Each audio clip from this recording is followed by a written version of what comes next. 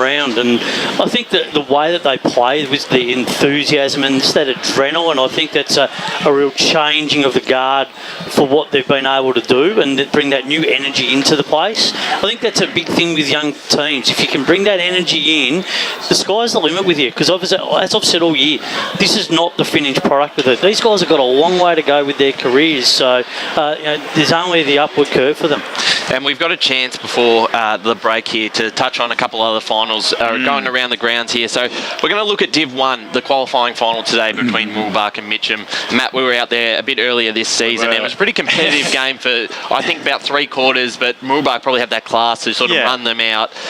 You look at their ins, obviously that Mackie's still out, but Noonan coming back in, I think he's key, and he may have missed the East Ringwood game. Yeah, you could sort of see that loss of I think that was run in the midfield. So him coming back in the side, they've still got a pretty strong side. Mullet will be there, who missed early against Mitcham.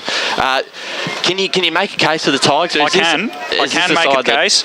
I think Mooroolbark, the last few weeks after that East Ringwood game, they look to be just, and this could prove to be that they've actually just sort of rested subconsciously and sort of cruised into finals, knowing that they were going to get top 2 regardless. So that'll be interesting because if we come out today and they've won by 10 goals, that probably proved that they were just holding something back. But on the other hand, I think Wanty South beat them last week, and Ray Baird was out there and it was through the middle. Noonan coming back in is massive. I think the bigger ground will help their midfielders, but I was making the case on the podcast yesterday that Jake Parenti and Tom Lovell, having the space of Tormore, they could wreak havoc if they get consistent entries and feed. So supply is probably the word I'm looking for. I can't make a case. I also think that's a free hit for Mitcham. So in terms of if Mooroolbark are to lose this one, they've lost 2 in a row, it'll be panic stations. They're into a do or die final. Mitcham aren't expected to win. Mitcham as well came into this season with, you could actually argue, less expectation than Montrose and Wanty South. But to make finals, they've already exceeded expectations. So I think that's the interesting thing. If Mooroolbark lose, like I said, there might be press the red button, because all of a sudden they're playing 2 sides that if Montrose win, they're coming in off 7 wins, and if Wanty South win, they're playing the side that beat them 2 weeks ago. So there's more at risk for Mooroolbark than there is Mitcham. But having said that, I don't think Mitcham's bottom 6 is good enough, especially at Tormore. There's nowhere to hide at Tormore. Despite the windy conditions, which probably means the scores will sway. I think Mooroolbark should get the job done, but look, there's my case for Mitcham. Yeah, I think on the bigger ground, Mitcham's certainly going to be up against it. I just think from a depth point of view, through the midfield, probably just not going to be able to have enough class to do it, to get it done. But I just think from the Mooroolbark perspective, a few bets 4 or 5 weeks ago when they played East Ringwood and they had that big game where there was all the there was a couple of melees and there were felt like a final spot. We were there. Yeah, it just felt like there was a lot of tension within that Mooroolbark camp today, because it felt like the first time that they'd really been. Well, they did, and that's a good point. And they did actually lose that game pretty much off the back of ill discipline. There was 3 free kicks to Stevie Donnell in the space of 10 minutes. Now, obviously, they're not playing Mooroolbark today, but it'll be interesting whether Mitcham go down that route and try to be niggly and bring that up again to see how Mooroolbark react. But also, Riley Monkhurst is key. The first half of the year, he was in the best players routinely, wasn't he, Josh? And his last 6 weeks, he sort of dropped off, and ruckman like Haining, the Deans brothers last week got a hold of him. So if Tom Lovell can spend some time at the centre bounce, he might also help them, a bit like Luke Jackson in the grand final last year. Yeah, and possibly Zach Elms as well. I was impressed with his ruck game when we were out there at Heights Reserve this week. There's still no Will Gordon, though, which I think Gordon, though, I think he plays better against your Haining, who's not a leaper. Monkhurst does have a leap. Will Gordon, he keeps his feet on the ground. Yeah, he is still a blow, but I think Zach Elms and Tom Lovell can take it up to Monkhurst, and I reckon they wouldn't want to get him riled up just because if they get him riled up. I just think Monkhurst is so key because Mooroolbark's midfield, if they get first use, is amazing. But from all reports, that's where Wanty South won the game last week, Ryan. They won it. They won it using the Deans brothers' dominance, and then also the fact that Wong and co could get on top of a team that without Noonan and without Mackie.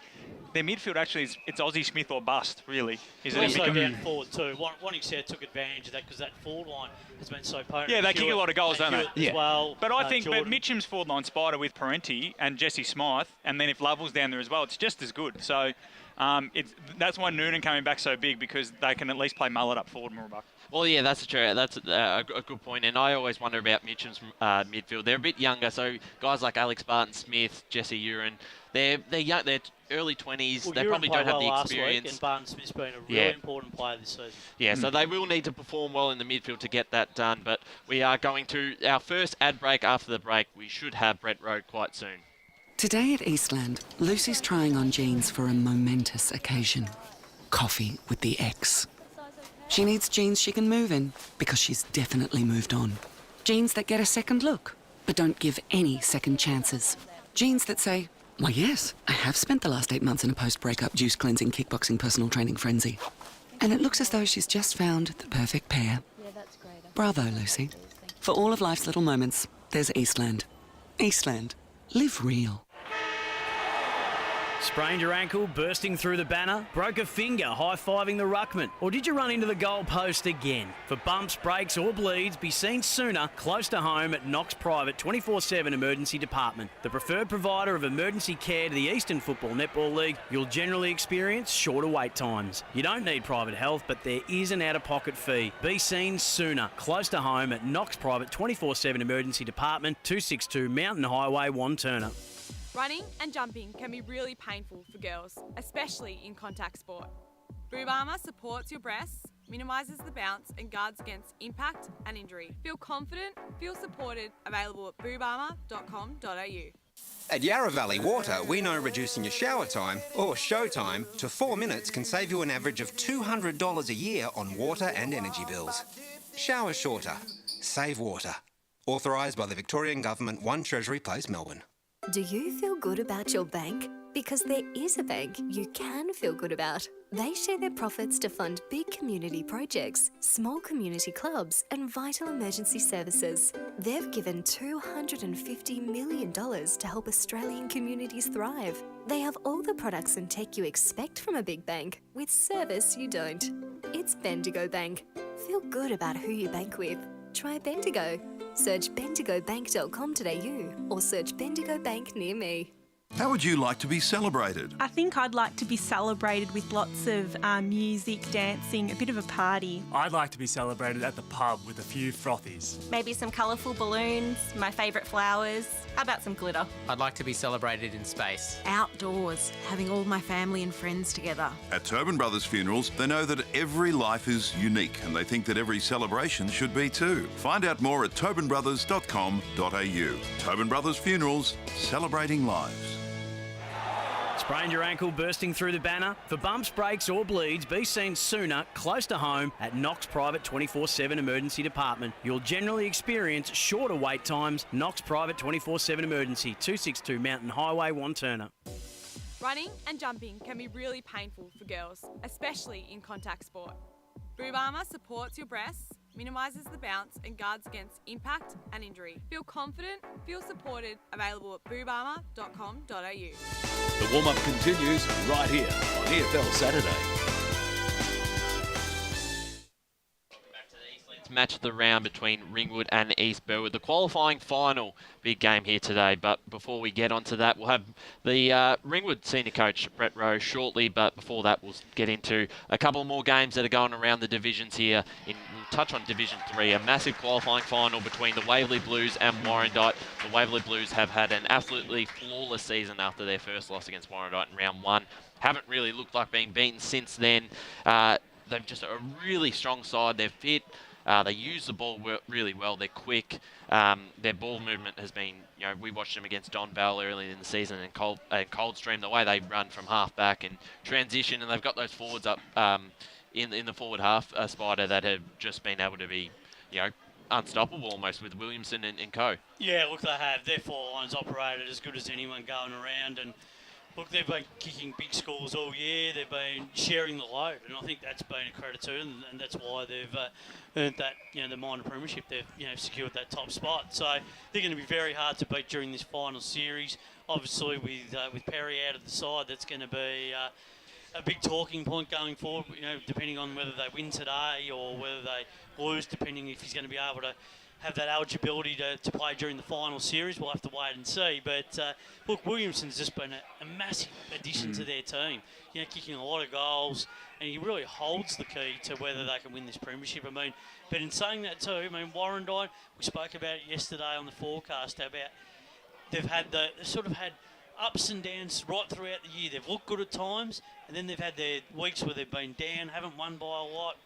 And then they've lost a couple of games by some margins. And then they had that horrible performance against Waverley during the middle part of the year, which was just a disaster for them. Yep. And a performance we just really raised our eyebrows about, because that wasn't a Warrandyte performance that we'd seen for a long period of time, and one that was, I'm sure, unacceptable within their four walls. So, look, they'll have to give it a real four-quarter performance today, Warrandyte, to have any chance. But Waverley, you just get the feeling all over the ground they're going to be too strong, because the way that they transition the ball from half back and they pull those levers, they move the ball quickly, they're going to be very hard to stop. Yeah, Josh, Spider makes a good point, because even with Perry out of the side, you look at Williamson's obviously their key, leading goal scorer in the division, but then you've got guys like Steele and Langford who can drop forward. You can't shut down one without letting others open up and kick goals themselves, because multiple of them can kick 4 or 5 a game. How do you stop that? Because it puts a lot of pressure on that back six. It's simple. You really can't. Just Warrandyte's defence is one of the better ones of Division 3, probably the best one behind Waverley Blues. But yeah, it's going to be pretty hard to stop, because they've got that many avenues to goal. It's quite remarkable how many avenues they have to goal. And yeah, we talk about how big a loss Matthew Perry is. He's not even their leading goal kicker in their main forward. I don't think it'll bother him. You got Williamson, you got Mohammed, you got Ton Steele, Playstead. They'll kick. Langford's kicked a bag of 5 against Whitehorse. Goals are not going to be an issue for Waverley today. We'll continue on this a bit later, but right now we are joined by Brett Rowe, the senior coach of the Ringwood Football Club. Brett, it's fantastic to have you in there. It's been another successful year. You've probably been the benchmark side over the last 4 to 5 years, just constantly playing finals, constantly yourself in a position to win one. How are the boys feeling? Thanks for having me. Look. The boys are excited. I mean, it's always an exciting time this time of year, especially look what's happened the last couple of years. We haven't been able to have this. So, look, we're really excited about what's about to happen in front of us, and we're looking forward to the contest. A lot of talk probably in the pre-season from our sort of perspective was how they go without having the Farmer boys there, but you've still got probably 14 or 15 players inside today that were in 2019 final series. They're players like Parker and that have really stepped up. How do you look at it? Is that going to help you today, just with the amount of experience that you have in high pressured games that really put you in a good spot? Oh, absolutely. There was a lot of talk about losing Mitch and Trent, and that's understandable. They are really important players, very good players, but we knew that with the loss of them that we could cover them. It just made us a little bit more unpredictable, and with how we wanted to move the footy, and obviously so far so good. It's been good, and we'll just continue to just build on that for the next couple, for today, and move on. And the experience. Yeah, look, it always helps if people have played in these sort of games. Look, we've still got some young blokes that haven't played as well that are playing today, so it's an exciting time for them as well. So they're looking forward to it, and they're really embracing what finals footy is about. Really great to chat to you. Always good to see you around Spider, this time of the year. Finals. You're always walking past my house, Spider. So I always see you around, mate. Is he always wearing his East Burwood jumper? Yeah, it's always on. Always on. I do miss our regular chats when we were neighbours, but we used to talk a lot of footy. So, but look, when you look back at the year so far, it's you had some really good wins, and when you played East Burwood in the game that you missed through your COVID experience, you sat that one out. I think we learnt that it was the outside run versus the inside run of you guys. I mean, East Burwood like to get on the outside. They're talented the way that they move the ball by hand and foot, where you guys like to work it a little bit more in close with your inside hands and your stronger bodies. Is that the way that you're sort of going to try and let things roll today? Is that the way you probably assess on how this game's going to be decided this afternoon? Oh, I think there's no doubt that the contest is where it will be run. I mean, yeah, look, we might be good inside, but I mean, you can't underestimate East Burwood. You look at the players that are in there, like Mariani, Martini, Spiteri, they're good inside players, and they spread well from the contest as well. So all the Eries. Yeah, all the Eries. Yeah. So we know that that's a really important part of the game that needs to be addressed today, and yet we've been good in that area. We our KPIs are like if our contested ball is high, then we know if it goes a long way to us winning our footy. So. But we like to think that we can get on the outside and move it quite well as well. We've got Jimmy Parker, who runs really well up and down the line, gives us that really good outlet. So, we'll just see how it unfolds today, Spide. Jackson been in really good form as well, kicking a lot of goals as well. So he's a key player for you here this afternoon. Yeah, it is. Jacko's, I think people might forget, so last year he ruptured his patella tendon last year. And it has been one of the most disciplined recoveries I've ever seen. To come back to one of my close friends, his patella tendon, running, and this is just playing cricket, but running is difficult, like swivelling. To not knowing that, to be the player he is today with explosiveness out of contests and agility, that's incredible. Yeah, it's been one of the most amazing recoveries I've seen. He's a very disciplined guy. Like, he's got his own PT company, so he was 24/7. Just working on his rehab, and you saw the progress every couple of weeks. He'd be posting something, and you just saw it was just an amazing transformation. And to get him, he was ahead of schedule. Their doctor and the physio were just amazed at how quickly he was recovering, and because he's so explosiveness, you thought, well, we might lose that, but no, he's taken it to another level this year. He's had an amazing year. Does that say more about his mental approach? Because coming back from injuries, it's often you're physically ready to go, and then it's just having confidence in yourself to forget about the injury, whether it's a niggle in your hamstring, a rolled ankle, or in this case, you're worried that your patella tendon might snap. Have you spoken to him? Have you tried to get other guys to sort of learn how he goes about it? Because his mental fortitude must be absolutely incredible. Oh, absolutely. I mean, there's no doubt there was trepidation early. Yeah. When he first started coming back into training about, tackling and just changing direction. But once you have a contest and you survive it, just ticking boxes, aren't you? Yeah. Then he was like, right, I'm actually okay. So, but his mental strength is huge, and the players do tap into it. Yeah.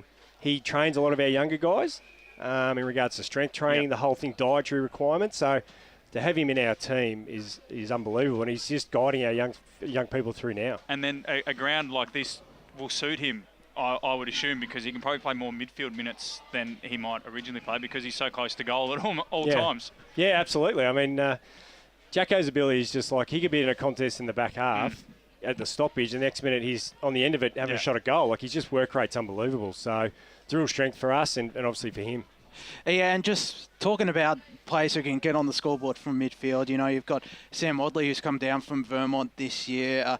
Stephen Brown's also been able to impact on the scoreboard. How do you reckon those players can, step up today and kick those crucial goals in the big stages? Yeah, I think Sam's pretty important in this regard. Obviously, premiership player at Vermont. So he's played on fairly big occasions, Premier footy. So he's very he's given us a real hard edge this year. And that's just his hardest at the footy. He's I haven't seen it for a long time. Just the way he goes at the footy. Sometimes you kind of just wince a little bit when he's going at it. You're like, oh, that could be Sam, but then he gets through, and that's the main thing. And Brownie's had his last month's been really good, Brownie. So just really raised a beautiful kick of the footy, and it's good to see him getting some rewards so far this year as well. Your system is probably something that's been spoken about for years and years, and the way you guys are so disciplined and play it. How do you go transitioning it from Jubilee Park to Walker Park? Have you trained on the top oval this week, or no, is that an option? That's a bit too small, that one. We've tried to mark. Is it more important as well that the forwards? Do you think who struggles more when space becomes a bit more condensed? Do you think the backs will be fine? They'll be actually happy to have their teammates closer, or is it vice versa? I think our backs will be happy because we have a really strong backline in regard to those that intercept. We've got some really good intercept markers, and so I think on a smaller ground, it probably suits them. As for the forwards, because we don't really have a big power forward, space, it's okay. Everyone's happy to share. Yeah, and if it gets to ground, then we've got our smalls that are up there that can go to work. So we're more than confident that no matter the size of the ground, we'll be okay. It's just because we're good at contested footy. And we just know that's an important part. And then if our pressure around the source is really good, then it gives our front half great opportunity. And Jaden Cairns won't go forward like he did out at Jubilee Park that day. Kicked an incredible goal. Didn't spin. Went straight through the middle. He's one of the great floater kicks, Jaden. I bet you'll see one like nice 9 wedge coming in today at some stage. But he's been good too, Jaden. Yeah, Rowe. Are you more of a coach before the game? Are you more just keep it really simple just before the players run out? Or are you one that likes to have long meetings? Or do you like to let the players have their own time to get together in their own groups? How do you sort of manage that? Because that is important when you're coming into a finals game, because they've probably heard the voice all season. Yeah. They know what the game plan is, but it's that execution part of it now. Yeah, look, I've always been, our team meetings have never been long, because the reality is like, they just want to start preparing themselves as best they can. Especially on a day like today, you just want to get moving, don't you? Yeah, absolutely. So it's our meetings are never long. We just focus in on a couple of things, and then let them basically. Then I just leave them. I let them just do their own preparation, and I'll swing by. Like I'll go back down now and just walk amongst them and that sort of stuff, and just give them a few key points. But most of all, it's just I'll leave them be. I mean, they don't need their coach in their ear now when they've already been in their ear. When I've had my speech, so I don't need to talk anymore to them. So they've heard it 150 times before as well. That's mate. right. There's only so many speeches you got in the locker. Correct. You got to keep going to the old trip bag sometimes to come up with something special, or just reword it. Yeah, exactly. But, yeah. Just before you go, is it with the season constantly moving, it's hard to reflect. But do you sit down during this week and just go, wow, can you be really proud of just being able to make the finals again, because it's a hard thing to do and you've done it consistently over the last 5 years, and it's been really impressive from an outside point of view. Do you sit back and just congratulate the boys and take those sort of little wins, just making it here, and then sort of step by step come finals? Oh, absolutely. I'm really proud of our group. There's most coaches are, but I've got a real it's a real genuine care for this group, and the teams that I've coached the last few years here, and just the way they just want to just step up and front up every week, just put their body on the line, and is like I'm just so, as I said, just really proud of them. Like they're just an amazing group, and every year we've brought in someone new, younger kids, and that sort of stuff, and they've stepped up into the spot as well because they know what's required to play with us. So and that's I think that speaks volumes for our leaders more than anything, that the standard we play. But yeah, like I'm very proud of our playing group and what we've achieved so far. Long way to go still, but but it's we're glad that we're here, and there's 5 other clubs that would love to be in our spot. So we'll just keep enjoying what we have always. Always have a lot of fun, enjoyment, and just see where it takes us from here. Well, thanks for joining us again, Rowe. It's been a fantastic year, and we're really looking forward to see how you go today and throughout the final series. Thanks, guys. Appreciate it. That was the senior coach of the Ringwood Football Club, Brett Rowe. Another fantastic year for Ringwood Spider. They've been the benchmark side in Div 2. Well, they've been one of the benchmarks, and they've been such a great club for a long period of time. I mean, they've been around the mark, and they've shown signs that they're going to take the next step, and they've had that opportunity. So do you think, Spider, sorry to jump in, but do you think, and I guess East Burwood are an example of this, they got, once the East Burwood got out of Division 4, it sort of blossomed, and obviously it's a different situation, they had to go down. But do you think Ringwood, obviously it's a well-known thing how many times they've just missed out, but do you think when they finally do get up, they might skyrocket? Because you could make a pretty strong case that they would easily make Division 1 finals. Yep. Last year's practice matches, they beat 3 Division 1 sides by over 10 goals, including East Ringwood, and I think they beat East Ringwood again this year in a practice match. Now, obviously, practice matches have so many variables in them, but do you think Ringwood are the kind of side that if they were to finally get up, they might just absolutely skyrocket to get that monkey off the back? They could. Yeah, look, they're a side that could definitely be competitive if they got the opportunity for promotion. They're a club that look like they've got everything in order. They've got good depth. They've got across the board. And I think when you look at it, they had their time in the top division. They went down. They've been through the whole. Well, Rowe obviously won the flag that got them into the top flight back in 05. Exactly. So Rowe's been around a long time. He understands how to do it. He's been around. He knows the competition as well as any coach going around, and has done such a great job for a long period of time. So I think if the opportunity presents itself, I'm sure they'll do a good job. They've definitely got all the building blocks in place. When you look at the ground now, the ground's it helps that you've got the Premier Cricket Club trying to get Sheffield Shield cricket. So the ground's in incredible condition. It's a great size. It's now level. It's not downhill. The rooms. In terms of the new rooms, they're going to have that one, and also Ringwood being, it's not a city or anything, but it's one of the bigger towns or the biggest suburbs in the competition. So everything is set up for them to blossom. It went through a period of time where it wasn't a destination club within the Eastern Football League. No, exactly. When it really should have been, given the size of Ringwood. Exactly. So East Ringwood was that club for a long period of time. North Ringwood and Ringwood weren't those clubs, but it just seems like now Ringwood are starting to push their way back into that zone. And you're right, and touching on, because we did think they may drop off a little bit this year without the Farmers, but it's a system-based side. Brett Rowe's a fantastic coach, and they've done an incredible job. He's a Richmond fan, Ryan. He we love that, don't you? We absolutely love that. But we are going to another ad break, and after the break, we'll be back touching on the other divisions. Today at Eastland, Lucy's trying on jeans for a momentous occasion. Coffee with the ex. She needs jeans she can move in because she's definitely moved on. Jeans that get a second look, but don't give any second chances. Jeans that say, why yes, I have spent the last 8 months in a post-breakup juice cleansing, kickboxing, personal training frenzy. And it looks as though she's just found the perfect pair. Yeah, that's great. Bravo, Lucy.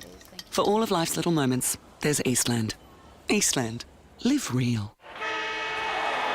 Sprained your ankle, bursting through the banner? Broke a finger, high-fiving the ruckman? Or did you run into the goal post again? For bumps, breaks or bleeds, be seen sooner, close to home at Knox Private 24/7 Emergency Department. The preferred provider of emergency care to the Eastern Football Netball League, you'll generally experience shorter wait times. You don't need private health, but there is an out-of-pocket fee. Be seen sooner, close to home at Knox Private 24/7 Emergency Department, 262 Mountain Highway, Wantirna. At Yarra Valley Water, we know reducing your shower time or show time to 4 minutes can save you of $200 a year on water and energy. Shower shorter. Save water. Authorised by the Victorian Government, 1 Treasury Place, Melbourne. Running and jumping can be really painful for girls, especially in contact sport. Boob Armour supports your breasts, minimises the bounce and guards against impact and injury. Feel confident, feel supported, available at boobarmour.com.au. Do you feel good about your bank? Because there is a bank you can feel good about. They share their profits to fund big community projects, small community clubs and vital emergency services. They've given $250 million to help Australian communities thrive. They have all the products and tech you expect from a big bank, with service you don't. It's Bendigo Bank. Feel good about who you bank with. Try Bendigo. Search bendigobank.com.au or search Bendigo Bank near me. How would you like to be celebrated? I think I'd like to be celebrated with lots of music, dancing, a bit of a party. I'd like to be celebrated at the pub with a few frothies. Maybe some colourful balloons, my favourite flowers. How about some glitter? I'd like to be celebrated in space. Outdoors, having all my family and friends together. At Tobin Brothers Funerals, they know that every life is unique and they think that every celebration should be too. Find out more at tobinbrothers.com.au. Tobin Brothers Funerals, celebrating lives. Sprained your ankle, bursting through the banner? For bumps, breaks or bleeds, be seen sooner, close to home at Knox Private 24/7 Emergency Department. You'll generally experience shorter wait times. Knox Private 24/7 Emergency, 262 Mountain Highway, Wantirna. At Yarra Valley Water, we know reducing your shower time or show time to 4 minutes can save you an average of $200 a year on water and energy bills. Shower shorter. Save water. Authorised by the Victorian Government, 1 Treasury Place, Melbourne. The warm-up continues right here on EFL Saturday. Yes, welcome back to the Eastlands match of the round. It's qualifying finals time with Ringwood and East Burwood in Division 2 taking place today out here at Walker Park. Conditions look beautiful. That's good for us, Josh, because we'll be out in the boundary. But before we get to that, we've got a couple of important games tomorrow in this division. So South Belgrave have finished on top. They get the week off. Boronia and Basin next tomorrow afternoon back here. Should be a really interesting game. They played each other twice. They've had the draw earlier this season at Batterham. And then in the second game was a bit of a fascinating one. The Basin dominated early. And it really was just probably a half an hour, a third quarter, that Boronia came back, kicked 6 or 7 goals. And then the Basin ended up being able to hold on in the last quarter. But I see this as probably one of the matches of the weekend. I think this is going to be a real tight one, Spider. Well, I've sort of said it yesterday on the forecast that I think that we'll have a couple of extra time games this weekend. We're definitely going to have one.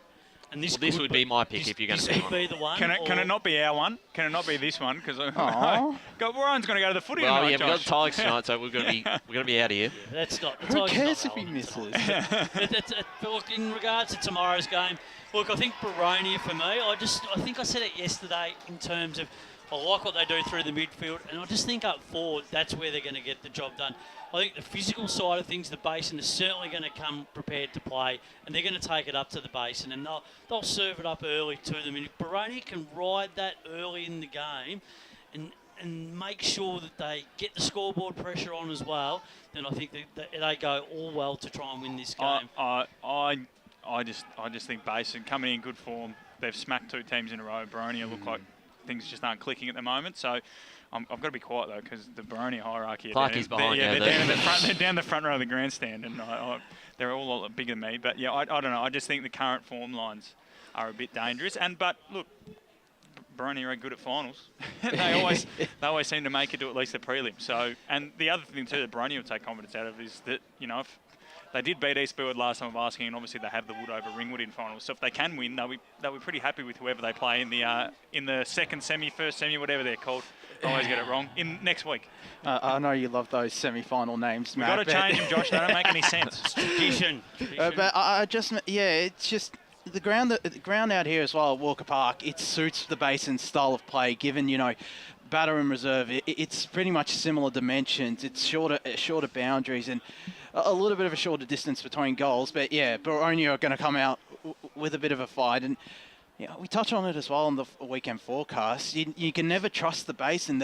Earlier in the season, they won 3 in a row, but they haven't been able to reach those heights since. You're right, because this has probably been the most consistent they've been probably all season, winning a couple games on the back end of the season. But as you mentioned, Basin may enjoy this ground. I think Baroni will too, because they have not played well at Tormore this year compared to when they've gone elsewhere. They played really well at East Burwood, knocking off them later in the season. So I think they'll enjoy this ground pretty well, and they played there as well last season. Obviously, the Basin have 2 Spider, but I think, look, they're at almost full strength. Obviously, last week probably makes it a little bit hard to tip them, but the only one I really think, Mitch Mellis, won't be obviously not going to be playing, and may not return for the season. No, he's done for the year. So I think besides that, they're pretty much at full strength. Jared Lake came back last week. He's the key down back. Is Jackson Drake playing? Because no, he isn't. So without him, I think they may struggle to score the Basin as much as. I think defensively, Baroni are okay. From what I've seen this year, I thought particularly when they played East Burwood, I thought they stood up really well. And I think they can, across the ground, counter that. So when they go forward, they do have a number of options. So the Basin will have some pressure on them. And I just think through the midfield, they have a little bit more flexibility, Baroni, than probably what the Basin have. Well, I see the Hawks tying it up. Obviously, the women's final last week, the Bears got over the line less than a goal. I think, without Drake there, Drake kicked 4 in that first game at Batterham and really made it tough for him. And Boavita, the same thing in the second game. I think he kicked 4 in about 6 or 7 minutes. So I think at their absolute best, Baroni can win this. And I look, it may sound silly, but I think they can get on a bit of a run. I'm not sure if the Basin next week, if they get through, would be able to knock off an East Burwood. See, I go the other way. I think the Basin are more dangerous because they haven't got. I think you could argue that the Basin haven't played anywhere near their best all year. They haven't. But Ryan, we could have this argument for ages. There are other games. We'll get on to Div 4 because I know Josh is itching to talk about this. We can talk about it tomorrow too. Yes, yep. So Sylvan versus Surrey Park, and I'll be one to be honest. I have not really considered Surrey Park as a real threat, probably until last week where they were able to get the job done for the second time over the Cats. Josh, I'm going to start with you because I'm sure you can talk about this for a while. But I could talk about this until the end of this game. What about Surrey Park jocks on? What about the Panthers? Well, you can't tell who you 3 blokes go for after this first hour pre-game. Spider almost wet himself when Stewie walked in the door. Ryan's trying to tell me Baroni were going to win the Premier Division flag. And we all know, we can all tell that you're a neutral, Matt. Exactly. So, Josh, Panthers, what's changed after about the midway season? Obviously, change of coach. But coming out of that break, they've been in incredible form. I think it's just their potency in attack. When, that first half of the season, the first 8 or 9 games, they struggled to find avenues to goal. They struggled to, consistently get dangerous balls inside 50, and that's really changed. That's that's been the real factor as to why they've done so well this year. James Kenworthy, he's come in and clearly he's implemented a different system out there, and he's done some brilliant stuff, which is why I reckon they stand a chance. They will love the open surface. Haven't lost under his tutelage. Yeah, and I reckon it can continue. They'll love the open spaces of East Burwood Reserve. It's much like Surrey Park. The only difference from East Burwood is that it's a little longer, and they don't have those small forward pockets to wander in. The fat pocket at the Aquanation end. Aqualink end. The fat pocket. When I used to umpire there, or you go there, and it's like the ball. It just doesn't go out of bounds. It's an incredibly deep pocket. Yeah, and they've been in incredible form, obviously, but. Talk about Sylvan for a second. Did they put the foot off the pedal in that second half? You would think they're bringing back Travers. He's played 150 waffle games, so you assume he'd be okay on the bigger ground. And Billy Rattray as well. Yeah. He's coming back in. He's kicked plenty of goals. It's all in the middle. If Sylvan even break even in the middle, they'll kick more goals. Yeah. So you have to win the middle. Yeah, and I think they have the midfield to do that. You've got Ryan Kennedy running through there. Parker Fox can sometimes run through there. They've got plenty of talent in midfield. They've also got a tall ruckman back in Jacob Woodfall. Jara Buru's did brilliantly last week against James Charge, but having Woodfall back, I reckon, is a massive in given his height, and he could be a bit of a difference in the ruck. But yeah, I think they'll be pretty confident as well, given they've won the last two meetings and they've both been out on a big ground too. I mean, we talked about it yesterday as well, that it could be that Sylvan haven't lost at a big ground. They've just lost at Surrey Park. They haven't won there in a long time. But I don't think they'll like playing on the bigger ground. Is that all we're going to say about Sylvan? Are we going to talk about Sylvan at all now? Let's talk about the Cats here for a second, because I really love what Trent Martin's done at the start of the season. He, I spoke to him, and a couple of ins, important ones. Ficker really coming over from Croydon. Jamie Haag back in the side. Kimpton stepped his game up to an obviously a new level with the 100 goals this season. James Charge as well. So. And they've been able to retain some under-19s who were in a premiership side, maybe 2-3 years ago, whenever that was. So they've done a lot, Spider. And what is it? What's their biggest strength right now? Is it their forward line? Because if they can win through the midfield, you'd think with those sort of forwards, at Kimpton at full strength, I don't mean to jump in, but I think.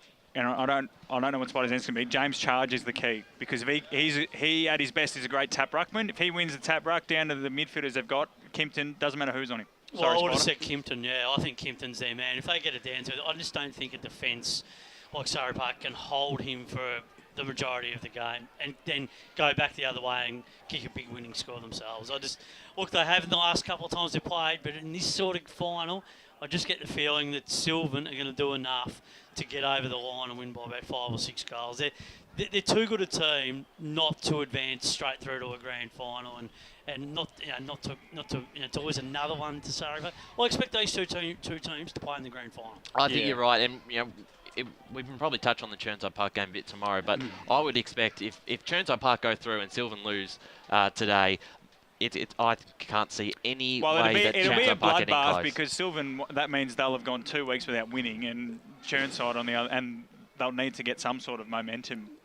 They haven't got close to them all season, Chirnside Park. Yeah, I just think Chirnside don't have any weapons. They could win by 30 goals against Sylvan. They averaged 30 goals against. But yeah, you know what I mean? Like, at least Surrey Park have got weapons. Surrey Park have got a strong midfield, and they have got in their forward line with Parker Fox, Falahi, Paul Colopy. Exactly. They've got guys who are dangerous. I just think when we watch Chirnside, they do the discipline things well. They've got Ben Slattery and Josh Clavant, but Daniel Badome, he's of an age where you've got to be in incredible nick. I know James Anderson's 40 plus and taking wickets at Lords, but he's in different nick to Daniel Badome. So I think that's just the thing Chirnside have just struggled for all year. You look at goals. Like, they finished third with a percentage of 100. If we use percentage as the key indicator, there's only one team close to Sylvan, and it's Surrey. Yeah, I mean, Surrey are clearly the second best team in my view, and I think, look, I'm just not sure they're going to be able to go with them for the whole game this time around on a ground like East Burwood. I think it might be a little bit beyond them, but I think it'll be a very interesting game to watch for those that are going out there this afternoon. Yeah, and I think you're right, Spider. And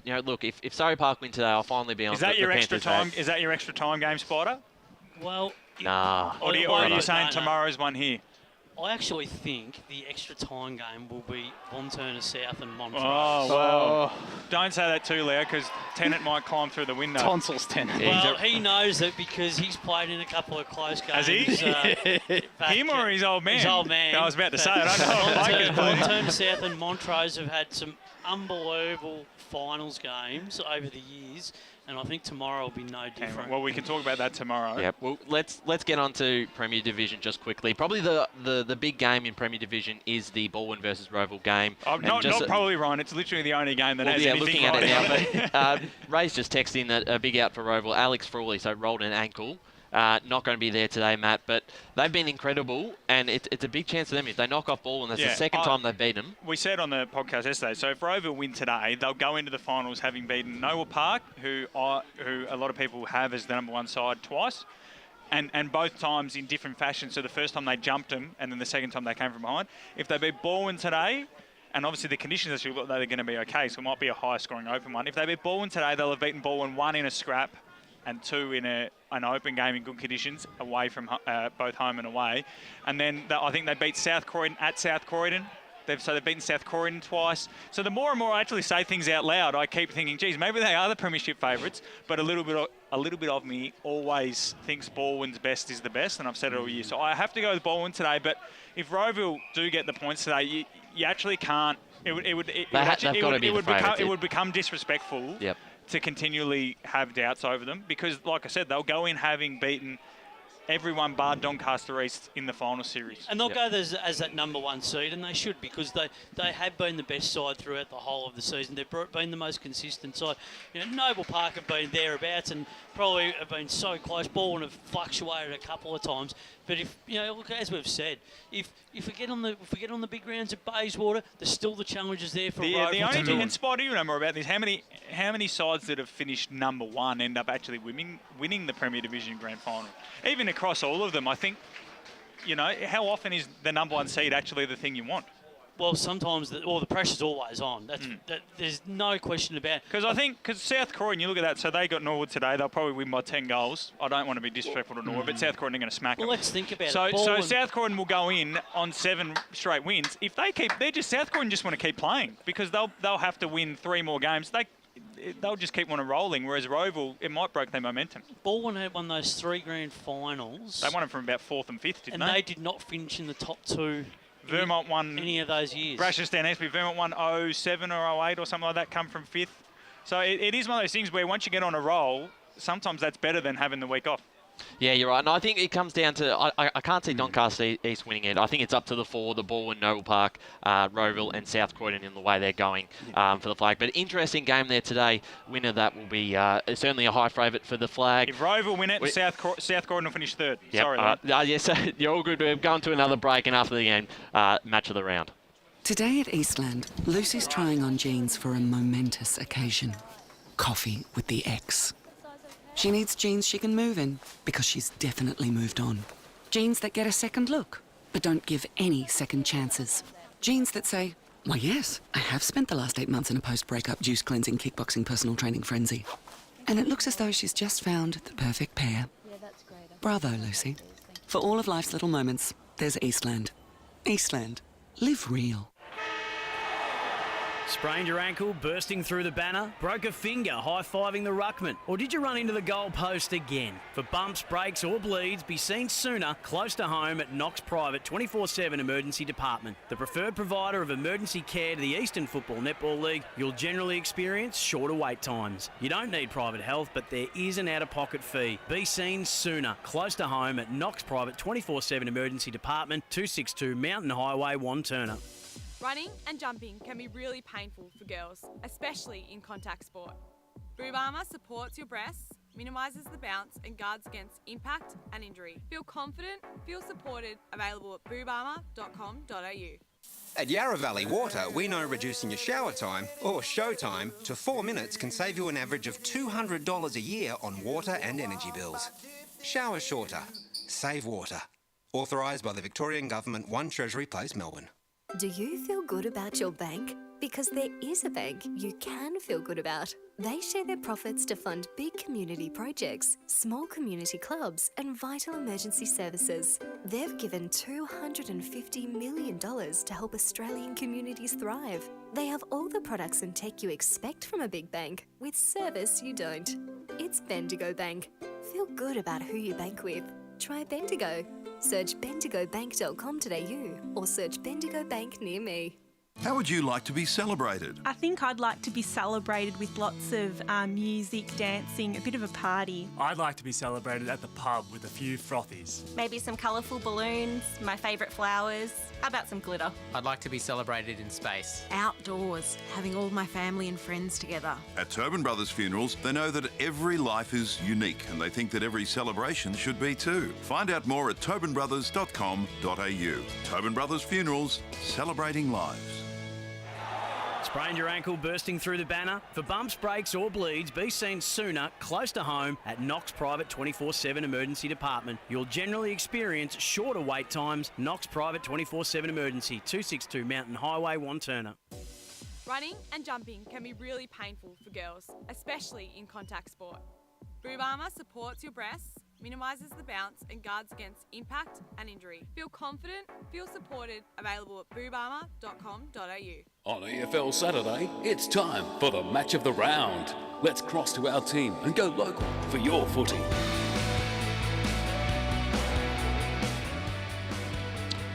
You're listening to EFNL Game Day here, live on the SEN app, streaming around the globe on YouTube and Facebook, and simulcast on Radio Eastern 98.1, live from Walker Park here in Mitcham. It's round one of the 2022 Eastern Football Netball League Final Series. Can't believe it's here already.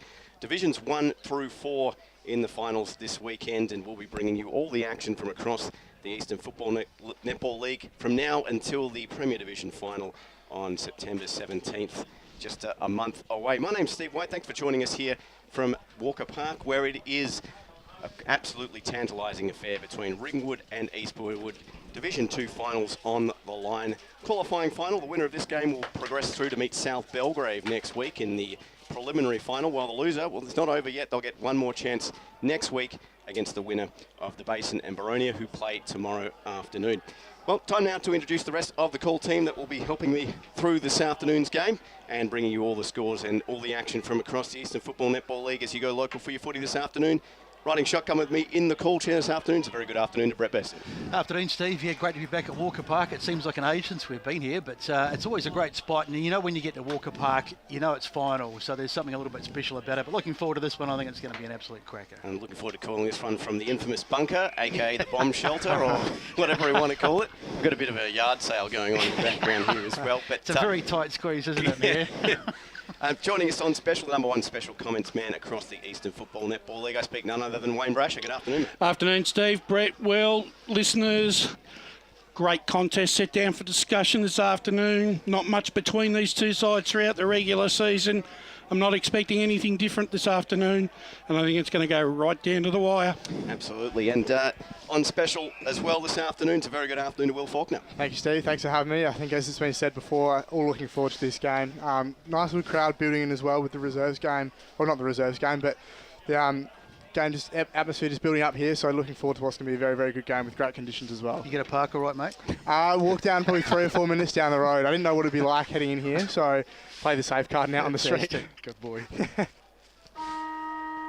So I was just getting a bit of a tune up there from Mr. Bruce Press. But anyway, look, both teams split the season series. A thrilling 4-point win to East Burwood in round 9, which was our match of the round back in round 9. Seems like an eternity ago. Where Ringwood getting the job done last weekend, although there were arguments made that maybe it was just a test run and both teams were only probably going 75-80%.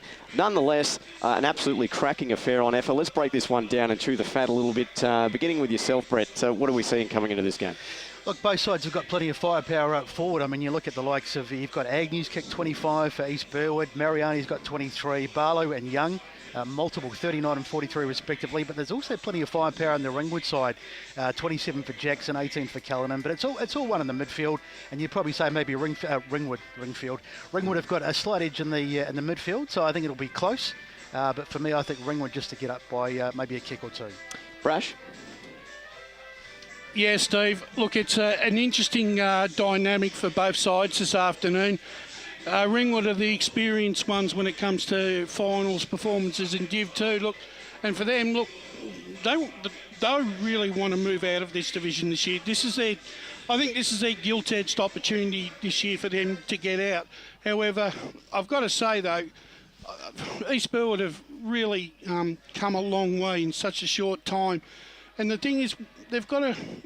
What I'm liking with them this year is there seems to be a really good mix of experience and young players starting to run through that side. I'm just wondering whether they've just plateaued with their form in the last couple of weeks and whether their legs today are going to, carry them through. But it's not a big ground. But the way that both sides like to play attacking football, it could actually turn out to be a crapshoot. Yeah, well, I read an interesting statistic that I think Ringwood only conceded 843 points the entire year. I think that's the lowest across all 4 or 5 divisions. Yeah. Correct me if I'm wrong. So, offensive team, defensive team, Will? Yeah, look, I'm leaning towards Ringwood today, but as Besto touched on, East Burwood's firepower up forward is probably where they've got their strength, and then, as you said as well, Ringwood's midfield. It's going to be a very, very good battle. I think defenders are going to have to be right on their toes today for Ringwood, but I think it's going to be a close contest. Ringwood probably been a little bit more dominant on the scoreboard, effective, as you touched on as well. But yeah, looking forward to it. I've got Ringwood just, I think. Yeah. The other thing too, no disrespect to Stuart Wine. I mean, a fantastic player as he was. Yep. And he's done really well in the coach's box. But Brett Rowe he's a seasoned campaigner, isn't he? And that can often, the guy in the coach's box can often make a huge difference when you get to finals. Well, that might actually decide it, because in terms of my 2-cent analysis, I really can't split them too much. I mean, I tipped Ringwood at the start of the year to take the flag. I mean, I talked about, I think, the last game with 2019 final still, rings in their mind, that last kick of the game against Mitcham. A couple of omissions we should also mention. Max Wills is not dressed for East Burwood. He is out, so that's a big out. That's a big loss, isn't it? Yeah, I mean, massive loss. Very clutch player for East Burwood. And Lockie Stewart will not be dressed for Ringwood this afternoon. So there are a couple of the omissions, barring any last minute before they run on the ground omissions. So looking forward to this. I mean, we don't want to get ahead of ourselves, but obviously the winner meets South Belgrave next week. Who do we think's better placed to take on South Belgrave, Brash?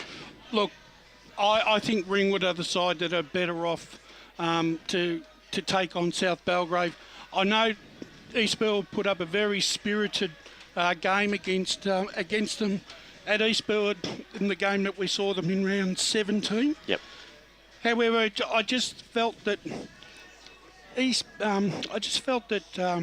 South Belgrave just seemed to have the answers when they needed them. Yep. And they were able to respond when East Burwood just threw everything at them. Yep. I think Ringwood, on a neutral ground, I think their experience would be more than ample to take on South Belgrave. Yep. Gentlemen, your thoughts?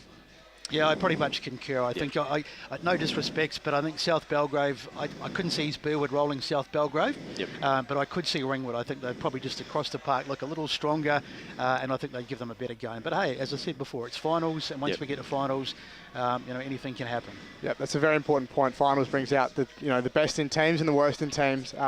Be interesting. This will be obviously our first look at it this season. How they're going to compare up with it on the big stage. I just want to ask Steve, is there anything you've seen change? Obviously, you tipped Ringwood at the start of the year to take the flag. Have you seen any changes that sort of has you second guessing now? How far they can go and if they can take that flag? Not really. I think, the additions of like Sam Wadley, Mitch Jackson's having a fantastic year for them. I like the way, Callan's been in and out of the team with injuries, and James Parker as well has had a great year. I'm still on him. I'm still going to stick through him. I think, but it's South Belgrave and Ringwood, in my view, in the final. But I can't pick that one too. But I would give the tip to South Belgrave if they meet Ringwood. But I think I'm still on Ringwood for the line, if that makes sense.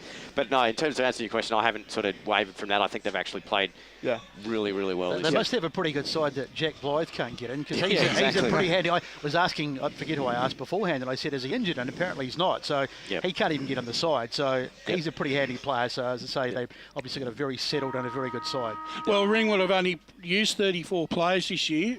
Wow. And they've averaged, and it's been roughly 12 players or 12 games. Whereas East Burwood have used 45, averaged 9. So they've had East Burwood have had a lot of changes throughout the season. It can also be a reflection of injury, though. It's not necessarily just a form thing, is it? Because sometimes, and the other thing is too, just taking it into consideration is sometimes when the results are being put in, that actually don't take out the players that didn't play. Okay. So that sort of skews the thing. So I think Steve made a very valid point. I just feel that with Ringwood, I just feel that they're just a little bit more.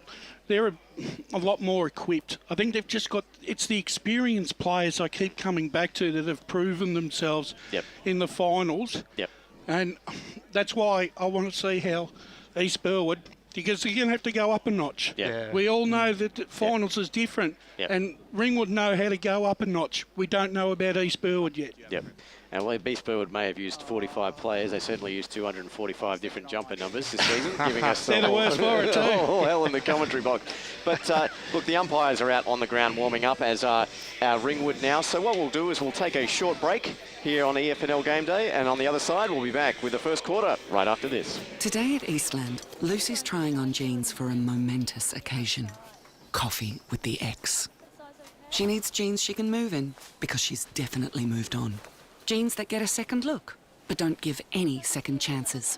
Jeans that say, why yes, I have spent the last 8 months in a post-breakup juice cleansing, kickboxing, personal training frenzy. And it looks as though she's just found the perfect pair. Bravo, Lucy. For all of life's little moments, there's Eastland. Eastland. Live real. Sprained your ankle, bursting through the banner? Broke a finger, high-fiving the ruckman? Or did you run into the goal post again? For bumps, breaks or bleeds, be seen sooner, close to home at Knox Private 24/7 Emergency Department. The preferred provider of emergency care to the Eastern Football Netball League, you'll generally experience shorter wait times. You don't need private health, but there is an out-of-pocket fee. Be seen sooner, close to home at Knox Private 24/7 Emergency Department, 262 Mountain Highway, Wanturna. At Yarra Valley Water, we know reducing your shower time or show time to 4 minutes can save you an average of $200 a year on water and energy bills. Shower shorter. Save water. Authorised by the Victorian Government, 1 Treasury Place, Melbourne. Running and jumping can be really painful for girls, especially in contact sport. Boob armour supports your breasts, minimises the bounce and guards against impact and injury. Feel confident, feel supported, available at boobarmour.com.au. Do you feel good about your bank? Because there is a bank you can feel good about. They share their profits to fund big community projects, small community clubs, and vital emergency services. They've given $250 million to help Australian communities thrive. They have all the products and tech you expect from a big bank, with service you don't. It's Bendigo Bank. Feel good about who you bank with. Try Bendigo. Search bendigobank.com.au or search Bendigo Bank near me.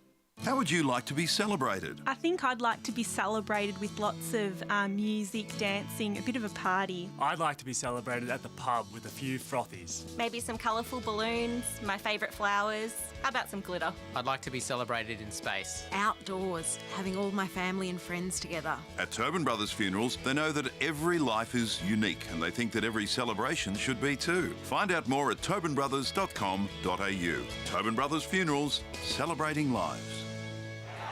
Sprained your ankle, bursting through the banner? For bumps, breaks or bleeds, be seen sooner, close to home at Knox Private 24/7 Emergency Department. You'll generally experience shorter wait times. Knox Private 24/7 Emergency, 262 Mountain Highway, Wanturna. At Yarra Valley Water, we know reducing your shower time or show time to 4 minutes can save you an average of $200 a year on water and energy bills. Shower shorter.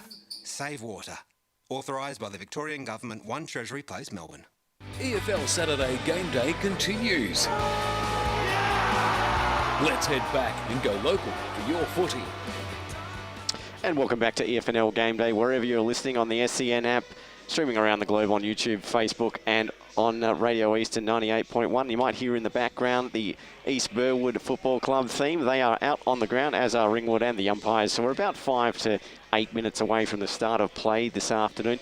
Looking at the other side of the equation in Division 2, gents, shortly, obviously the Basin and Boronia play tomorrow in the elimination final. Loser is out. The winner plays the loser of this match this afternoon. What are we thinking in terms of that game, Brash? You know, the funny thing is, the Basin have probably hit form at the right time that you want to if you're timing your run into a final series.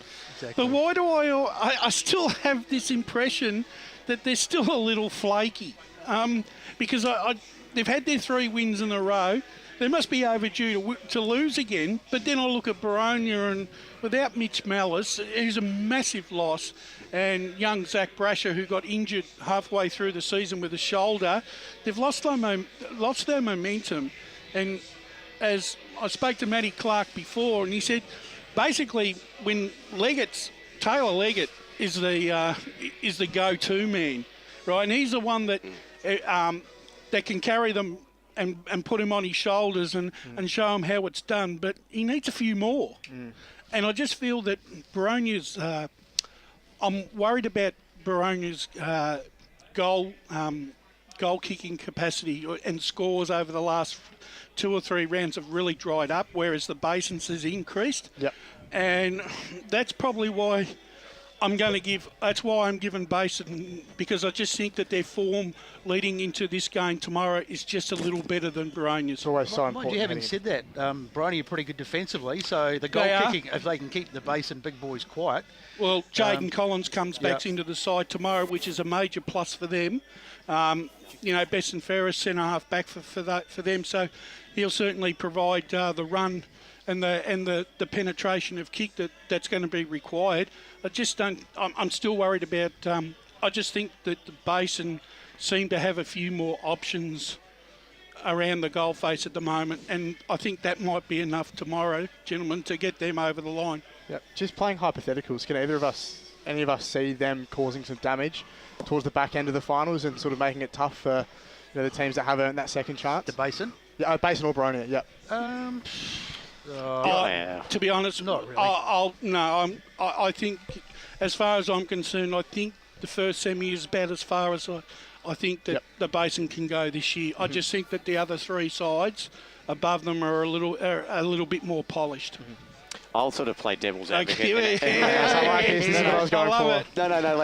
If I was to pick one, I would say Boronia, purely on the experience of Matty Clark and coaching in finals. Okay. Whether they have the personnel on the field to execute that's a different story. But if I was to pick one to be a complete spoiler, it would be Boronia. Also, that draw against Knox might fire them up. So because they should not have got to that stage as we were discussing last week. The way that game played out last week, it's almost like that it might be the game that shake them out of their lethargy, because they had to dig deep in that last quarter and a half to even get the draw.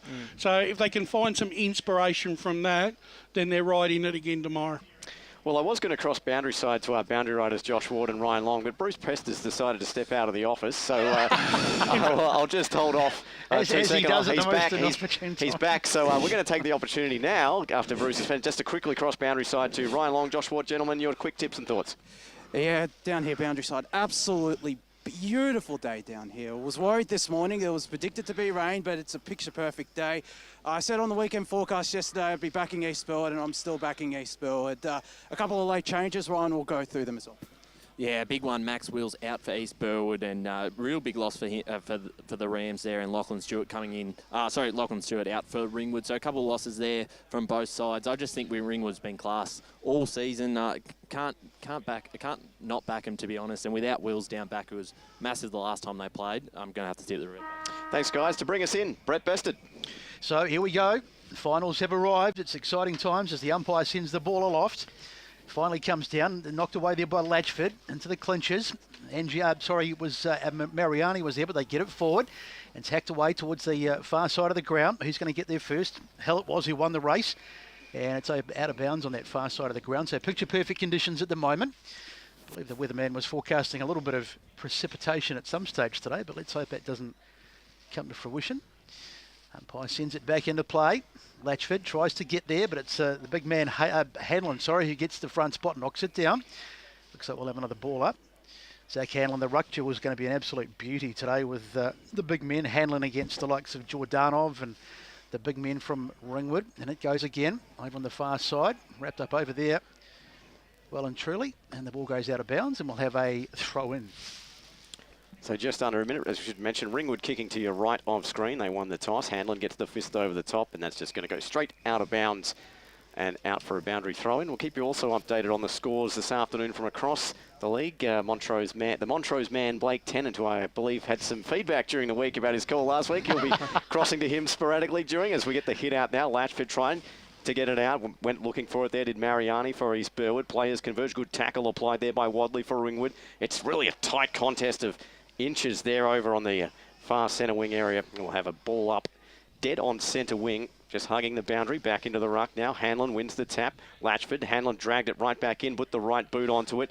Dribbling kick now in towards the edge of the centre square. Applying the pressure there are the Rams, but the Ringwood Footy Club get this kick out towards the centre of the ground. It comes right back, though, towards the half-forward line. Grabbing it now here is Spiteri. Went for a hand out to the big man, Hanlon. Kicks it in towards the forward 50. Players converge. Under it there was Agnew. Couldn't drag it in there for the Rams. It falls loose. Ringwood try to move it out now here through May. Ball on the deck. Mariani got a hand pass out now. Here's a kick into over the top. Looking for it as Anjemi. Just only get a hand to it and rush it through for a minor score. That's the first score of the game, and it goes to the Rams. The Rams won. And Ringwood yet to score. We played 2 minutes, Wayne Brasher. It's going to be a game of bounces because at one stage Ringwood were going to have the advantage and get the forward 50. The ball bounced the other way.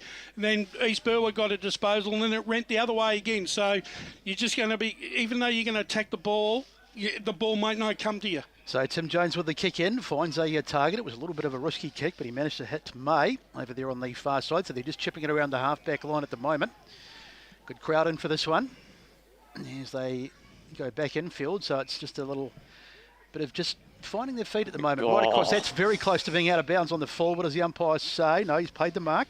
So Murfitt, hard up against the boundary line. They're having trouble getting it out. East Burwood pressing up, making it really tough. You can see Agnew there, hands aloft, high kick, going down to about half back. Up they fly, getting the front spot there was Cairns, couldn't quite take it on the ground, and that'll be wrapped up. And we'll have a ball up just outside 50. So very tight contest as you'd expect. Being a final, so much at stake. Not a knockout final, but still plenty on the line as the tap comes from Hanlon. Ball goes on the ground, diving in there. Was it Mariani, I think, trying to get his hands on it. Couldn't do so. They work it forward, though. Mark almost taken there. It's on the ground. They've made a good start, East Burwood. They're putting a lot of pressure on. And Ringwood with some early defending to do. You can definitely tell it's finals at the moment. High pressure, not a lot of room for any players from either team. Spot on, Will, absolutely. As the umpire throws it aloft. Hanlon now gets the punch on it, punched back the other way, searching for it. There was Barlow, turns around, puts it onto the left. It's going to go wide, though, and that's going to be out of bounds. Took a bounce before it went over the line. We'll have a boundary throw in far pocket, just in front of the scoreboard.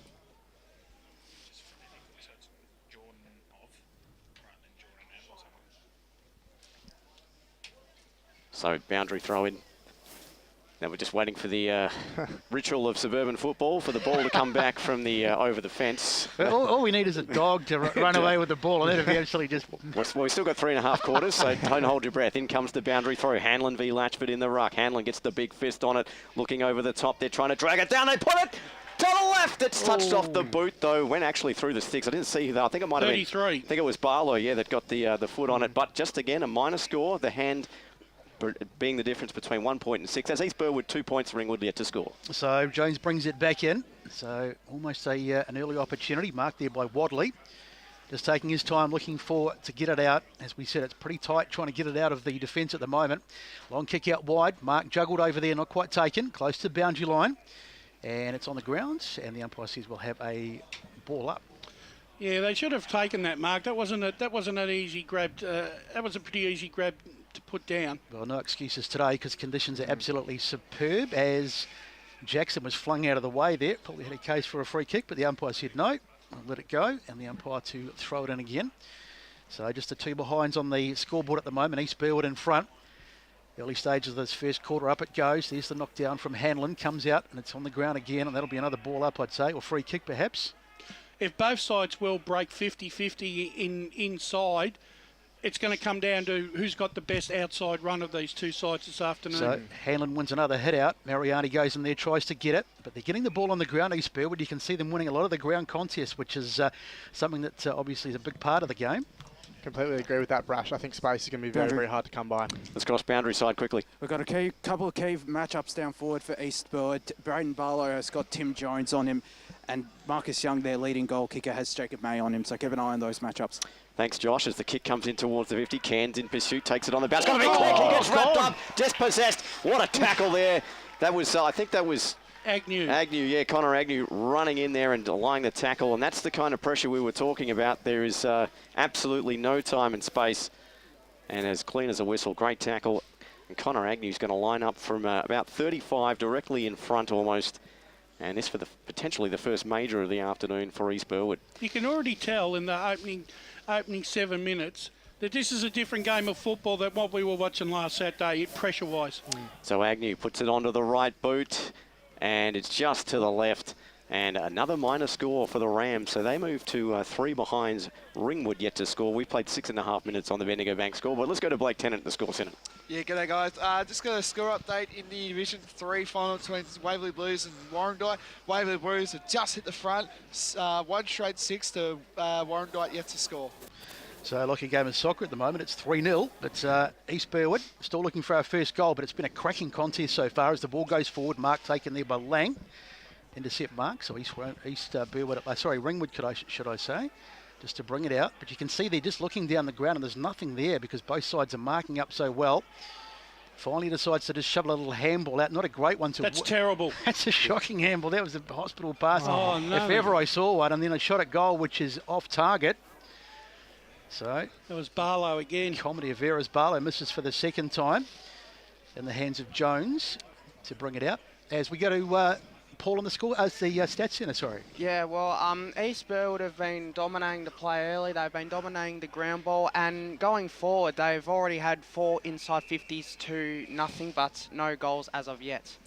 Thanks, Paul. As that one rushed out of bounds on the far side of the ground, half forward flank area here for the Rams. They've done the majority of the attacking this term. I don't think the ball has gone in the inside 50 at all for Ringwood, or even that half of the ground. So as the players converge, Mariani did well to keep it on board, get a hand pass out. The umpire said no, and no reward for effort. We'll get a boundary throw in, dead on centre wing, far side of the ground. As Hanlon and Latchford continue their rucking duel. I'm going to give the edge to Hanlon so far. He has the front spot on this one, just the 2-hand tap. Jackson couldn't take it cleanly. Going in hard there was his opposite number, Ronan Oppie, and he's going to be penalised high, according to the umpire. And Mitch Jackson, no, it's going to go not to Mitch Jackson. Yes, it is. Sorry, just 2 leg tattoos on the other gens. I couldn't see. There's that quick kick, uncontested mark. And Reese Burwood looking to stream back forward down the ground. Here comes the kick now in towards the half-forward line. Sitting under it, had the front spot. Good jukes from Tim Jones, taking that in front of Angemi. And he expects to play on quickly, dangerously though. He's kicked now in towards the forward line. Couldn't take the mark there. Looking for it was Pilker. Picked up now here by Reddy. His kick out towards the flank and taken there by Ronan Oppie. Brilliantly going back with the flight. Plays on quickly, puts it onto the right boot. 6-player contest, and Jemmy has the front spot over the top. They couldn't take it. Reddy's hand pass out now, looking for Agnew in the yellow boots. Kicked it in towards the forward line. Oh, this might bounce over the edge. Goal from Agnew! First major of the afternoon from East Burwood. He had a behind before. He's got a goal now. East Burwood 1-4-10. Ringwood yet to score. Let's quickly go to Blake Tennant in the score centre. Yeah, good to our previous scores. Got Bulwer 1-1-7 to Roeville yet to score. Berwick 3-1-19 to North Ringwood 1 behind. So interesting scores coming up there. Thanks, Blake.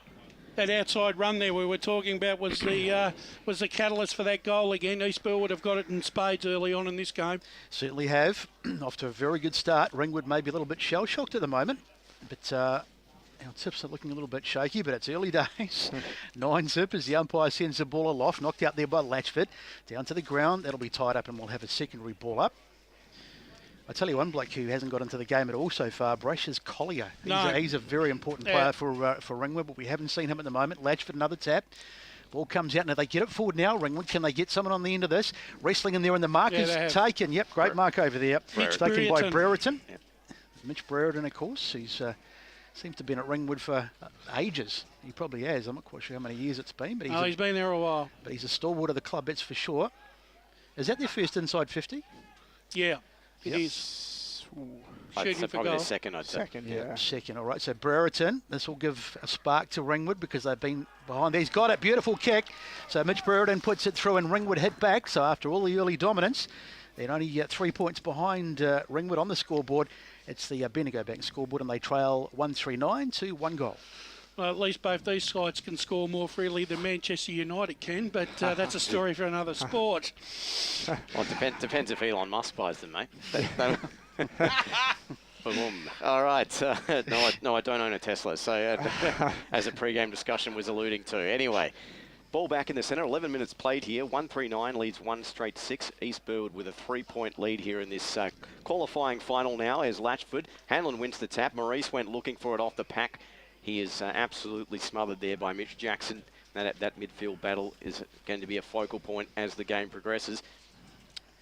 As they're trying to take that was Neat now back into the ruck, giving Hanlon a spell. It's tapped forward and back, and a good hands out now here finds Zach Callanan. Callanan with a burst of speed onto the right boot. It might go all the way. It might. Oh, it won't. It just bounced off the backside. Brereton, snap around the body. Oh, he's kicked 2.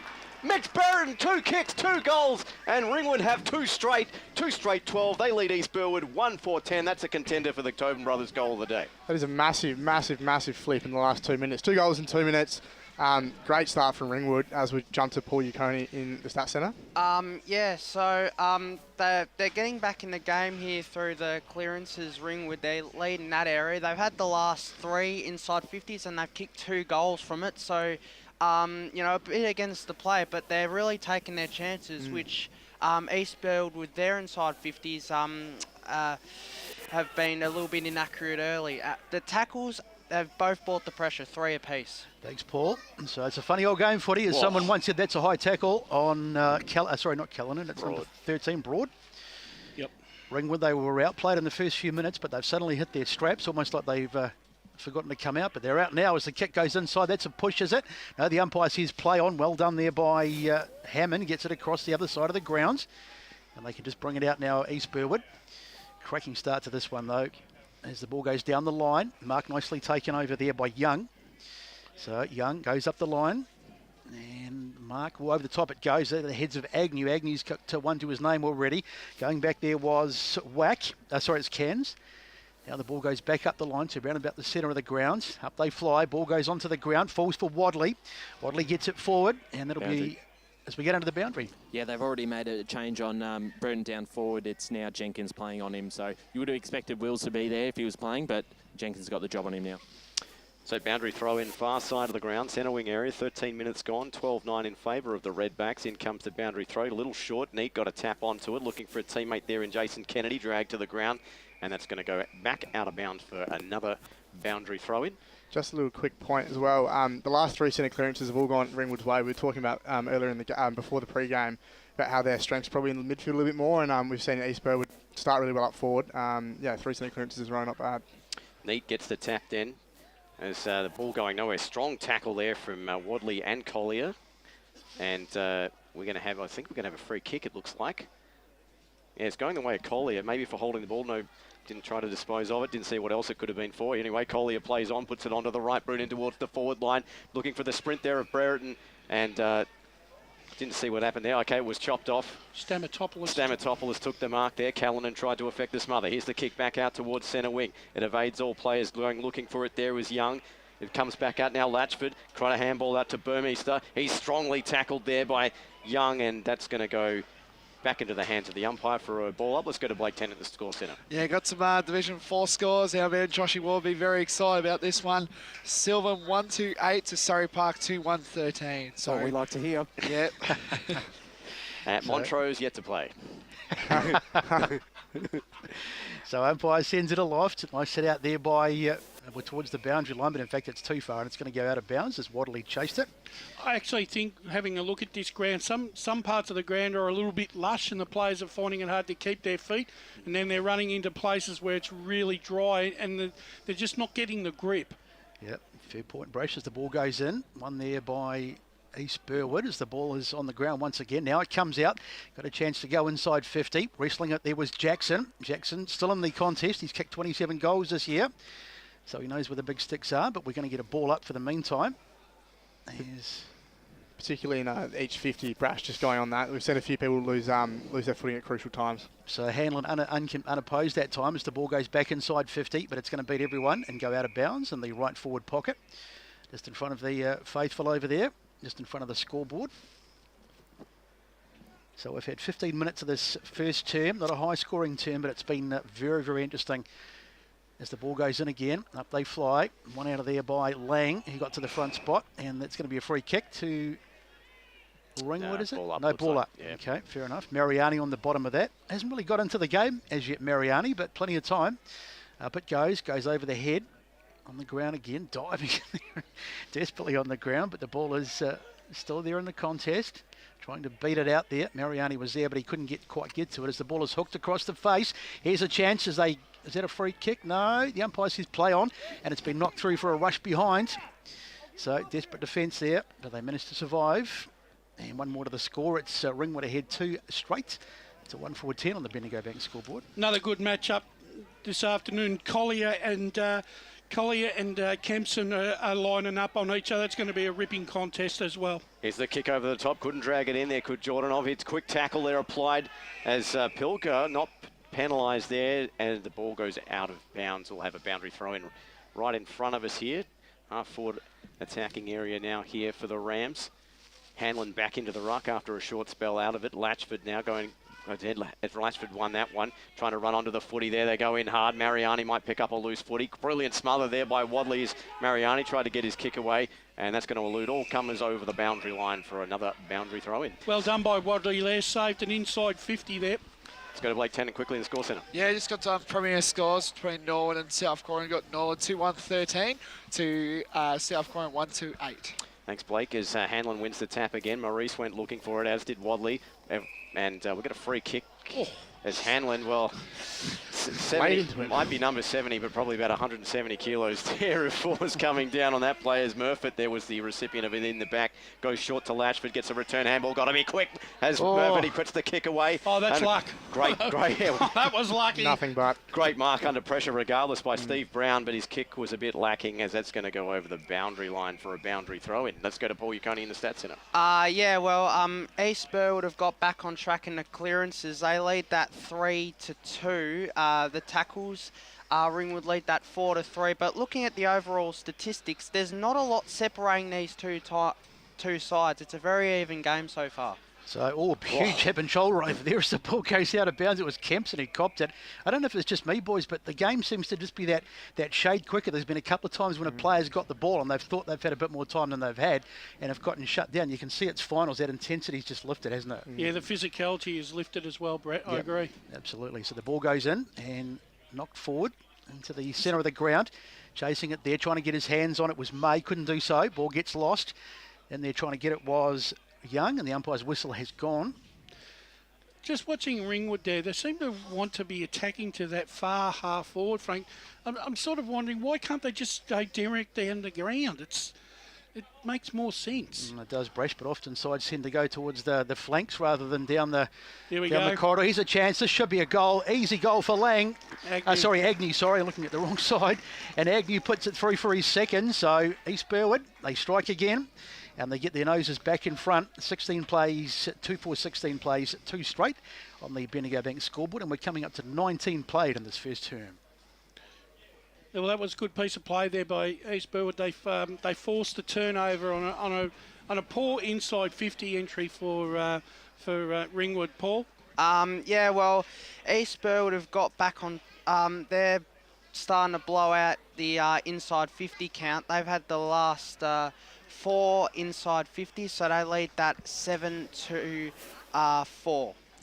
So 2 goal kickers in this one. Agnew and Brereton have 2 apiece, and it's 2 straight 12, trailing 2-4-16 and 2 for 22. As Ringwood had to throw that one in there. As the ball, we're waiting for there's a stoppage, I think, behind the play. Or are we waiting for the footy to go? Oh, sounds shocked. Again, let's quickly go down on the boundary side, Josh Ward. Yeah, we're waiting for the footy because it went right over the top of the netting towards the northern end of the ground. So we could be waiting here for maybe half an hour. All right, I believe it's Knightsbridge Retirement Village sitting back there, so I don't think anyone's going to be awake to pick it up. Or sprinting either. Yeah, exactly right. I'll tell you what, some of those Zimmer frames can move quite quickly. Oh, unbelievable. And how do you know that? Touche. I saw it parked out the front there.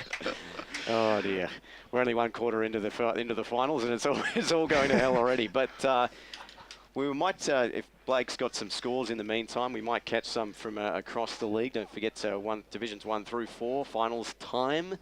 Premier Division last round of the regular season. And here comes, it's a newbie. Oh, we've got a new footy. All right, so yeah. Oh, the new ball's been taken. Yeah. Yeah. Oh, we're continuing the theme. It's not quite summer yet, but only a few weeks. We'll get Matt Footy to shine it up. Well, they might have to adjust. They might have to adjust the side screen down the back here to stop the ball going over. But anyway, we're back to proceedings. 21 minutes played. We're into time on here in this first term. 4 points the margin in favour of the Rams. Hanlon into the ruck, didn't win that one. As going searching for it with one hand there was Kennedy, and umpire says give it back to me. And we'll have a ball up just north of the previous one. So Hanlon looks like Cairns into the ruck now at the moment, giving Latchford a bit of a spell. Maurice tried to drag that in with one hand, did well to get the footy out. So went looking for it there, did Cairns off his own hit out. Real pack of players. Mariani went looking for it as well. Trying to lay the tackle there was Hammond. The ball pops up loose. No one can get a clean touch. It just spills out now here towards the edge of the centre square. Mariani dives in again, manages finally to get a hand pass out. And we've got a kick right back into the centre of the ground. The Rams looking to stream forward here. This is better link-up play. Here's the kick from Reddy in towards full forward. And Agnew couldn't take the mark. Again, it's picked up now here. Looking there for it was Spiteri, and he lays a tackle there on Cairns and will have a boundary throw in. Yeah, East Burwood's outside run is really starting to worry Ringwood here. So, 22 minutes played. Here comes the boundary throw now. 1-on-1. Couldn't win it there, could Kempson. Dragged in one-handed by Murphy. Did well. Tried to hand it off now here to Lang. Too much traffic in front of him, and he lays a tackle in return. And we'll have a ball up about 20 metres out, slight angle, directly in front of the East Burwood goal. 4 points the margin. Sorry, it's 5 points the margin, excuse me. 2-5-17 leads 2 straight 12 there on the scoreboard. Kempson went for the ruck contest. Went crushing through the pack, did Cairns. And we'll have another ball up. One big difference I've seen here is East Burwood are working extremely a little bit harder to hold that ball inside their 50. And so doing a lot of things well, East Burwood, as Maurice is taken to the ground in a big tackle. Umpire says give it to me. 22 minutes played, so getting close to the end of the first quarter. Up they fly. Hanlon just stands. He didn't even have to jump, just batted it out like he's playing volleyball. Ball bouncing around, going across there. Good pick up by Brown. We had it for a moment, then lost it in a big tackle on Oppie over there. And what's the umpire say? We'll just have a ball up. With the exception of probably a 2-3 minute period in the first quarter, I think it's really sounds quite strange to see East Burwood only up by 5 points, 4 or 5 points. Yep, absolutely. They have dominated the last few minutes, that's for sure. Ringwood in the game early, but not so much now. So Brett Rowe with some work to do as we go to Blake Tennant. Yeah, we've got some other Division 3 scores. Got Waverley Blues 2-2-14 and Warrandyte 1-1-7. So big start there in their third division final. So we'll keep you up to date with all the scores from around the grounds as Collier, I think it is, going across the ground. Gets a long kick out towards the wing. Oh, well taken. Here's a chance. Nice work there by Hill it was. He spun out of a tackle. Now he goes inside 50, but can he hit a target? It's a one-on-one contest. Beautifully done. Robertson it was who took it, but no mark not paid as the ball goes inside. And that's it's been paid. Mark has been paid right out in front. So Ringwood are going to pinch a late one here, you would think. That was all class there by Brereton. Oh, that was a magnificent piece of judgment there. Brereton it was, sorry. I called him Robertson for some strange reason. I'm going to keep calling him Gramey. Gramey LeBroy. Yeah, so Jackson. I'd be going to the inside of the left goal post here. So 27 goals for this season, and that's number 28. As it goes through, so Ringwood have pinched the lead just going into the break. We're coming up to 25 minutes play and they jump ahead by 2 points, 3 straight, plays 2-4-16 on the Bendigo Bank scoreboard. Let's go to Paulie Coney in the Stats Centre. Yeah, well, Ringwood have done well in this first quarter, given their kicking against the Breeze. They've only had 5 inside 50s in this first quarter, but they've kicked the 3 goals from it, and the tackling pressure from both sides has been immense. 5 tackles apiece. So into the restart, Hanlon v Latchford. The original matchup. Collier goes looking for a loose footy, gets a hand pass out. Ringwood kicked this one back in towards the centre of the ground. An awkward bounce, trying to get the tap there for it was Hill. Couldn't tap it across. Picked up beautifully there by Stamatopoulos there for the Rams. Here's a one-on-one contest. Winning that was Brown. His fist looking for Collier. That's held without there was Collier. He's won himself a free kick. And he plays on quickly, puts it onto the right. Short stabbing pass there, finds the goal scorer from a minute ago. Mitch Jackson puts it onto the right himself, in towards the forward line, but it's all Rams. And they settle this one down now here through Eddie Rixton. Puts this onto the left now, onto the far side of the ground. Target there is ready. Couldn't take the mark. Cairns went searching for it. Did well. Cairns fends off a tackle. Dropped it. Lucky to get away with that one. Hand pass over the top. Here comes Parker. Goes looking for a teammate there. Couldn't get it through there to Stelfox. Dragged to the ground in a strong tackle was De Silva. And we'll have a ball up. Let's go quickly to Blake Tennant. Yeah, got some Division 4 scores between Surrey Park and Silver. Got Silver 1-8 to Surrey Park 4-26. So big score coming out there, that's for sure. So 1 point the margin out here at Walker Park in favour of the Redbacks. Here's the tap now. And it's going to go straight back out over the boundary line. And we'll have a boundary throw in. Chris Pateri there wearing something looking like out of Eyes Wide Shut. Batman operator. I was going to say, or Catwoman, or probably close, so there's no ears. Anyway, he's not going to like that comparison. Anyway, swatted out. I'll check my car after the game. Here's Jackson now going for the ball. Had to head over it. That's Maurice on his hammer, and the man we're just talking about, Spiteri. And for our younger listeners, please don't watch Eyes Wide Shut. We're not advocating we're that. not advocating that. Absolutely not. Not one of Tom Cruise's best movies either. But anyway, Brett. Better than Vanilla Sky. Take your word for it, Brace. Didn't see that one as the ball goes out. Now it's Ringwood. Can they get another one just going into the break? Jackson, I think it was, gets his kick smothered. And they'll get it back, and it's going to be wrapped up on the ground. No, Rob Berriton got a handball out, and the umpire's whistle has gone. So 27 gone in this first term. It's been really interesting. And it's a 1 point game. 18 plays 17. Typical finals footy. Up it goes. There's the head out coming over the top nicely was Hill. Got the head out, but we'll have a secondary ball up. As it's taken there by Callanan on the bottom of that. Yeah. Sorry. Let's go to Paul in the Stats Centre. I just wanted to point out that in both the reserves and under-19s games, that the team that is that has kicked goals to the scoring end has come from behind to win. So it's really important for both these teams to capitalise with the wind when they have when they are kicking to the scoring end. Okay, balls on the boundary might be able to tell us just how strong that wind is, because it doesn't seem too bad, but obviously it's having a bit of an impact as the ball goes inside 50. Mark is taken, beautifully done. Stamatopoulos. It's Stamatopoulos over there. Just looking around for some options. It's taken absolute age to get rid of it. He's still taking an age, but finally gets it down the line. Long kick forward. Who can get on the end of it? Coming over the top there was Cairns, knocks it away. Burminster there too. As we go boundary side. Yeah, we're not too bad. It's definitely going to the left-hand side of the screen, but still, it's not that much of an advantage at the moment. Thanks, Ryan. So 28 and a half gone. We approach the first quarter siren shortly, I'm sure. Here's Latchford and Hanlon again in the ruck. The boundary throw was a little short, and that goes straight back over the boundary. We'll have take number 2 in front of the East Burwood. I think that's the Resis or the 19s. I'm not sure. It's over there, but they're out there here to support the troops. 1 point the margin between the Rams and Redbacks. In comes the boundary throw. Hanlon wins the tap, looking for Maurice. Collier went diving in there. He goes looking for the footy as a strong tackle applied by Collier there on, but that's De Silva, and goes back into the umpire's hands. Let's go to Blake Tennant. Yeah, got some brilliant scores. Got Boa 1-6-12 to Rowe 2-2-14. I've got Berwick 4-3-27 to North Ringwood 3 behind. So that's all premier scores that we speak. Thanks, Blake. Boundary throw again. Hanlon wins the tap. Maurice goes searching for it. Finally gets it on the second or third bounce. Throws a hand pass to De Silva. His right foot kick in towards the direction there, I think, of Kempson. A one-on-one contest. Players can't get it. That was Young actually looking, searching for the footy. Good, strong tackle at the centre of the ground. Has been paid. Reward for effort. Strong tackle there by Jack Murfitt. And he's going to go and take the ball just inside the edge of the centre square. And he goes out towards the wing area, looking for a teammate there.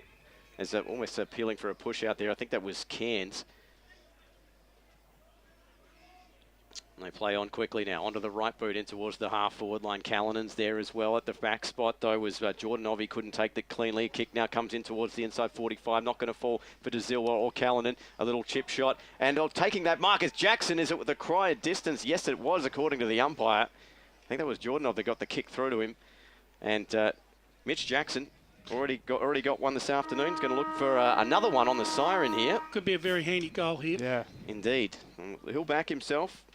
Kicked 4 last time we saw him on the EFNL game day in this very fixture back in round 9. He's got 28 on the year. This to make it 29. And he's dragged it to the right. So just the minor score and fitting end to the quarter. Ringwood 3-1-19 lead East Burwood at 2-5-17. Quick wrap of the goal kickers. Brereton with a pair, Jackson with one for Ringwood, and for East Burwood, Connor Agnew has both of their goals. We'll take a short break and then we'll be back to break down the first quarter right after this on EFNL Game Day.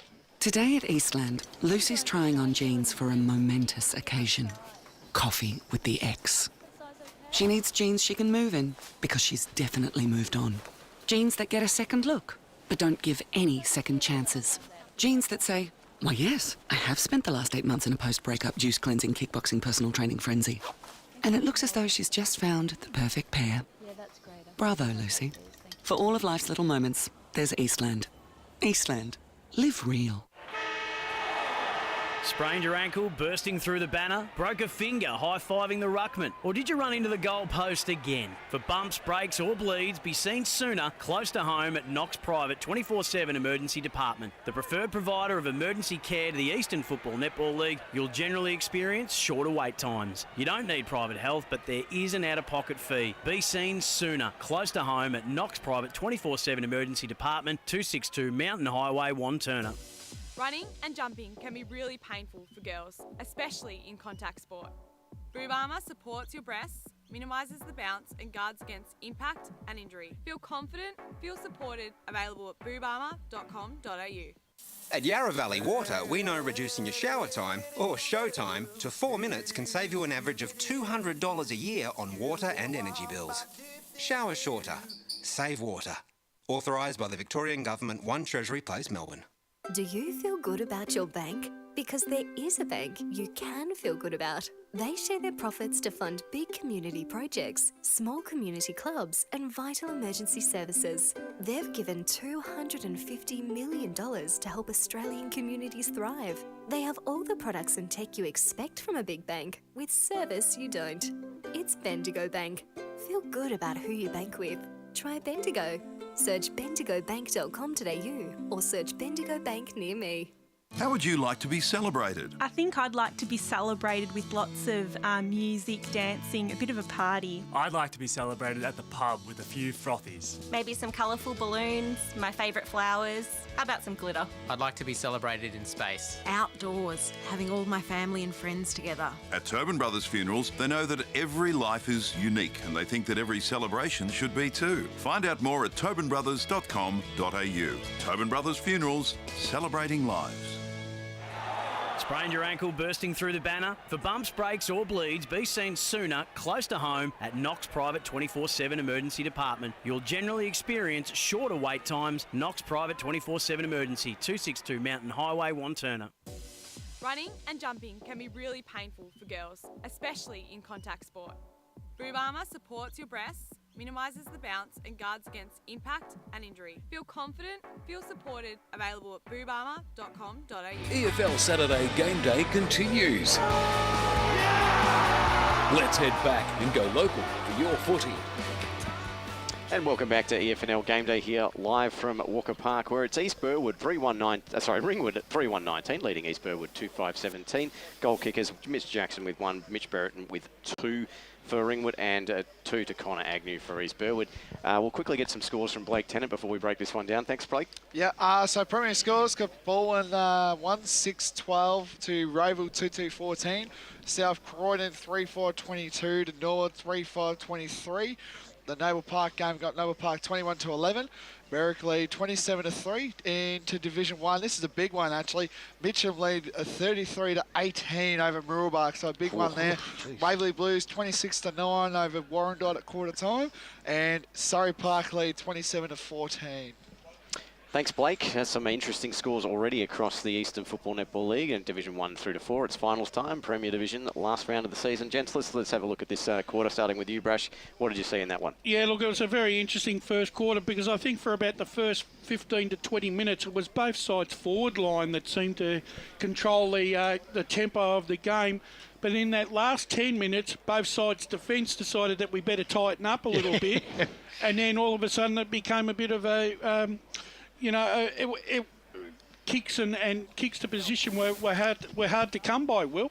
Yeah, absolutely. I mean, I'm personally still shocked that Ringwood are up at the moment. They certainly made the most of their inside 50s, and they played really, really well, being very effective inside 50. But other than that, I think East Burwood's really controlled most of the passage going forward. I would be shocked if they weren't smashing in the inside 50s as we go boundary side.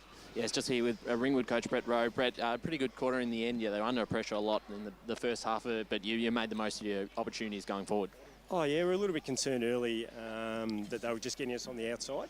And it was, and obviously because they want to go forward really well, like we were just getting a bit exposed there. But I think, the second half that quarter, our pressure got really good and we stopped that flow-on effect. So then all of a sudden when we won the ball from the contest, we were able to spread really well and get into our front half, which is what we're trying to do. So that was really pleasing in the second half. And Mitch Burton was really important up forward. He's taking strong marks and he's been able to capitalise in front of goal. How important has he been so far? Yeah, absolutely. I mean, Brez is a pretty hard matchup. They've had to put a tall on him, but Brez is just so he's lively. He's really important to us. But so the rest of our forwards. But if someone goes to him, we want other people to step up. But yeah, he was really important that quarter. And any changes in terms of stopping the influence of the likes of Mariani and some of the East Burwood midfielders? Oh, look, I think we just got to be aware more than anything. I mean, we're no lockdown. We've just got to be aware ourselves. But then I throw it back and just say, look, I think maybe we need to look at Mitch Jackson as well. Like Jacko's getting right on with his work rate. So it's a bit of both ways. But we still need to be aware. Thanks, Brett. All the best for the rest of the game. Thanks, Ryan. We'll bring this one in, and then we'll go to Paul just after the start of play. And we get going for quarter number 2. So second quarter underway. It's been a cracking game so far. Just the 2 points in it. Ringwood with their noses in front as the umpire throws it aloft. Just a head out there from Latchford on the ground. Going in there trying to pick it up was Callanan, but the whistle's gone. The umpire says secondary ball up. So not exactly it's not a knockout game, this one, but there's still plenty at stake. The winner gets a trip to next week. The loser has to do it the hard way. Here's a knockdown opportunity now. The shot at goal from Martini, and it's touched on the line. And 3-4, a minor score.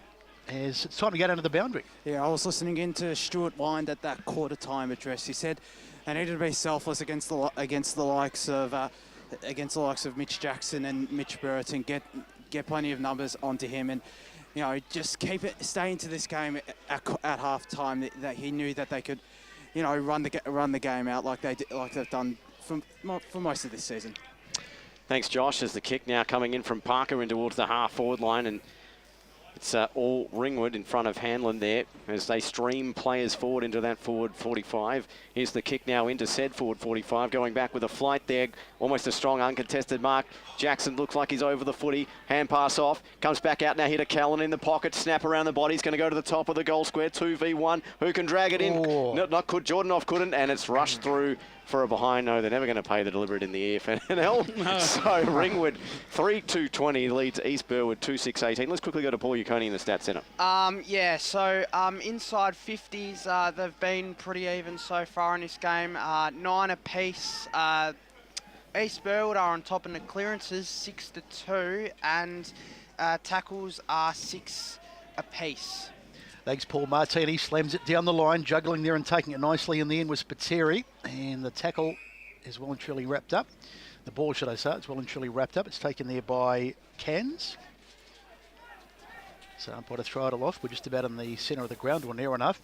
Up it goes. Hanlon getting the front spot there. Might have got the tap out in the end as the ball goes back, and it's in the hands of Collier. He slams it across the... In fact, he may be going for goal. He is, and he's just missed. Just pulled it left. I thought he was just setting it across the other side, but in the end he let rip.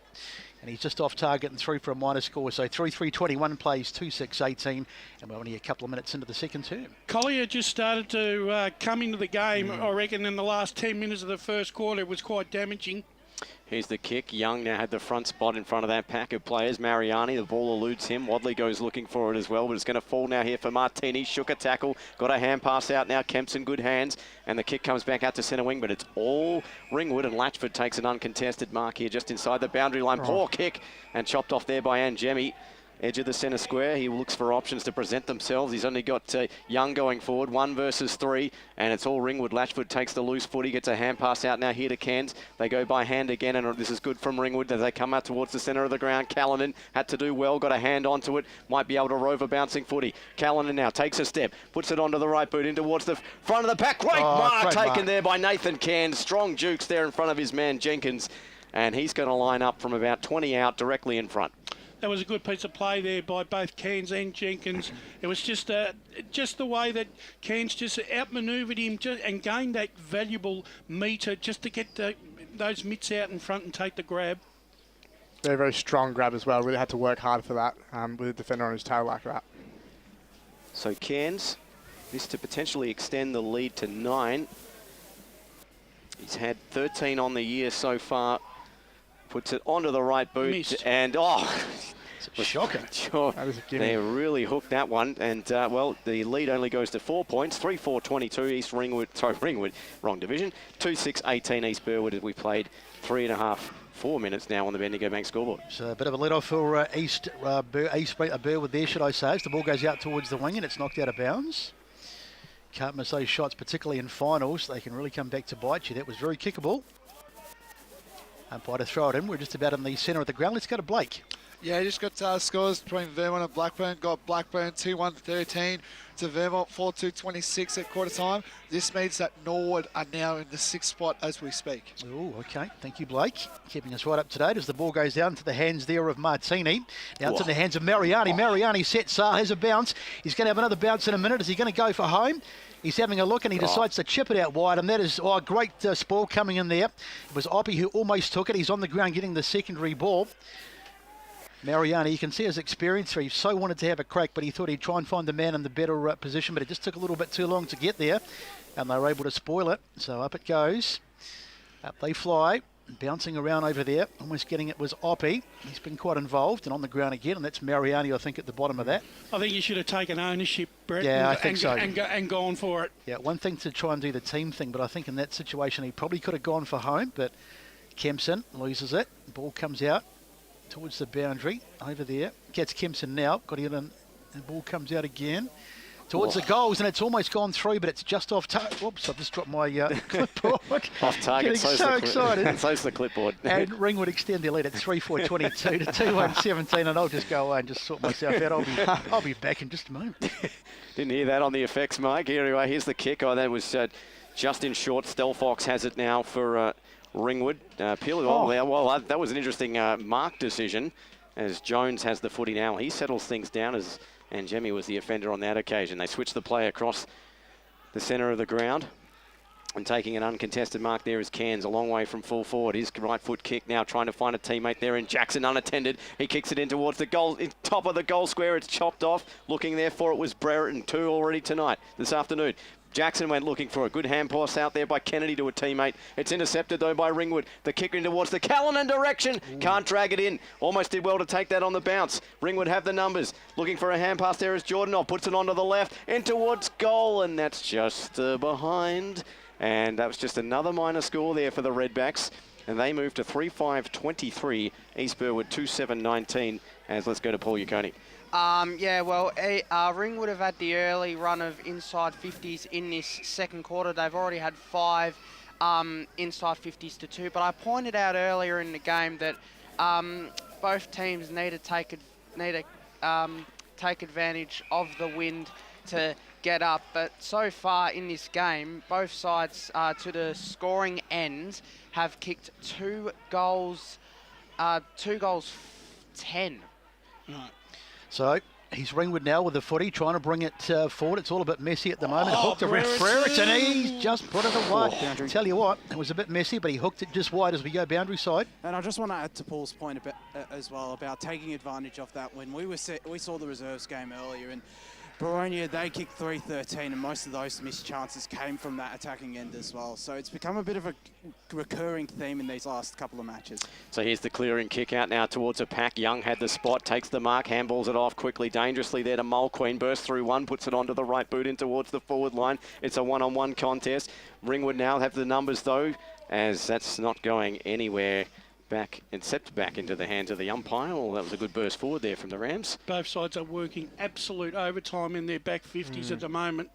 Absolutely. The ball dragged right off the drop, and this one now scooped in by the Redbacks. They try to burst this one forward, looking for a little chip kick, taken brilliantly off the deck there by Wadley. Puts it onto the right boot out towards a vacant centre wing area. Foot race between the two number 30s, Rixton and Jordanov. Jordanov beat him to it, got the kick in towards the forward line, in towards the Brereton direction, but the direction of the boundary line as well, and that's going to beat all comers for a boundary throw-in. 5 points to margin, 8.5 played almost now on the Bendigo Bank scoreboard in this qualifying final between Ringwood and East Burwood. We'll go to Blake shortly after this passage of play. Here comes the boundary throw in now. Into the ruck is Jordanov. Got the front spot. Well, eluded him in the end. Looking for the off the ground there is Stamatopoulos. Hand pass now, comes out now, hit a Mulqueen. He gets a kick and a shoulder for his troubles, and a free kick to the Ringwood Footy Club for out of bounds on the full. Let's go to Blake. Yeah, I got some more Premier scores. Got Donny East yet to score to Park Ortiz 49-33. So that's the only scores there. So in comes the kick from the restart. Jordanov had to deal with 2 Rams players. A loose footy on the deck. Ringwood go looking for it. Last minute tackle. It looks like it was over the goal line. It was. And we'll have just a minor score again. That seems to be the feature for the Redbacks in this quarter. They move to 3-6-24. East Burwood 2-7-19, 9 minutes played. So East Burwood to bring the ball back in the hands of... Here's the kick now. Coming in from Martini. Gets it long down the line. Getting the front spot there. And the mark has been... What happened there, boys? I've completely lost sight of the footy. Yeah, over the line, just punched away. Yeah, defensive punch by Parker. So it's going to be a throw-in. So beautiful conditions at the big final this afternoon out here at East Burwood. Up they go. Cavs Hanlon that got the tap down the ground, trying to get his hands on it there. In fact, getting it at George. Now ripping it away there was De Silva, but there's nothing doing there, and we're going to have another ball up. So the margin is 5 points, so less than a kick in it, and you get the feeling that it might be like that come the end of the game as well. It's going to be one of those days. The kick away from Young. Only as far, though, as Parker. So here's a chance to go inside 50. There's the kick. Nice 1-2. Picks out Jackson. He's got one. Dodges one opponent. Gets his kick towards full forward. Who can get on the end of this? Up they fly. It was Jordanov who was there, but he couldn't quite get it. And it's been knocked through for a minor score. So Ringwood add 1 to their total. We were exactly a goal the difference. We're 7 points the difference. 26 playing 19 on the Bendigo Bank scoreboard. And we've had 10 minutes of this second term. There was a bit of an in-between kick there. Probably had to either hit the top of the goal square or have the shot on goal. It sort of sat just 3 or 4 metres out from the goal line. Quite an awkward spot for forwards to try and mark the ball. So Jenkins' clearing kick is punched there by Hanlon. This is going to go straight out of the boundary. Boundary throw in on the half-forward flank here for East Burwood, right in front of us, near side of the ground. 7 behinds to 2 behinds in this quarter so far. Both sides are really struggling to kick a goal here. So in comes the boundary throw. Cairns into the ruck now v Hatland. Cairns almost dragged that one down. Murphy did well to break 1 tackle, but not going to break 2. And the umpire will ball it up. That's where I reckon you've got to be penalised. If you take the first one on and get it, and you go down the second, you've got to get pinned. So we'll take a ball up. We'll go to Paul in a second. As Hanlon back into the ruck now versus Cairns. Hanlon gets the punch over the top. Went looking for it hard there to De Silva, and now over the shoulder. And looks like... Murphy's going to get awarded the free kick. He plays on quickly, switches on across the ground.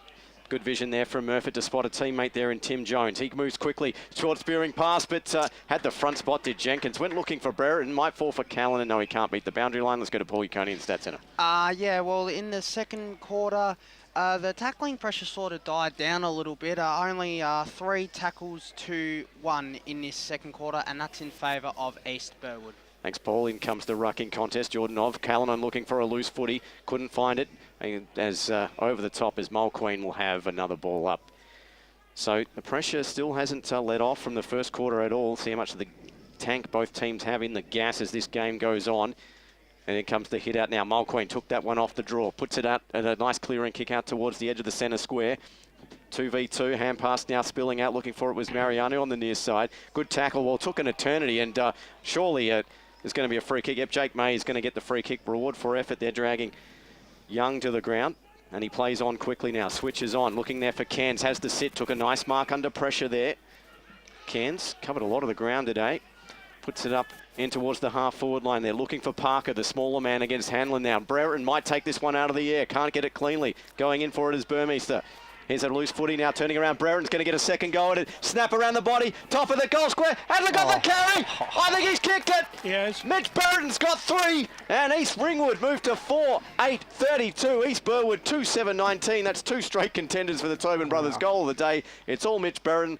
Let's go to Blake Tennant, the score centre. Yeah, got some Division 3 scores. Got Waverley Blues 5-6-36 to Warrandyte, 3-4-22. So the daughters were coming, but eventually Waverley Blues going to go. And I've also got a Division 4 game between Sylvan and Surrey Park. Surrey Park 6-3-39 to Sylvan 2-4-16. So interesting scores there.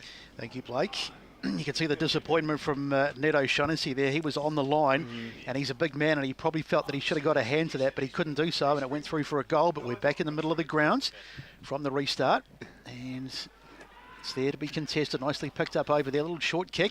Doesn't find a target, though. Is it in the back? No, the umpire says no.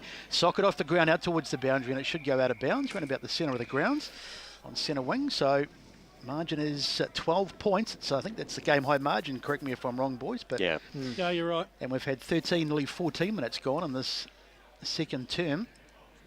So East Burwood would be pretty keen, you'd think, to get the next one. I think they need the next one at the moment, Brett. It's been pretty tight so far as Hanlon gets the tap down, roving around the outside. There was George. George goes off. He sets a little kick inside, and the mark is taken. So it was Whack, I think, or no, in fact, it's Cairns, I think. He's got it's Whack. It is Whack. Whack and Cairns kind of look the same. Where they look like they've got a couple of mops on their head. Sideshow Bob. There's the kick down. Another Simpsons reference. You've got to get one at least in during the game. It's mandatory with Steve. Now the handball goes back. There's the kick into the middle of the ground. Gets over the top. Falls out. In fact, free kick, the umpire says. But you can see him just mimicking, indicating the push. And one of the East Burwood players a bit slow to get up, but nonetheless we'll play on. Now the kick out towards the wing. Up they fly. The mark almost taken there by Cairns. In fact, it wasn't Cairns, it was Barlow. Haven't seen much of him today. He's been pretty quiet as the ball goes out towards the boundary, but it's kept in over there. A little handball, Bill. It's a dangerous handball, but they do all right and they get out of trouble for the moment. That's Collier getting the kick forward. Now towards the wing. Chasing over there was Latchford, but he can't get there, and the ball has gone out of bounds. It wasn't a kick to position by Collier, but the amount of metres he gained there was the best part of 50, 60 metres. They've been very, very good this second quarter in particular, Ringwood, and gaining, going straight from half back to half forward. There hasn't been any mucking around. So Latchford v O'Shaughnessy into the ruck now. Latchford wins the tap, can't go looking for it. There was Maurice, tapped it right out over the boundary line. We'll have a boundary throw in. We'll go to Paul in a second. 4-8-32, East Burwood 2-7-19 if you're just tuning in on the SEN app, Radio Eastern 98.1 or streaming around the globe on YouTube and Facebook. In comes the boundary throw now. Over the top there was Latchford, got the hands on it though. They did O'Shaughnessy and he is dragged right to the ground. We'll have another ball up. Scoring opportunity here for Ringwood if they can lock this one in. But they need it in the majors column, not the behinds column. And they might get it through now. Bursting through the pack is Jackson. Puts it onto the right point. He's kicked another one.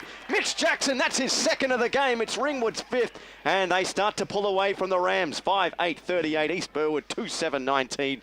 And we've played 16 minutes on the Bendigo Bank scoreboard. Brereton and Jackson are really starting to influence that forward 50 there. Jackson once again just bursting front and square through the pack like sliced butter, and beautiful goal. Whereas Young and Braden Barlow for East Burwood, they're two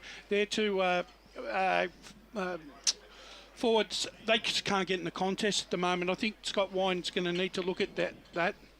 So absolutely, it's all Ringwood at the moment. They've really got some momentum going into this half-time break. Cairns won it out of the middle, but the umpire says, hang on a sec, we'll just take a moment, and it's a free kick.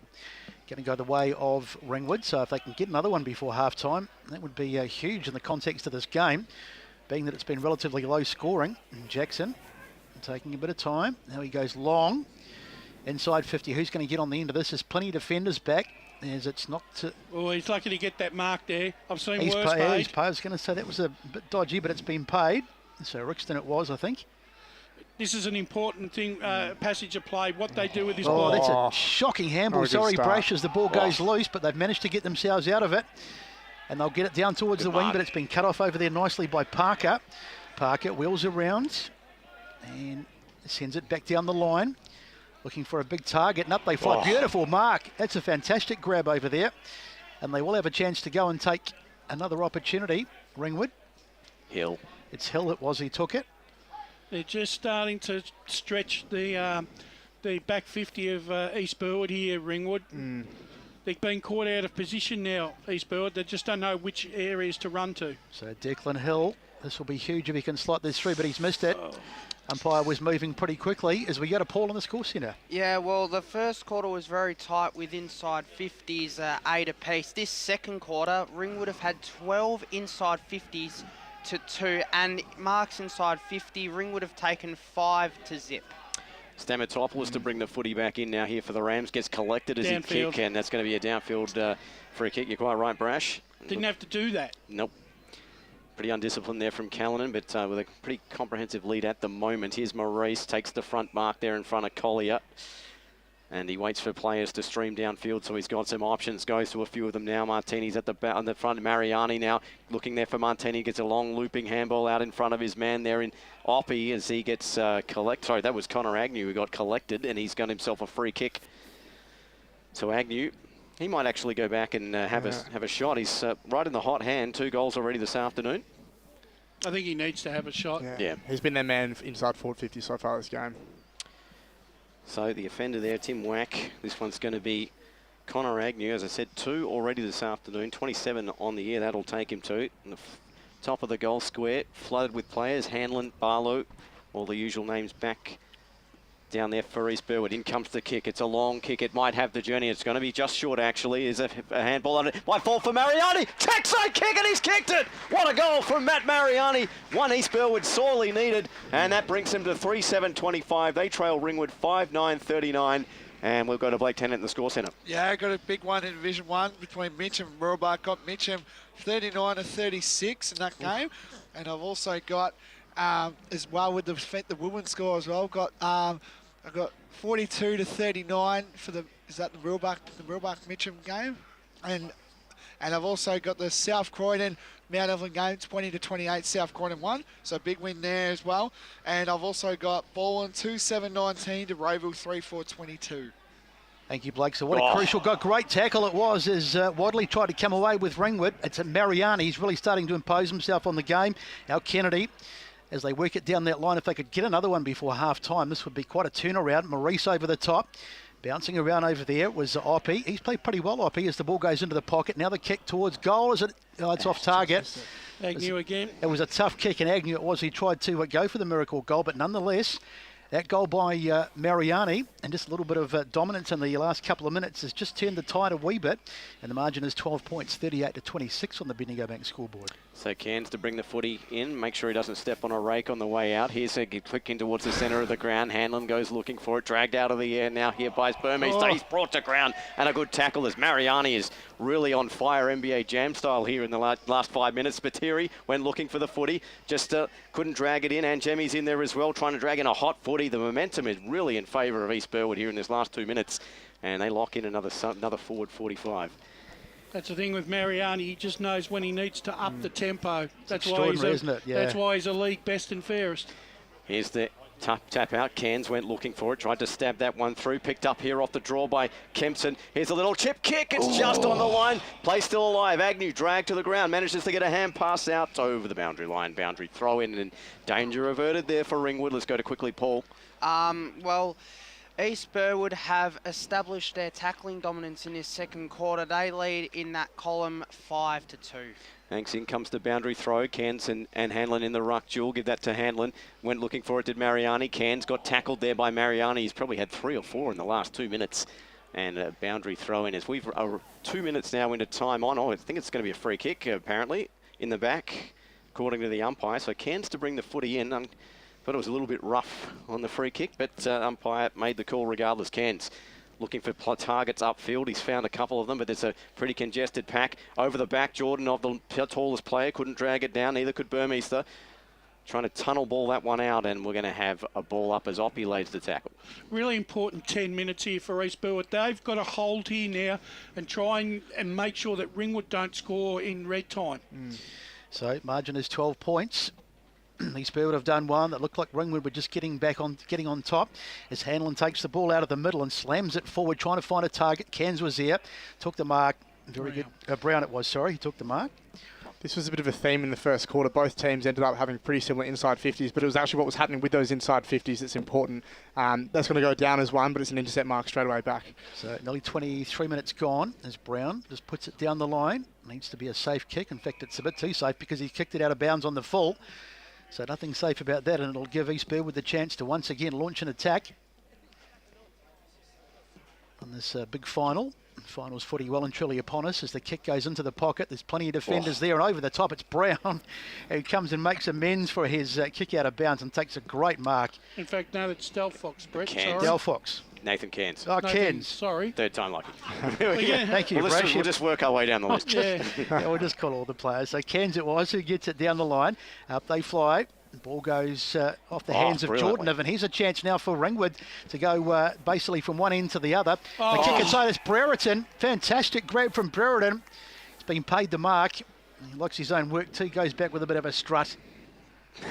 There's the kick. Let's watch the replay, and you can see that it was a terrific grab. He is a hard matchup, Mitch Brereton. So this is going to hurt. If he kicks this, it's going to really sting for East Burwood. So he's got 3 already for the day, Mitch Brereton. This for number 4, and this will just undo a bit of the good work that East Burwood have done. There's the kick. I reckon it's off. Not going to make it. Mark, is it paid? No, it's not. It was Jordanov who was on the line, and he took it, juggled with it, but the umpire said no. We'll play the behind, so it's gone through for another point. And on the Bendigo Bank scoreboard, it is a 40-25 margin. Sorry, 40-26, and we're coming up to 24 minutes gone in this second term. So the Rams to bring the footy back in. And they go by hand quickly. Here's Stamatopoulos now. Puts it onto the right boot. Short chip kick out towards the boundary line. Good mark by De Silva. Goes over the top by a hand to Maurice. Here's a hand pass now finding Kennedy. He's got to be quick. Disposes it to the big man. Hanlon back to Maurice. Puts it onto the right in towards the forward line. But it's all Ringwood. And an opportunity wasted there for the Rams. Here comes the kick straight back out and finds the big man Latchford v Maurice. He turns around, surveys the scene, puts it onto the right boot and right over the boundary line there. Could have shuttled that one down and taken another step. Let's go to Blake in the score centre. Yeah, got a half-time score between Sylvan and Surrey Park. Got Surrey Park 43 to Sylvan 28. I do have a score between Waverley Blues and Warrandyte. Waverley Blues 43 to Warrandyte 28. I do have a women's score as well. Got Whitehorse leading 40 to 32 in that game as well. And I've also got a game, Murrabak versus Mitcham. Mullet just kicked the goal, so that puts Murrabak back in the lead by about 2 points. So big game there as well. Thanks, Blake. 25.5 gone in this one as we approach half-time. Maurice did the roving, pops it out now. Mariani, he's going nowhere. That should be a free kick, surely, to Jackson. Not paid. Here's the tap out there. Falls into the hands there of Steve Brown. His high looping kick is going to go over the boundary line, and we'll have a free kick going towards the Rams. Just a fatal attraction over that side of the ground, isn't it? Oh, not a... Okay. Must have been touched off the boot because that went straight over the fence. Anyway, boundary throw in, far side of the ground, centre wing area. Hanlon and Latchford to continue their rucking duel as we've played 26 minutes in this term. Hanlon taps this one out, had the front spot. Wadley doing the roving, ran right into trouble. Great tackle there from Mariani with that low centre of gravity, just like a ball. He's held his own load, Latchford in the ruck. He has indeed. Giving away, at least 30 kilos, I'd say, to Hanlon, and probably then some. Drove over the top. Wadley, the ex-Vermont player, drags that one down, and we'll have another ball up. I really do think at the moment, we've obviously got a passage in the middle of the ground, but the inside 50s going for East Burwood is really, really hurting them at the moment.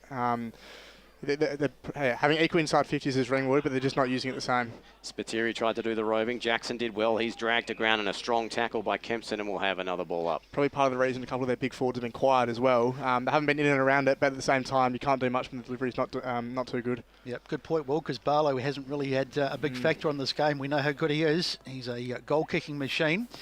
Bit of a 0-0 draw in the ruck. Maybe Hanlon got the tap as the ball goes forward. Mark taken nicely over there by Brereton. He's had a fantastic day today so far. 3 goals. He probably could have had 4. There's the kick. Going inside 50. It beats everybody, and it's going to be a goal. Just an absolute, just a Joe the Goose. And over the top, who was that, boys? Ash Stagg, who hasn't been seen too much today. As we watch the replay, and you can see the ball just came over the top. A bit of a shepherd there. And out the back, and suddenly Stagg couldn't believe his luck, and he just ran onto it and has poked it through. He overran it, the East Burwood guy, unfortunately. So Ringwood get a crucial goal near the half-time break, and the margin out to 19 points. 6-9-40, 20. Yeah, our scoreboard is slightly out, I think, with the main scoreboard, so I'm not sure which one is actually right. I got 6-10 to 3-8. Okay, so we'll go with you, Brash. Looks like, well, Lee Green's being stood down next week for the incorrect score. Anyway, here's the hit out of centre. Latford went for it. Here's the kick in towards the half-forward line. Couldn't take it there cleanly. Good tackle applied on Jones. And he's that's gone. Surely, yes, it is a free kick. Gone. And Martini will take the free kick. He's dead in front. East Burwood need one before the break to keep level as Martini sort of short stabbing towards the Packer players. Maurice couldn't drag it down there for the Rams. It's a loose footy. Going to get to it first is Wadley. Gets a hand pass out. Just evades Parker. Parker shakes the tackle. As the Rams trying to hem them in. Here's a high up and under. Stamatopoulos couldn't drag it down. Jackson went looking for it. Maybe got one up high. Here's Hanlon. Hands it off now to Stamatopoulos. Right stabbing kick in towards the direction there of Kempson. He couldn't drag the footy down. Players converge from everywhere and slaying a strong tackle where was ready, and we'll have a ball up. Now, is the siren going to sound before the Rams get a shot is the question here. The umpires are really making you earn your marks this afternoon. They are indeed. Hanlon now just tried to grab that one straight off the rucking contest. A loose footy, couldn't take it cleanly there. Could Brown, and picked up now just by May. He gets dragged to the ground over the boundary line. We'll have a boundary throw. Let's get a quick score from Blake. Yeah, got Division 3 scores again. Got Waverley Blues completely opening up this game now, 51-28. I do have another score between Mirrabbuck and Mitcham, 51-49. So very intense game there, down at Timor. So go ahead. Sorry, Steve. Latchford it was. He got the head out. And East Burwood would go inside again. Ball on the ground. Trying to pick it up there was Maurice. He had it for a moment. Managed to get rid of it. Bouncing around inside 50. But you can see there's plenty of Ringwood players back there. And good tackle in there. In the back maybe. In the back, is it? Let's wait for the umpire. No, just a ball up. Okay. So we're coming up to nearly 30 minutes play. They've been long quarters. So the first quarter was a long one. I think it went to about 30-odd minutes. And this one the same. Up it goes. And what on cue, the siren goes to bring to an end a very good half of footy. It was tight for a while, but Ringwood have just put a little bit of a gap between them and the Rams on the scoreboard at halftime. And we go to the halftime break with a score at 46-26, a 20-point margin. Steve, what happened to the goal kickers? Quick wrap up of the goal kickers. Well, 3-2-1 here for Ringwood. Mitch Brereton with 3, Mitch Jackson with 2, and Stagg with 1. That last one. Connor Agnew has 2. And Matt Mariani has 1, respectively, for East Burwood. We'll go through all of the eastern suburbs, according to Bruce Prest. So, Ringwood 6-10-46, East Burwood 3-8-26. We'll be back with a halftime show right after this. Today at Eastland, Lucy's trying on jeans for a momentous occasion. Coffee with the ex. She needs jeans she can move in, because she's definitely moved on. Jeans that get a second look, but don't give any second chances. Jeans that say, well, yes, I have spent the last 8 months in a post-breakup juice cleansing, kickboxing, personal training frenzy. And it looks as though she's just found the perfect pair. Bravo, Lucy. For all of life's little moments, there's Eastland. Eastland. Live real. Sprained your ankle, bursting through the banner? Broke a finger, high-fiving the ruckman? Or did you run into the goal post again? For bumps, breaks or bleeds, be seen sooner, close to home at Knox Private 24/7 Emergency Department. The preferred provider of emergency care to the Eastern Football Netball League, you'll generally experience shorter wait times. You don't need private health, but there is an out-of-pocket fee. Be seen sooner, close to home at Knox Private 24/7 Emergency Department, 262 Mountain Highway, Wanturna. At Yarra Valley Water, we know reducing your shower time or show time to 4 minutes can save you an average of $200 a year on water and energy bills. Shower shorter. Save water. Authorised by the Victorian Government, 1 Treasury Place, Melbourne. Running and jumping can be really painful for girls, especially in contact sport. Boob armour supports your breasts, minimises the bounce and guards against impact and injury. Feel confident, feel supported, available at boobarmour.com.au. Do you feel good about your bank? Because there is a bank you can feel good about. They share their profits to fund big community projects, small community clubs and vital emergency services. They've given $250 million to help Australian communities thrive. They have all the products and tech you expect from a big bank, with service you don't. It's Bendigo Bank. Feel good about who you bank with. Try Bendigo. Search bendigobank.com.au or search Bendigo Bank near me. How would you like to be celebrated? I think I'd like to be celebrated with lots of music, dancing, a bit of a party. I'd like to be celebrated at the pub with a few frothies. Maybe some colourful balloons, my favourite flowers. How about some glitter? I'd like to be celebrated in space. Outdoors, having all my family and friends together. At Tobin Brothers Funerals, they know that every life is unique and they think that every celebration should be too. Find out more at tobinbrothers.com.au. Tobin Brothers Funerals, celebrating lives. Sprained your ankle bursting through the banner? For bumps, breaks or bleeds, be seen sooner, close to home, at Knox Private 24/7 Emergency Department. You'll generally experience shorter wait times. Knox Private 24/7 Emergency, 262 Mountain Highway, Wanturna. At Yarra Valley Water, we know reducing your shower time, or show time, to 4 minutes can save you an average of $200 a year on water and energy bills. Shower shorter. Save water. Authorised by the Victorian Government, 1 Treasury Place, Melbourne. EFL Saturday Game Day continues. Let's head back and go local for your footy. Yes, welcome to the Eastland's Match of the Round. Half-time here at the qualifying final at Walker Park, my apologies, between Ringwood and East Burwood. It is currently Ringwood with a 20-point lead, 6-10-46 over the Rams, 3-8-26. I'm Ryan Long, joined by Josh Ward and Blake Tennant for the half-time break here. Josh, bit of an interesting game so far. Certainly all the play has been onto this left side of the screen with a bit of a wind advantage, which has been, as we've been down on there, it's been picking up at times, but then drops off a little bit. But clearly there is a bit of an advantage going that way. But neither side has probably made the most of their opportunities yet. Yeah, they definitely haven't, particularly East Burwood, because they kicked, I think it was 2 goals 5 in that first quarter, and they were behind a quarter time as well. So. Yeah, and Ringwood as well. They've just been able to do what they've been able to do all season. Just lock it in their attacking half, consistently get chances, and whilst they missed chances towards the back end of that quarter, they took advantage of those chances and hold a pretty handy advantage. Well, you're right. They certainly probably did get into control more of that game. Their transition game has been a lot better than East Burwood's. I thought East Burwood probably really struggled to get out of their back 50 that quarter, and Ringwood, when they come from half back, they seem to be able to link up quite well, especially on the far side. And Burton has just been dominant up forward. He's been the key forward for them. He's clunking a lot of marks up there. Probably could have an extra goal. He's got 3 at the moment, so he looks to be the guy that could probably break open this game. If this, if he can get off the leash in this third quarter, he could probably win it for Ringwood in a matter of 10-15 minutes. Well, I reckon he's already gone off the leash. He's kicked 3 goals. He's just looked absolutely dominant. I think he's playing that role that Mitch Jackson played again. Well, when we saw that Ringwood East Burwood earlier in the season as well. It's just been, dominating up forward, creating plenty of chances, taking advantage of his chances that he's had in front of goal. And he could have had 4.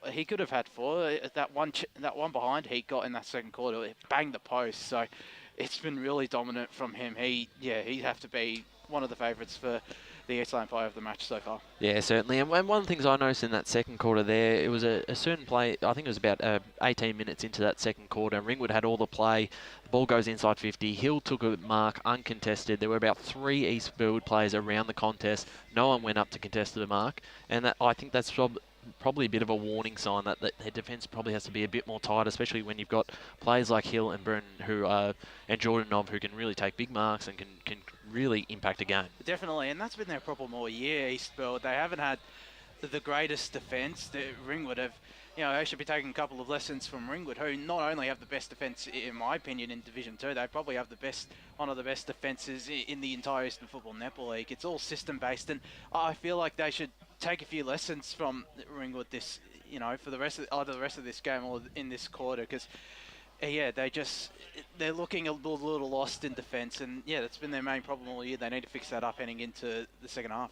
And Blake Tennant, we've got you here with a lot of important games around the grounds. Got some finals, Premier Division, really important games. What have we got around the grounds? Yeah, I've just got the Bourne and Rowe game as we speak. Half-time, Bourne 20-26, South Croydon and Nord. This is a big one for Nord, especially. Norwood 40-23. So at this stage, Norwood are in the 6th spot. Because Blackburn are down by 7 points to Vermont, 35-42. North Ringwood Berwick 37 to North Ringwood 11. Noble Park Doncaster still got the same score. Must be a typo or something there. 39 Park Orchard to Doncaster East 24. This is a big one in Division 1. I've got Mitcham 51 to 49 over That's Mirrabah. huge. Apparently Aaron Mullett is limping, so that's not good news for Mirrabah fans if you're on the broadcast. I've also got Waverley Blues. They're trying to open this game up as much as they can. They really are trying to put the accelerator on. I've got Waverley Blues 51 to Warrandyte 28. And our man, Josh Ward, he'll be a very happy man down at the Pamper Pit.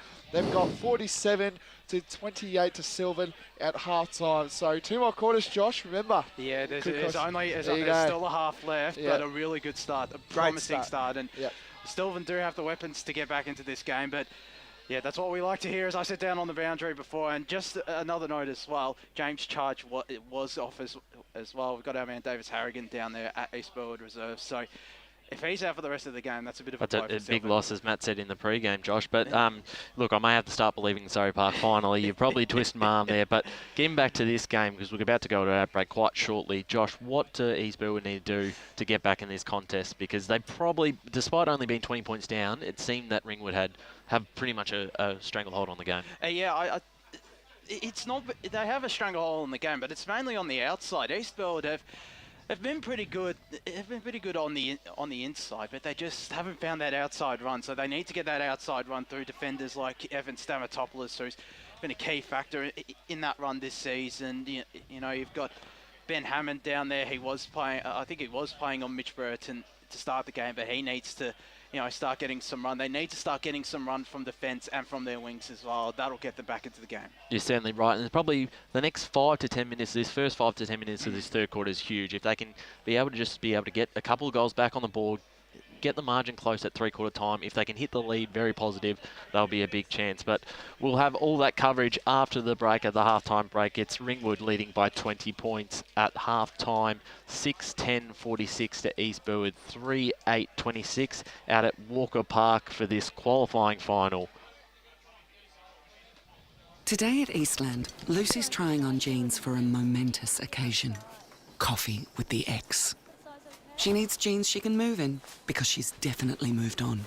Jeans that get a second look, but don't give any second chances. Jeans that say, why yes, I have spent the last 8 months in a post-breakup juice cleansing, kickboxing, personal training frenzy. And it looks as though she's just found the perfect pair.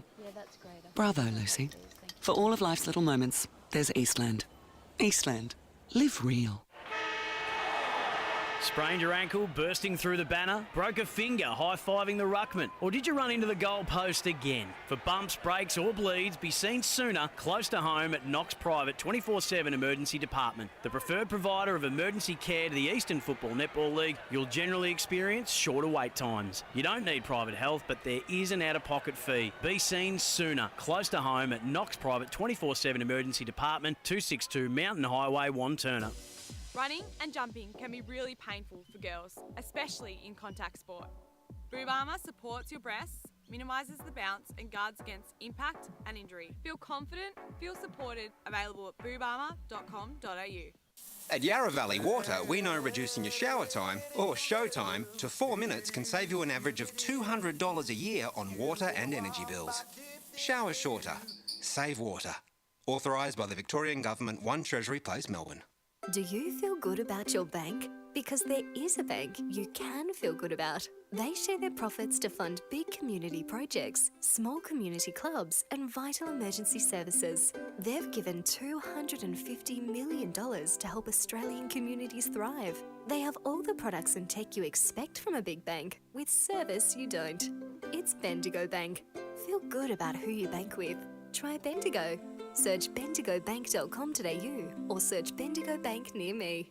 How would you like to be celebrated? I think I'd like to be celebrated with lots of music, dancing, a bit of a party. I'd like to be celebrated at the pub with a few frothies. Maybe some colourful balloons, my favourite flowers. How about some glitter? I'd like to be celebrated in space. Outdoors, having all my family and friends together. At Tobin Brothers Funerals, they know that every life is unique and they think that every celebration should be too. Find out more at tobinbrothers.com.au. Tobin Brothers Funerals, celebrating lives. Sprained your ankle bursting through the banner? For bumps, breaks or bleeds, be seen sooner, close to home at Knox Private 24/7 Emergency Department. You'll generally experience shorter wait times. Knox Private 24/7 Emergency, 262 Mountain Highway, Wanturna. Running and jumping can be really painful for girls, especially in contact sport. Boob armour supports your breasts, minimises the bounce and guards against impact and injury. Feel confident, feel supported, available at boobarmour.com.au. EFL Saturday Game Day continues. Let's head back and go local for your footy. And welcome back to EFNL Game Day on the SEN app, streaming live around the globe on YouTube and Facebook, or simulcast on Radio Eastern at 98.1. We're almost set for the third term out here between Ringwood and East Burwood. Ringwood 6-10-46, leading East Burwood 3-8-26. Quick recap of the goal kickers. Mitch Brereton with 3, Ash Dagg with 1, and Mitch Jackson with a pair for the Redbacks. And for the East Burwood Footy Club, Connor Agnew 2 and Matt Mariani with 1. Don't forget, people, the podcast, the finals preview now with Monday Recovery has retired for the season. As we have just a weekend forecast next Friday. Join Maddie and the crew as they break down every finals matchup. We'll be on air every Saturday and Sunday until the 17th of September with the Premier Division Grand Final. It'll be here before you know it. And, well, we will just keep it as both teams have now gone back onto the field, so we're a couple of minutes away from action. Gents, your thoughts coming into this third term, starting with you, Brash.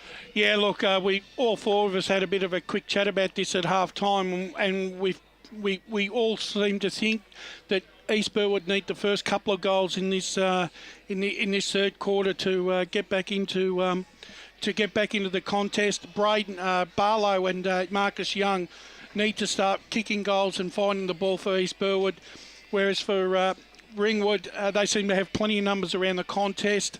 If they kick the first 2 goals against the wind in this quarter, I think it's going to be a really hard press for East Burwood to get back in the contest this afternoon. I'll just read some quick scores firstly. Yep. Surrey Park 7-5 to Sylvan 4-4 at half-time. Baldwin 2-8-20, Trail Roval 3-8-26 at half-time. Raybaird out at that game.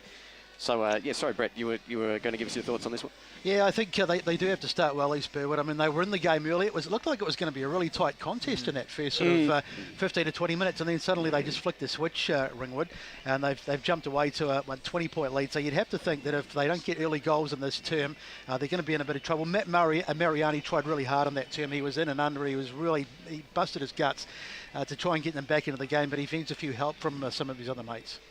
Yeah, absolutely. I think the big one for me, Mitch Brereton, obviously we know he had an outstanding first half. East Burwood, I think, would be looking to really give him a lot of attention inside 50.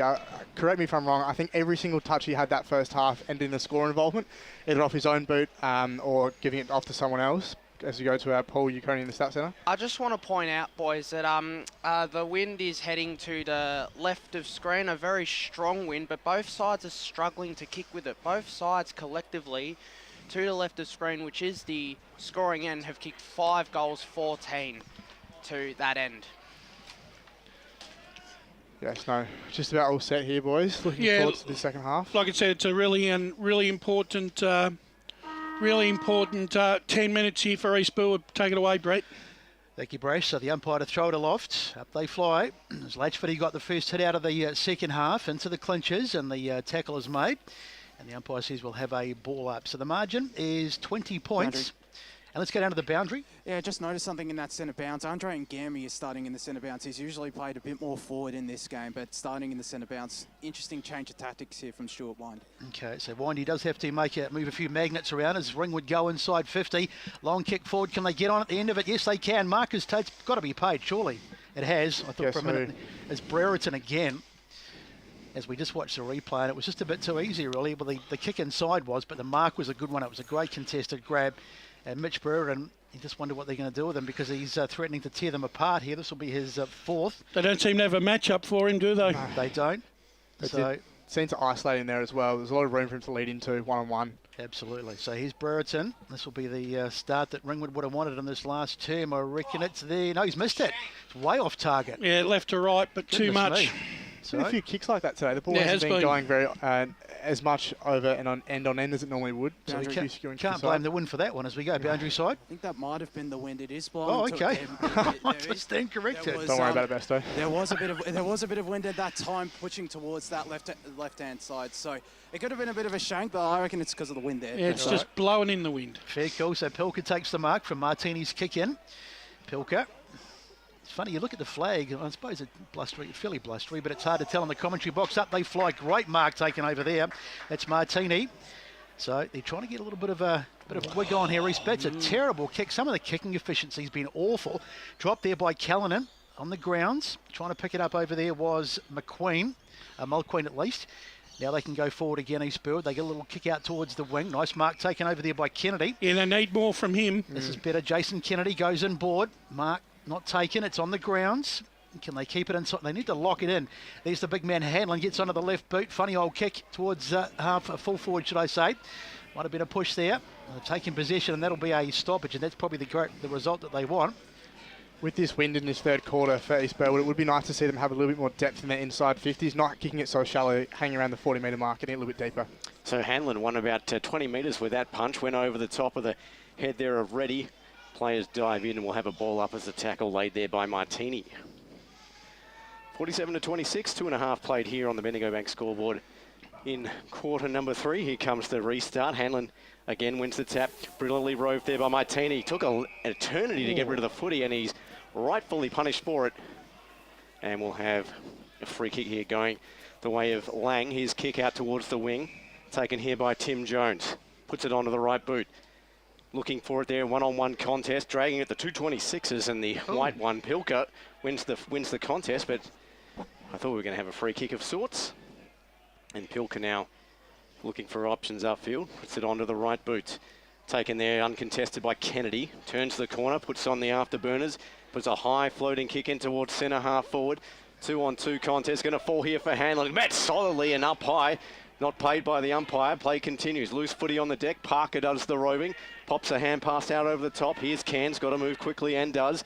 Puts a hand pass in the path of a teammate there. And catching one high there was George. Not paid the other way. Two-man tackle. Well, jeez. Wearing the meat in the sandwich and not the $5 offering in front of them then in the tent says we're going to have a ball up on centre wing. The physicality going up here in the last, all game really, particularly the second term. Here's the hit out over the top from Latchford. Been a decision about who was going to pick that up there from the Rams. A couple of Ringwood players converge. Here's a kick now, grubber one. Mariani puts the head over the footy, and he's not going to be able to take that out as Martini gets tackled, and we'll have another ball up. Let's quickly go to Paul in the stats. Well, in this third quarter, Ringwood have already bought the tackling pressure. They already have 5 tackles for the quarter, and I also wanted to point out that I'll speak after this inside 50. Okay. Here comes the roving now. That one was dragged in by Angus Reddy, and he's dragged to the ground, and the football will go back to the umpire. Yeah, I just wanted to finish off that. Thank you, boys. Ringwood have taken 7 marks inside 50, but have not been able to seal the deal. They've only kicked 1 goal from those 7 marks inside 50, so they haven't been taking their chances when they've been getting those grabs. And Jemmy now got to be quick to get rid of the footy. Had to quick out now, hit a Pilker. Right floating kick now in towards the goal squares. All Ringwood players, though. In there is Barlow. He's been very quiet by his lofty standards usually. He's dragged. Surely that's got to be holding the ball, and is. And we'll have a free kick going to the Redbacks. So, a bit of pushing and shoving there, but the umpire says let's just bring it back and calm it all down. Collier with the footy. Ringwood to go forward. Now they get the long kick outside, 50, out towards the wing. Up they fly, almost a mark, but it goes into the hands of Jordanov, as he gets a kick, long kick, but there's no one home down there. Beautiful mark going back with a flight there was De Silva. And De Silva, great work from him, chips it up the line, finds Jimmy. And Jimmy just goes back, a little bit of sun beating down out here at Walker Park, very pleasant conditions. No sign of the forecast rain, there's the kick. Now it's about far forward, taken over there, and then balls goes loose. Socket off the ground, up towards the wing, and here they come again now, East Burwood. What can they do this time? Here's the kick forward, but it's a poor one, and it's easily marked over there. That's not a great kick at all, and marked by Brown, and they will rebound Ringwood. So bringing the footy out now is Brown. His short right foot kick is cut off there. Good read there from De Zilwa. Had 2 marks in the last 2 minutes. He's looking for teammates afield. Pretty tight marking here from the Redback. So he puts a kick into a contest. And, well, that was a poor disposal in the end. And Ringwood have the footy, or do they? They've got a free kick going back the other way. Pushing the back. Yeah, so that was undisciplined from the Redbacks. In comes the kick now into a congested top of the square. Plenty of players under it, getting the fist on it. And out of it goes as Kansas scored it out for a minor score. So 6-11-47, East Burwood 3-9-27. We played just over 6.5 on the Bendigo Bank scoreboard as we cross boundary side to Josh Ward. Yeah, so just before as well, I noticed Andre Ngami is going on a run with Mitch Jackson. Jackson has just come off, but looks like Ngami's gotten the roll on Jackson for this second half. So Stuart Wine, as I said before, moving the magnets around, trying some different things as the ball goes up towards the wing, and Hanlon gets there first, and quite happy just to slam it out of bounds. Eastburwood are really missing the structure of McCutcheon at centre-half back and Wills' run and Grunt off that back 50 as well. They're just not getting any run. Yeah, I must admit, when I heard Maxie Wills was out, I thought that is probably a massive loss for them. That's no doubt about that. Now Wadley goes up the line inside 50 with the kick. In fact, it's been marked back there by East Burwood. Not a great kick at all. It's like playing kickings off at the moment, isn't it? Yep, so here they come out of defence. Long kick forward, out towards the wing. Up they fly. Almost a mark taken there.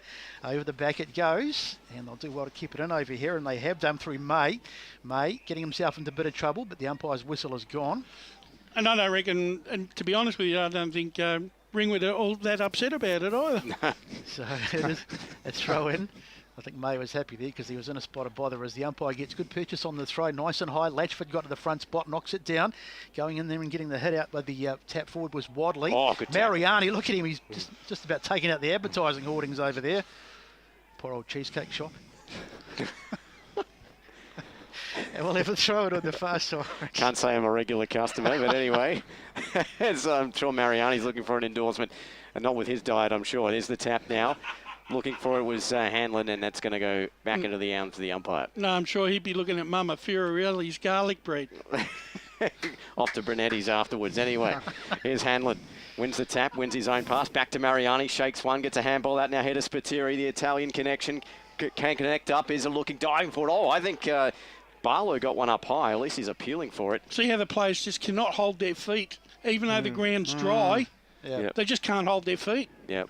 Yeah, it'd be interesting to go out there, wouldn't it, and just see what it is like, because it doesn't look too bad from here. But Hanlon wins the truck. Trying to go off the ground there was Martini. Looking for it is Cairns on the deck. Gets some assistance there from Collier. Gets a hand pass out. It's chopped off. Going back to Hanlon. Puts it onto the left. It's across the face and right across the face. Out of bounds on the full. And let's cross boundary side. Yeah, just on those conditions. It's not too bad now, but it was out there quite a bit earlier this morning, and it is a little bit muddy, a little bit wet, so maybe a bit of that still playing. It's an interesting one because the sun has been out for a fair while, and you'd think that with the wind and everything that it would have dried out. There's Wax sending it down the line. Sorry, it was Cairns. He sent it down the line, and it's not a good kick. Mark taken there by Marcus Young. Need more from him. So Marcus Young, we talked about Marcus Young and Barlow needing to get into the game. The kick to full forward. Oh, good what a great mark. That's fantastic stuff. He's been rushed through. Okay. Okay, so Cairns it was who was back there. Looked like he grabbed it, but the umpire says, well, play the behind. I'm sure they're not overly fussed either way. The margin is 19 points. He's had a good game so far, Cairns. He has. He's had a cracking game. So Cairns gets it out towards the wing. Might have overcooked it. Oh, good mark taken over there. Beautifully jogged by Oppie, and he's played well as well, particularly in the back end of that second quarter. Goes inside 50, trying to find a target. But look at all the Ringwood players back there. There's just so many of them. And there was never going to be a mark there. Spinning away was Wadley. He's been good as well. And as I say that, he kicks it straight to an opponent. Neat. So neat it is. This is getting a long kick. He's going to have a crack, but he'll be outside 50. So. Oh, he's a known goal kicker, Louis, Neat. I've watched him in his junior days at Vermont. He can kick a ball, and he's quite capable of kicking a goal. Mind you, we have to remember when we say 50, of course, that these probably the 50 arcs are not really 50. They're probably more like 45s. But he's kicking from an absolute mile out, but he's got plenty on it, but he's not going to quite have the distance. And it's been knocked through for a minor score. Let's go to Paul in the stats. East Burwood have been onslaughting the inside 50s early 4-1, but still cannot kick a goal to the scoring, and either side collectively have kicked 5 goals, 17 to the scoring end. Thanks, Paul, as that one rushed out over the boundary line, and 11 minutes played here on the Bendigo Bank scoreboard. 6:11:47. The Redbacks with a commanding 3:11:29 lead over the Rams. So in comes the boundary throw, edge of the centre square. Neat v Latchford in the ruck. Give that one to Neat. Backhand pass. Now comes up to Martini's high up and under. Plenty of players under it. Kansas got the sit. Didn't take the mark. Probably should have. Going in for it there was Kennedy. And we'll have a ball up. So don't forget, plenty of action across the Eastern Football Netball League. We'll be bringing you Donvale versus Coldstream tomorrow at the same time. So make sure you tune in. Here's the ruck hit out over the top, falls into the hands now of Kennedy, shakes one, puts the kick in towards the top of the goal square. Nice fist over the top there by Wack. Presented a goal scoring opportunity there for the Rams. Just a minor score though, 3:12:30. They trail 6:11:47 on the Bendigo Bank scoreboard. They really have to start hitting the straps here at East Burwood. They've had their chances. They've had 10 minutes to settle into the quarter. They've got the win for the rest of it. They're not doing themselves any favours by not converting. So that's right, Raw. They're certainly doing it in ones at the moment, which is not really ideal. So Ringwood to bring the ball out. Little short ball given off to Collier. Collier slams it down the line, trying to find a target. Almost a mark taken over there, but dropped by Jordanov, and it's close to the boundary and taken across the boundary in the end, and we'll have a throw in. So the margin is 17 points. So they've made a small inroads, East Burwood, but they really need, as we said, just to make a bit of inroads while they've got the wind in this term. Umpire to throw it in. Up they fly. Getting to the front spot there was Neat. Did well. Knocked it down. Mariani trying to pick it up. But they do in the end. They get it East Burwood and they stab it forward. But it's not the best of kicks. Might still work out. And in the end, it's over the boundary. So one of the spectators here trying to take a grab. I reckon we take the caravan over the other side next week and watch it over there. I reckon it'll be good. There's some pretty interesting characters over there. I'm just looking at all the designer sunglasses. And we'll leave the effects mic over here, though. It is a PG show. Latchford almost got the head out, went straight over his head, though, as they get it forward out towards the boundary. Stag chases, and it's over that side again, and once again, it's out of bounds. As we go to Blake. Yeah, big scores coming in Division 4. Our man Josh Weld would not like this. Sylvan 52 to Surrey Park 48. They have hit the front. Just on that, I'm not surprised they came back. They're too good of a side, Sylvan. Waverley Blues lead 63 to Warrandyte 34. That's another big score. Murrabak and Mitcham. Murrabak 50 to Mitcham 59. And as well, Bowen, the big winners over here, coming in, about to win, is Bowen 27 to 26. That's the last quarter. Interesting there. And Park Gorges 41 to Doncaster East 24. That's the last quarter, that Bowen score. Correct. Wow. Ray's telling us. Wow. So here's the dribbling kick now picked up by Mulqueen. Gets a quick handball off to Kennedy. High floating kick. It's just going to be the required distance if someone can take a mark. Cairns went for it. Well, both Cairns did. I reckon Ray Baird set his clock 30 minutes fast. I reckon he's dozed off. New Zealand Central Standard Time as his Cairns now put out towards centre wing as a one-on-one contest. And that's going to go over the boundary line and we'll have a boundary throw-in. 47 to 30, clipboard's going everywhere. First besto now me. It's 2-1 to me though, I've done it twice. Okay, well 2-1, we'll go to Paul Uconi in the Stats Centre. East Burwood's and Ringwood's 3-4 in the commentary boxes. And he's looking for a skip board too. So here's a tap forward, it's going to go evade all players. DeZille was in there and we'll get a ball up. Let's go to Paul Uconi in the Stats Centre. Both sides defensively have been on in this third quarter. 7 intercept marks collectively between the two sides. East Burwood have taken 5, Ringwood have taken 2. Nathan Cairns would have most of those intercept marks as well, I would have thought. Indeed. Neat now wins the front spot. Almost roved there by Martini. Trying to take it cleanly is Wadley and peels for a free kick. It's going to go back over the boundary line. Boundary throw-in. The last thing East Burwood want here is to see Ringwood get a goal on the counter punch here. Coach Killer. 15 minutes played here in this third term. 17 points the margin in favour of the Redbacks. Latford won the tap acrobatically. Spinning acrobatically himself there was Collier. And he might win himself a free kick. No, umpire says, give it back to me. Let's go to Paul in the Stats Centre. I want to point out the tackling pressure in this quarter too. Ringwood have had 8 tackles to 2. So tackling makes it a big part of the game. There's Mariani. Look at him in there getting taken on the ground. And he's won a free kick. It was high, the umpire said. He's not a big man in terms of height, but he's just so nuggety, isn't he, Mariani? Here's the kick inside 50. Almost a mark taken there. Young it was who flew high. Ball on the grounds. And the umpire says we'll have a ball up. Or just eventually we will. Yes, he's blown his whistle now. So a 17-point margin, and you just think if East Burwood could get the next goal, you feel like they're almost out of the game, but if they get the next one, they'll be right back in it. Good strong tackle on the ground, no chance of it coming out.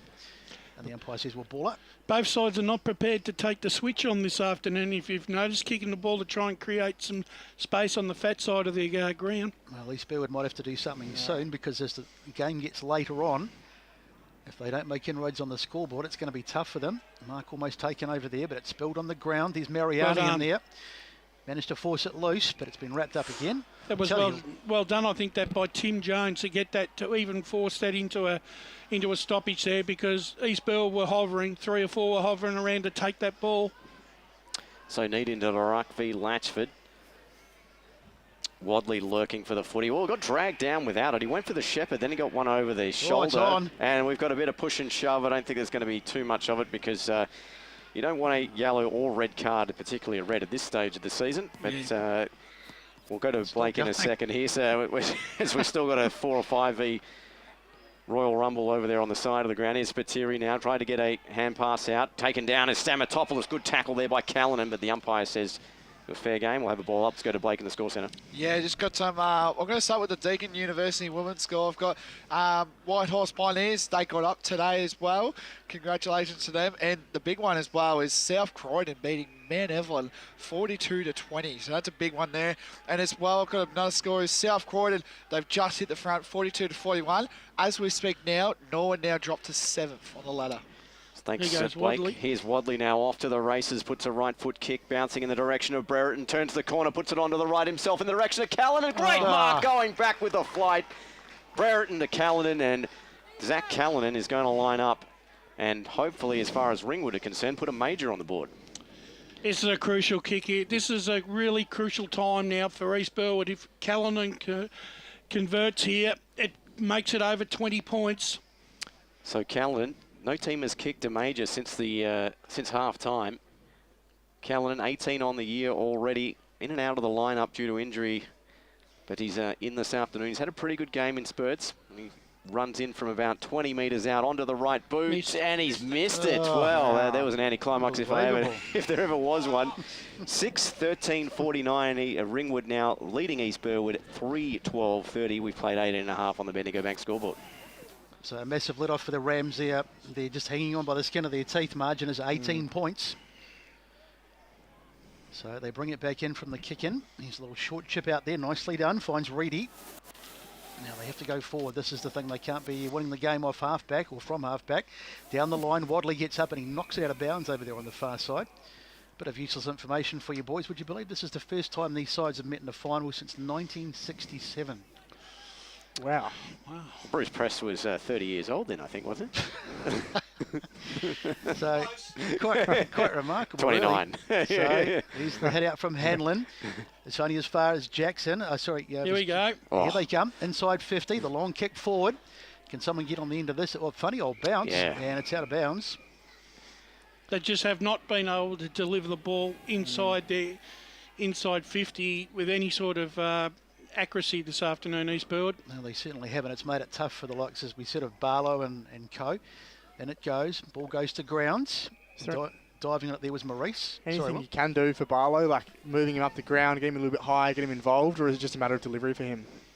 So in comes the ball up. Cairns tried to swat that one forward. Only over the boundary line will have another ball up. I think, well, the problem is that I think Rowe has decided that he's not going to give Barlow or Young any sort of latitude whatsoever. So Kempson to do the rucking now here for East Burwood. He wins the tap over the top, and it's a scrum of sorts. And Jemmy now gets a right foot kick. Bacon goal square. It's going to bounce to the left, and just another minor score. What a surprise for this term. 3-13-31 East Burwood. Trail Ringwood 6-12-48 on the Bendigo Bank scoreboard. We're into time on. Let's go to Paul Uconi. I just want to point out the inside 50 marks. East Burwood haven't taken one yet in this game. They've got the wind in this quarter and are kicking to the scoring. And what I suggest they should do, they should try get it into some targets and get some inside 50 marks and give them a better chance. Here's a chance. Marcus Young has taken the kick. It wasn't a great kick in. It went to Young and he was about 52 out. But now they've played a 25-metre penalty. Yeah, just over the mark there. That Ringwood guys. Yeah, I think it was fair enough. No, definitely fair enough. So this is a massive kick, and this will give East Ringwood, it'll get them back in the game. It'll get it back to an 11-point game. It's a must kick. East Burwood, sorry. It's a must kick goal here. Must kick. So here we go. 34 goals for the season. Here's the kick on its way. He's pulled it. He's out. That's just that's unforgivable. You really can't miss those. And that's a massive opportunity gone begging. So 16-point margin, 6-12-48 to 3-14-32. And we've had about 21 and a half minutes gone in this third term. You're going to have to start moving the goalposts on wheels pretty soon, because this is some shocking accuracy from both clubs this afternoon. Here's a short pass on now, finds May, takes an uncontested mark just inside the 45 arc. 26 behinds. Yeah. There's been more behinds in a nudist colony this afternoon. Well, I said this was a PG show, but anyway, I'll make an exception for that. Pretty good call there, Brett. Here's the kick now here from Stelfox. Trying to find a teammate there in Broad. Takes the mark, plays on quickly, puts a left foot kick out towards Lang, and well, that was a Barry Crocker. That's over the boundary line, out of bounds on the full. Unfortunately, the cracks are showing for both sides. Oh, here we go. The avalanche has started. I'm just getting out of the way and not trying to get it. Fresh really scraping the bottom of the barrel. Oh, no. Here's Hanlon now. He's a roving now here to Wadley. Gets a hand pass out to a teammate there in Broad. He takes a bounce, thinks about a second one, puts a right foot kick in towards the Callanan direction, and he takes another mark going back with the flight. And this time, he's on a better angle than he was before. And again, looking for another major. We better watch our P's and Q's, Brett, otherwise we might not get another gig for the rest of the finals. We might get suspended, Brett. I'm waiting for the email from Radio Eastern on Monday morning. So anyway. That's right, I've got a yellow card in my pocket now. Oh, dearie me. Here's Callanan now, so he only has the one behind. He's got to redeem himself here, Callahan. This afternoon, Callanan now, about 30 out. Puts it onto the right boot. And that's much better from Zach Callanan, and that's the first goal for either team this quarter, and it goes to the Ringwood Football Club. They move to 7-12-54, East Burwood 3-4-32.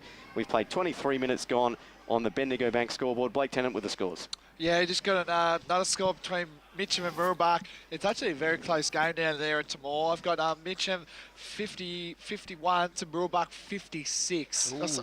Sorry, 56 to 61 Mitcham and winning. And as I touched on before, Norton now 7th on the ladder in Premier Division. That's my latest scores there. The plot thickens. Thank you, Blake. So one out of the middle. The big Jordanov it was. Jordanov, sorry, who gets the head out towards the far side of the field. Nicely picked up by Collier, who's thrown to the ground in a massive tackle. The umpire sees play on as it came out.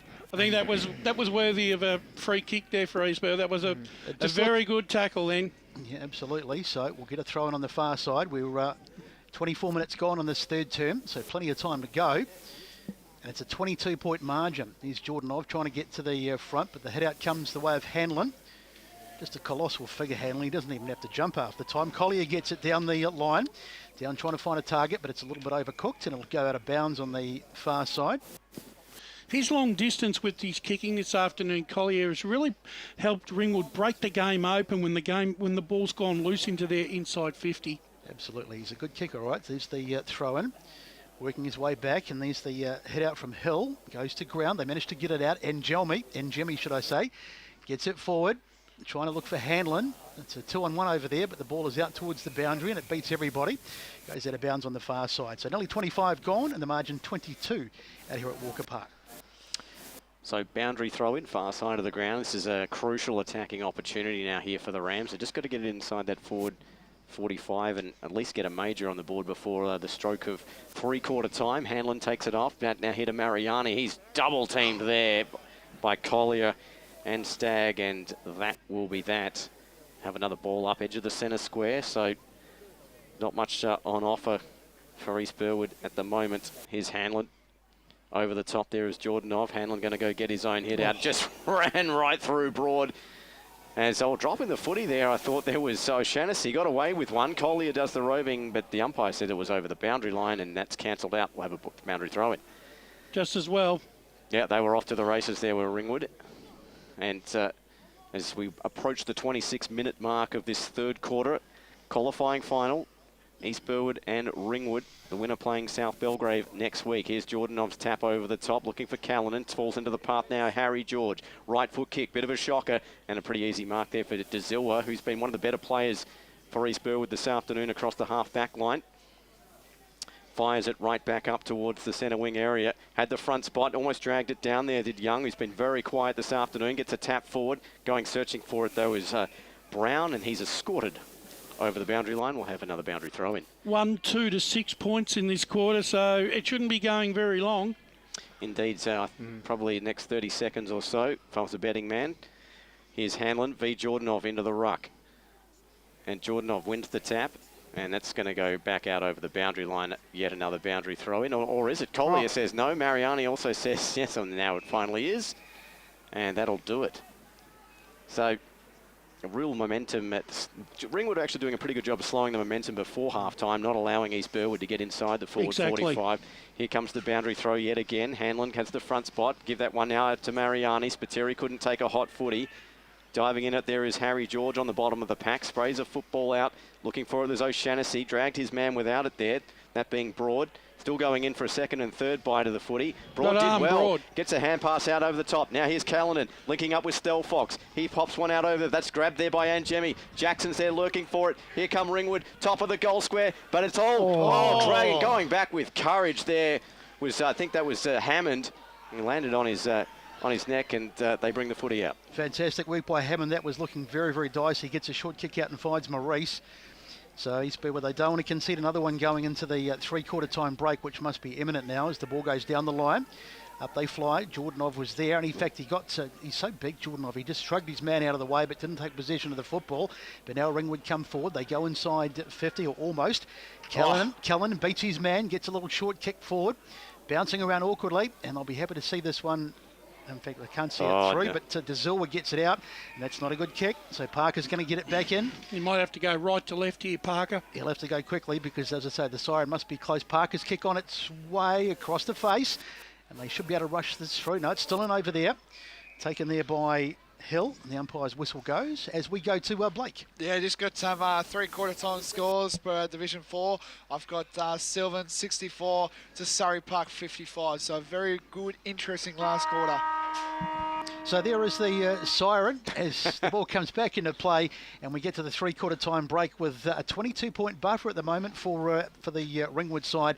They lead 7-12-54 to 3-14-32 over the Rams. Here's Steve White with the major goal kickers. So goal kickers, only the one additional goal kicker in that entire term. Mitch Brereton's got 3s, Jackson's got 2, Callanan and Stagg have singles for the Redbacks, and for East Burwood, Connor Agnew with a pair and Matt Mariani with 1. We're heading into the final term. 54 plays 32 out here at Walker Park. We'll be back with EFNL Game Day right after this. Today at Eastland, Lucy's trying on jeans for a momentous occasion.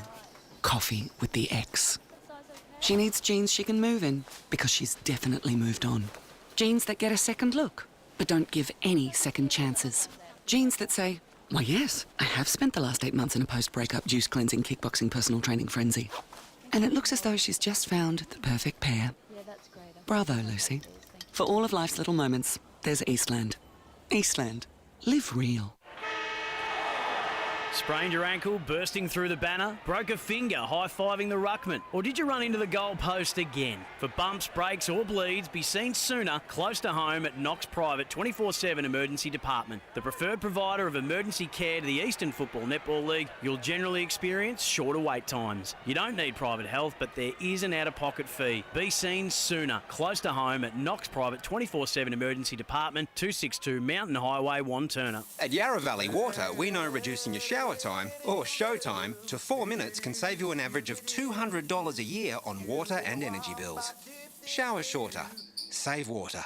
Authorised by the Victorian Government, 1 Treasury Place, Melbourne. Running and jumping can be really painful for girls, especially in contact sport. Boob Armour supports your breasts, minimises the bounce and guards against impact and injury. Feel confident, feel supported, available at boobarmour.com.au. Do you feel good about your bank? Because there is a bank you can feel good about. They share their profits to fund big community projects, small community clubs, and vital emergency services. They've given $250 million to help Australian communities thrive. They have all the products and tech you expect from a big bank, with service you don't. It's Bendigo Bank. Feel good about who you bank with. Try Bendigo. Search bendigobank.com.au or search Bendigo Bank near me. How would you like to be celebrated? I think I'd like to be celebrated with lots of music, dancing, a bit of a party. I'd like to be celebrated at the pub with a few frothies. Maybe some colourful balloons, my favourite flowers. How about some glitter? I'd like to be celebrated in space. Outdoors, having all my family and friends together. At Tobin Brothers Funerals, they know that every life is unique and they think that every celebration should be too. Find out more at tobinbrothers.com.au. Tobin Brothers Funerals, celebrating lives. Sprained your ankle bursting through the banner? For bumps, breaks or bleeds, be seen sooner, close to home, at Knox Private 24/7 Emergency Department. You'll generally experience shorter wait times. Knox Private 24/7 Emergency, 262 Mountain Highway, Wanturna. At Yarra Valley Water, we know reducing your shower time, or show time, to 4 minutes can save you an average of $200 a year on water and energy bills. Shower shorter. Save water. Authorised by the Victorian Government, 1 Treasury Place, Melbourne. EFL Saturday Game Day continues. Let's head back and go local for your footy. And welcome back to EFNL Game Day here, live on the SEN App, Radio Eastern 98.1, or streaming around the globe on YouTube and Facebook. We're out at Walker Park, Ringwood 7-12-54, leading East Burwood 3-14-32.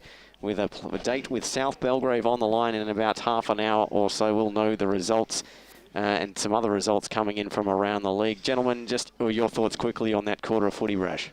Yeah, it's a game that hasn't reached any great heights for a final, but that being said, you're not expecting big shootouts. You're expecting tight, uncompromising football, and that's what we've been served up so far this afternoon.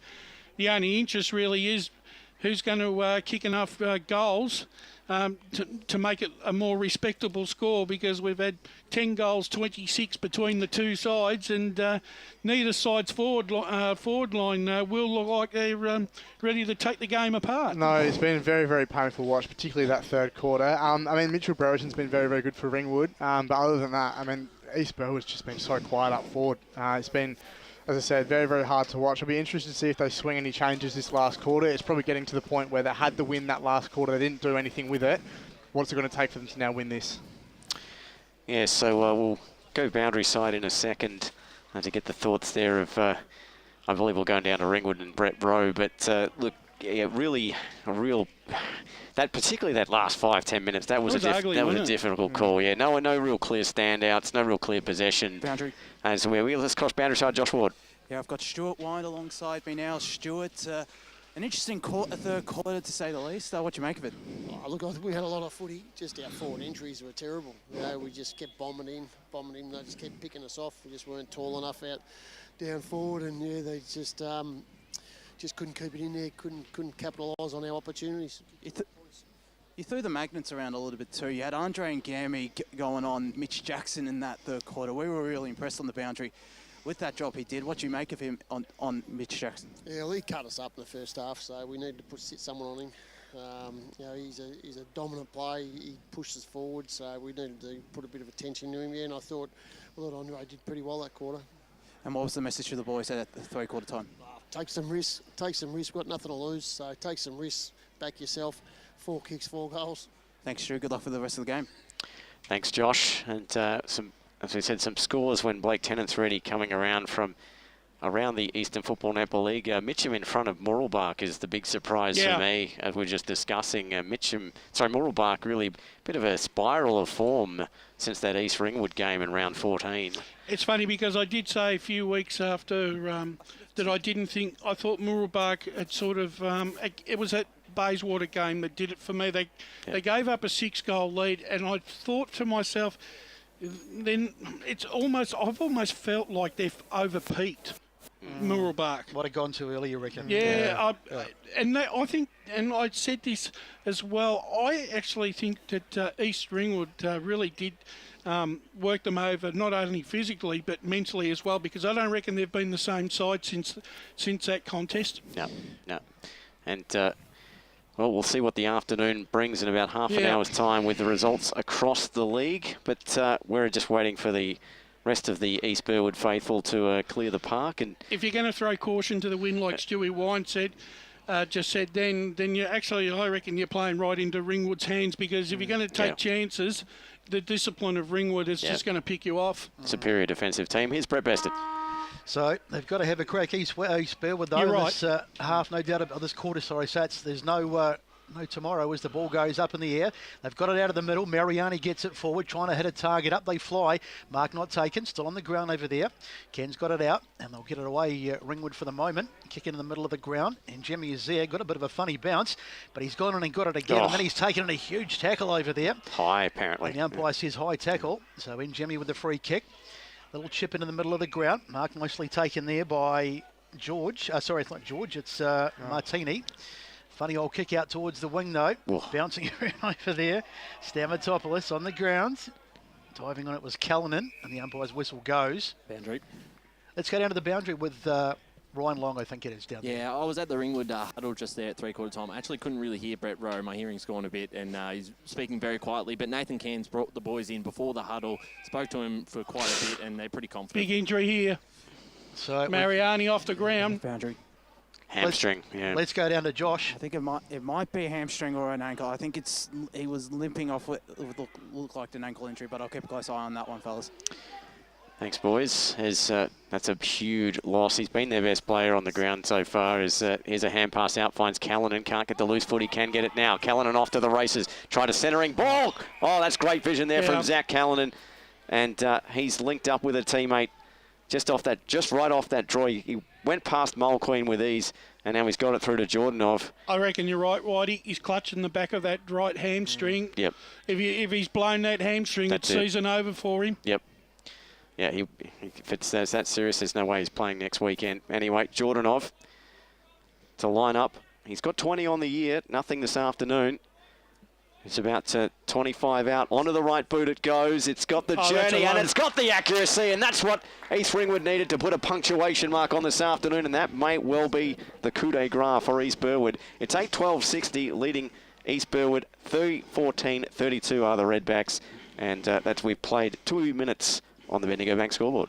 Exactly what East Burwood didn't want. Their best midfielder going off injured, and a goal against the grain. Let's go boundary side. Yeah, you were right, guys. Mariani's got the eye straight to the hamstring and he's sitting down now, so won't expect to see him again.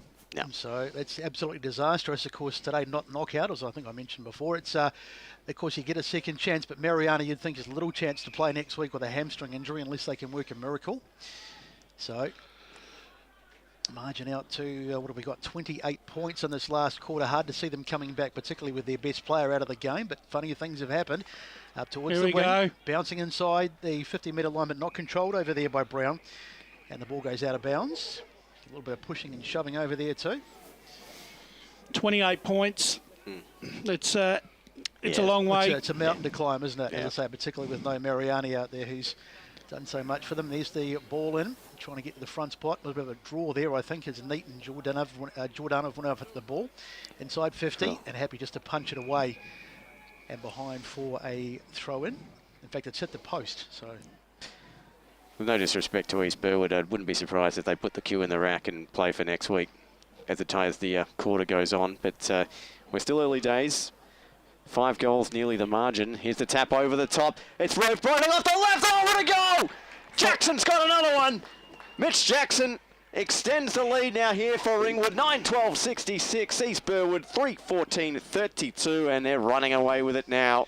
Are the Redbacks, and setting a date with South Belgrave next week, becoming even more a certainty as the margin now extends to 34 points. Yeah, they might have been paying at 85% last week, these two sides, but Ringwood have found the extra 15% needed here. Hasn't been necessarily pretty, but they've just got the job done. Yeah, exactly right. So up it goes, Mitch Jackson. He's been terrific today. Oh. One of their best players. His Neat has taken on the tackle, but he manages to. Well, I thought he was going to get out, but he doesn't. Wrapped up. Very important asset to have in finals as well is to do it ugly, do it scrappy. It's not always going to be free-flowing. Let's go over to Blake. Yeah, got a couple of interesting scores. Warrandyte have hit the front, Oh. 70-72.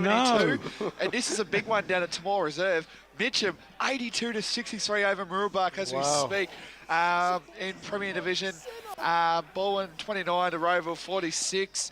It's getting ugly down at Putt Rod Senior Oval with Neighbour Park 122-31. Doncaster East Park Orchards, it's a 20-point margin to the Sharks, 59-39. And as we speak now, Blackburn are now in the 6 with a 6-point lead at three-quarter time. So we'll give you all those scores at the end of this game and try and work out who's in the finals picture. As the ball goes out towards the wing, bouncing awkwardly over there. Callanan took possession, gets it down the line on the grounds. And that'll be a ball up. The umpire says play on for the moment. But Well, that blood score is now the most tantalising. yeah. East Burwood had 6 men in their forward 50 there around the contest, yet Ringwood just ran that ball out at will. Not able to lock it in, are they, as the ball goes up again. Up they fly. Head out comes out, taken there by Jackson. He lost it, had it for a moment, but then lost it. Now the ball is back in the clinches, and I think Jackson's got it back again, has he? No, someone else, but that's all right. It's a very interesting point. In the third quarter, it wasn't so much East Burwood locking it in, it was just their inability to actually hit the scoreboard with it. And yeah, as you said, forward pressure not looking too good this quarter either. So here's the rucking contest and locking the footy in. Umpire says hell without it, and there's a free kick going to go the way, I think, of De Silva. He plays on quickly now. Finds Stamatopoulos running this one out of the back, taking 2 bounces, living dangerously, puts a right foot kick out towards the wing area. 1v1 contest, couldn't drag it in there, could Reddy. It comes loose now here for Spiteri. Took one in the kidneys as he disposed of that, and he's down. Here's the kick up towards the half-forward line. Fought a fly there from Reddy. Couldn't drag it down. Youngo searching for the footy. Latchford's there. He's dragged to the ground. Real trenches stuff. And we'll have a ball up right on the edge of the centre square. It looks like he's wearing a bit of a face mask too. The might have caught one in the schnoz as well, Spiteri. Oh, I think that was a kidney shot, and it looks like No, but he's wearing also a mask as well. Maybe he's auditioning for the Masked Singer. No, please. I don't want Vietnam flashbacks. Here's now Parker. He gets tackled now as Cairns tries to win the footy and goes over the boundary line. Could be the worst show I've ever seen. Yeah, it's certainly not one of the best ones, that's for sure. Oh, I'm dropping the hammer on that reference for the rest of the season anyway. 7 minutes played, 66-32, and Jemmy went looking for the footy. Spiteri poked at it. Maurice got it out of the hands, goes by hand now here to Martini. Right foot kick is a terrible kick, in fact. Brash, it's right out of bounds on the full, or is it a minor score? No, it's a minor score. And that's been the story of East Burwood's day, 3:15:33. They trail Ringwood 9-12-66. Let's go to Blake in the score centre. Yeah, got some more scores. Premier Division. Good news for South Quarter fans. They will jump to 3rd spot on the Premier table. They are winning over Norwood 62-47. So they now jump to 3rd. Oh, the Norsemen, it was so close. It was slippy. It was there. They were 6th at one stage, I think, after the quarter time. Yeah, they're probably hoping Vermont could do them a favour. Yeah. None forthcoming, I'm afraid. So, ball comes in. Hanlon gets his way to the front spot, gets the hit out. But they need a few more of those. And Jimmy gets it down the line. It should be marked over there, but dropped by May. Close to the boundary line. And May goes in and gets it again, but the umpire's whistle's gone, and he says it was out, so we'll have a throw in. So, still pleasing conditions out here at Walker Park. But the fizz has gone out of this game a little bit with Ringwood 33 points up. And we've had 8 minutes in this last term. There's the throw in. There's an uncontested mark from Hanlon. Wadley takes it away though for Ringwood. Gets out there on the outside. Goes back inside. It's dropped over there by Jackson. Should have taken that one, but they get it back and they'll go inside 50 again, and that's just going to be, knocked away. There he is. In the hands Mitch of that man Brereton. Oh. He's got it. Brereton. That is class. That's his 4th of the day. He's missed a couple of opportunities. He probably could have had half a dozen, but let's watch the replay, and you can see Brereton just roving around, took the kick, took the ball, should I say, and then just slammed it through. Had a moment just to line them up, and he was never going to miss from there, and the margin out to 39 points, 10-12-72. I think I'm 3:15:33. I think he's just earned me 3 votes there, I reckon, for that.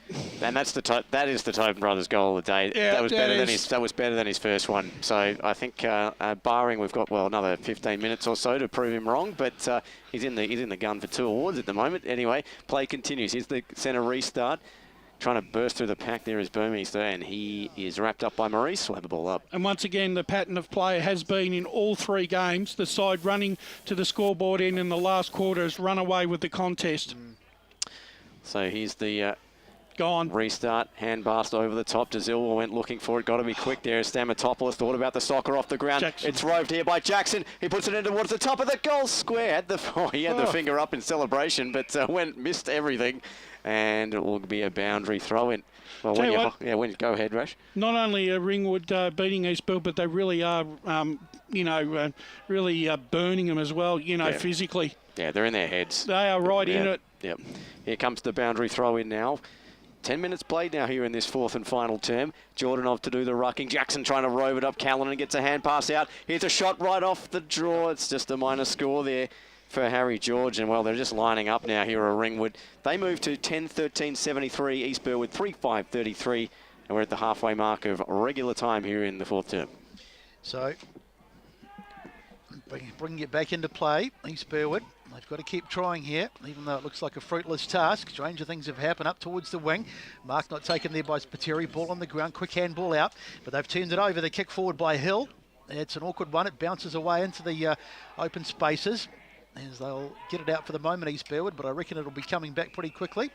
And in the end of the umpire's whistle goes, and we'll have a throw in as we go to Blake, and let's get some scores. Yeah, got some interesting scores coming out in Division 3. Waverley Blues have now hit the lead. They lead 76-73. Oh, jeez. So we'll keep you up to date with all the big scores this afternoon as they unfold, as the ball is one from the head out. Thought it was going to go out of bounds, but it's still in play down the line. Little handball there from Maurice back inside. Finds a target, and Spiteri down the line. Looks like they may have turned it over though. On the ground, that's where they miss Mariani on those balls on the ground, because he's been colossal on there all day. If you've just joined us, Matt Mariani out of the game with a hamstring injury. We don't know the extent, but he might be touch and go to play next week. Up it goes once again. But Latchford, he's doing well. So the head out there from Hanlon. Now it's hurried forward, but not a great kick, and it's been marked over there. Quite a simple one for Parker, and it will be a rebound for Ringwood, and they'll come forward from the half-back line. So moving it out here is Stel Fox, goes in short to Wadley. He's had a pretty good game. He kicks it one end towards the edge of the centre square, and Ringwood just content to run the clock down. Here's Jake May now, takes a few steps, kicks it in towards the centre half-forward direction. One-on-one contest. I'm sure that was pretty rough, wasn't paid there to Brown, and it was in the end. And they have a little bit of a conversation, but Brown just content to take the free and go back and take all the time he needs, because Ringwood in control. 73-33, 40 points the margin, 12 minutes played. Brown going to line up from right on the edge of the arc. Hasn't kicked one this year for Ringwood. So he'd like to get in amongst it. But he's going to kick to at least the top of the goal square, you would think. Here it comes. Has it got the journey? It has. It has. Oh, what a goal, Brown. And Ringwood just teeing off now on East Burwood. And South Belgrave looking on with interest. 11-13-79. East Burwood 3-15-33. And it's all red, black and white here this afternoon. One thing that East Burwood are going to worry about here, they're getting blown off the park here. Yep. They're going to front up into a first semi-final against 2 really physical sides in either Baronia or the Basin next week. Yep. I tell you what, if you make it to the preliminary final, I tell you what, it's as bad as far as you're going to go, because I think the top 2 are a little bit ahead of the rest now. Oh, we got a free kick to start proceedings. Looks like there was something off the ball. And a 25. So dear. It's all going from bad to worse for the Rams. I suppose it's a fine line, because they want to try and sort of get themselves tuned up for next week, but they also want to take care of themselves. They don't want to get any injuries or anything. But I mean, morally, if they go into next week, with a 50-point loss, it's going to be very difficult for them. So the kick out of the grounds, the middle of the ground, should I say. It's a long one. And it'll be from about probably 50 metres. It's got plenty on it. It's gone through. Cans it was. I thought it might have been a bit beyond him, but he got the wind, of course, and he got a little bit on it. Let's watch the replay. Probably about a 50-metre kick, bearing in mind the arcs are probably about 45. But it just kept going, didn't it? And it just picked up and went straight over everybody's head. And Cairns puts it through. That'll be a contender for the Tobin Brothers goal of the day as well. 85 to 33, so 52 points as we go to we go into the stats. Well, Ringwood have really been dominant inside 50. They've been dominant all day, but the inside 50 since quarter time, they lead in that department 36 to 25, and they've taken 11 marks inside 50 and have kept East Burwood markless inside. They've kept them to no marks inside 50.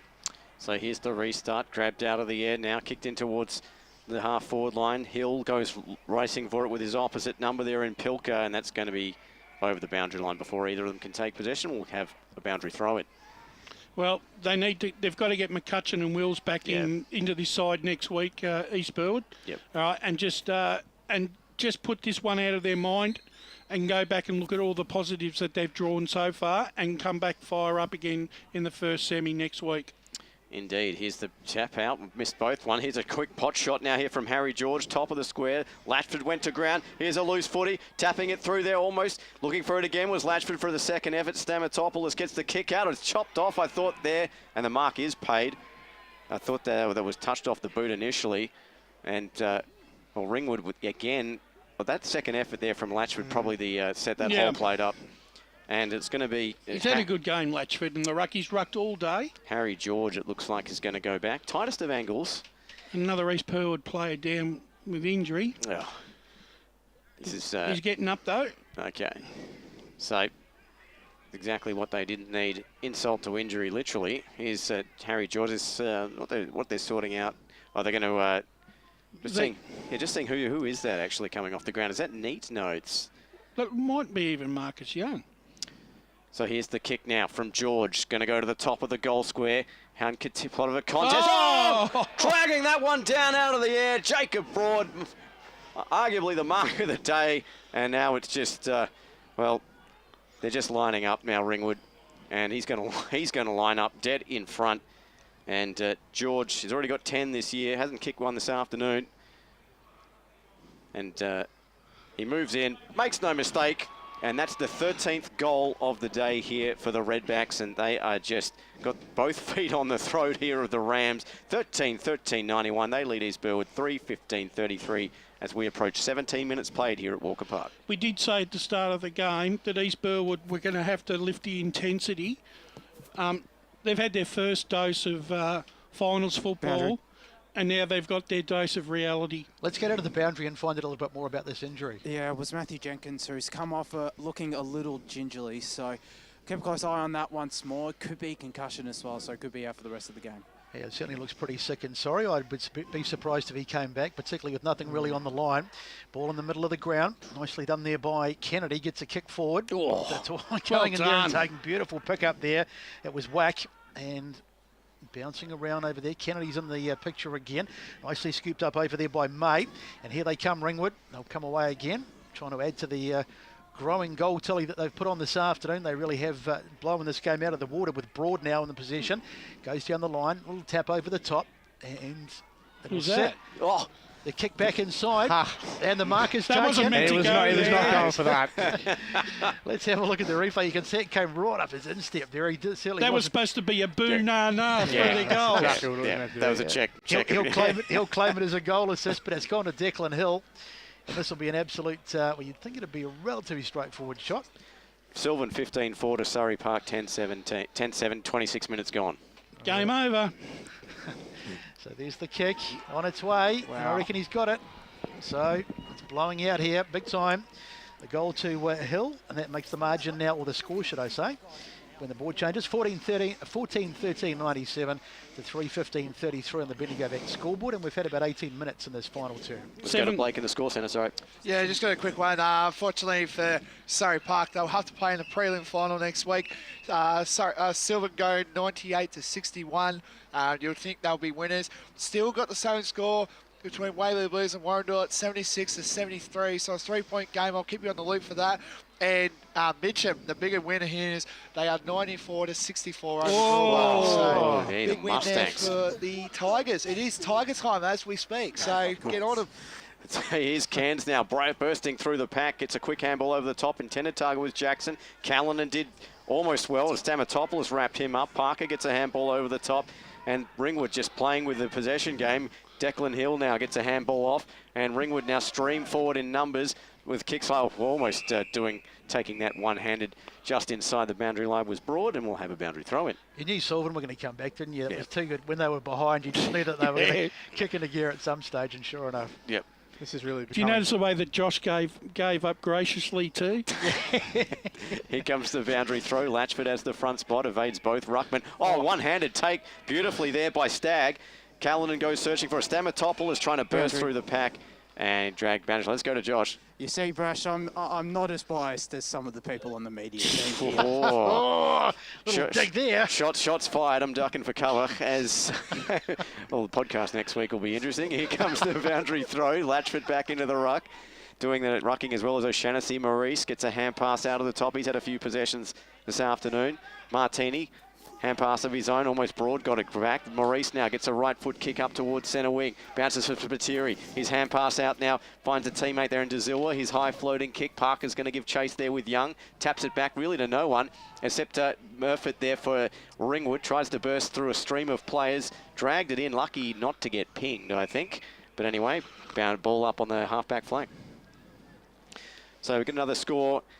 Final score there was from, as Blake just reiterated, but 9 minutes in, Roeville 59, Baldwin at 29 in the final term. So Ray Beard will be celebrating tonight. He's got the champagne out already in a meaningless end-of-season game with Roeville on top, 97-33 out here. I think he's already planning a premiership party, if you can believe what he's been saying during the week. And you have to say that Roeville now are the clear favourites going into Premier Division. They've beaten Noble and Baldwin twice this year. We've got to take them a lot more seriously now. Without doubt. I think we haven't probably, in fairness, and Ray's been jumping on about it all season, but we probably haven't. No, but in fairness, you've got to give credit where it's due, and we haven't probably given them enough credit. So in the meantime, we're back in this one as the ball goes out, and East Burwood to bring it out from defence. It's a shonky old kick though, falls for Njemi, gets pushed off the footy. He's gone on and tried to get it again. Little handball away there from Hill. It's getting a bit untidy. He's a snap it. It's gone through. Jackson again. No, it's that's Brown. Sorry, I think Steve Brown. Let's have a look and see. We just couldn't quite tell who it was. No, I'm just seeing who they're rubbing the hair of. It's, it's Steve Brown. Yeah, Steve Brown it is. Yep. So another goal for East Ringwood, and they've cracked the ton. I remember that first game up at Belgrave. He had Steve Brown. He had a purple patch there in that last quarter. Kicked a couple of goals. So 15-13-103 to 3-15-33. Let's go back to Blake with some more scores. Yeah, just some premier scores. Got Park Orchards 75-54. You expect to see Park Orchards get home there. And the big one, this is, as I said before, inaccurate kicking is poor footy. And Bowen have no questions about 3-11-29 to Roeville 6-10-46. So that's pretty well. Here's Martini, sorry Blake, off to the races, running, kicking it towards goal, and it's going to evade everyone as we took a bounce, and that was a rare highlight there for East Burwood in the making this quarter, but not to be. So yes, the Premier Division playoff picture will get a confirmation if it looks like it's going to be Blackburn in that sixth spot as Norwood they're snuffed out at the final round of the season. You can't blame it all on one game of the season when you've had 17 games previously though.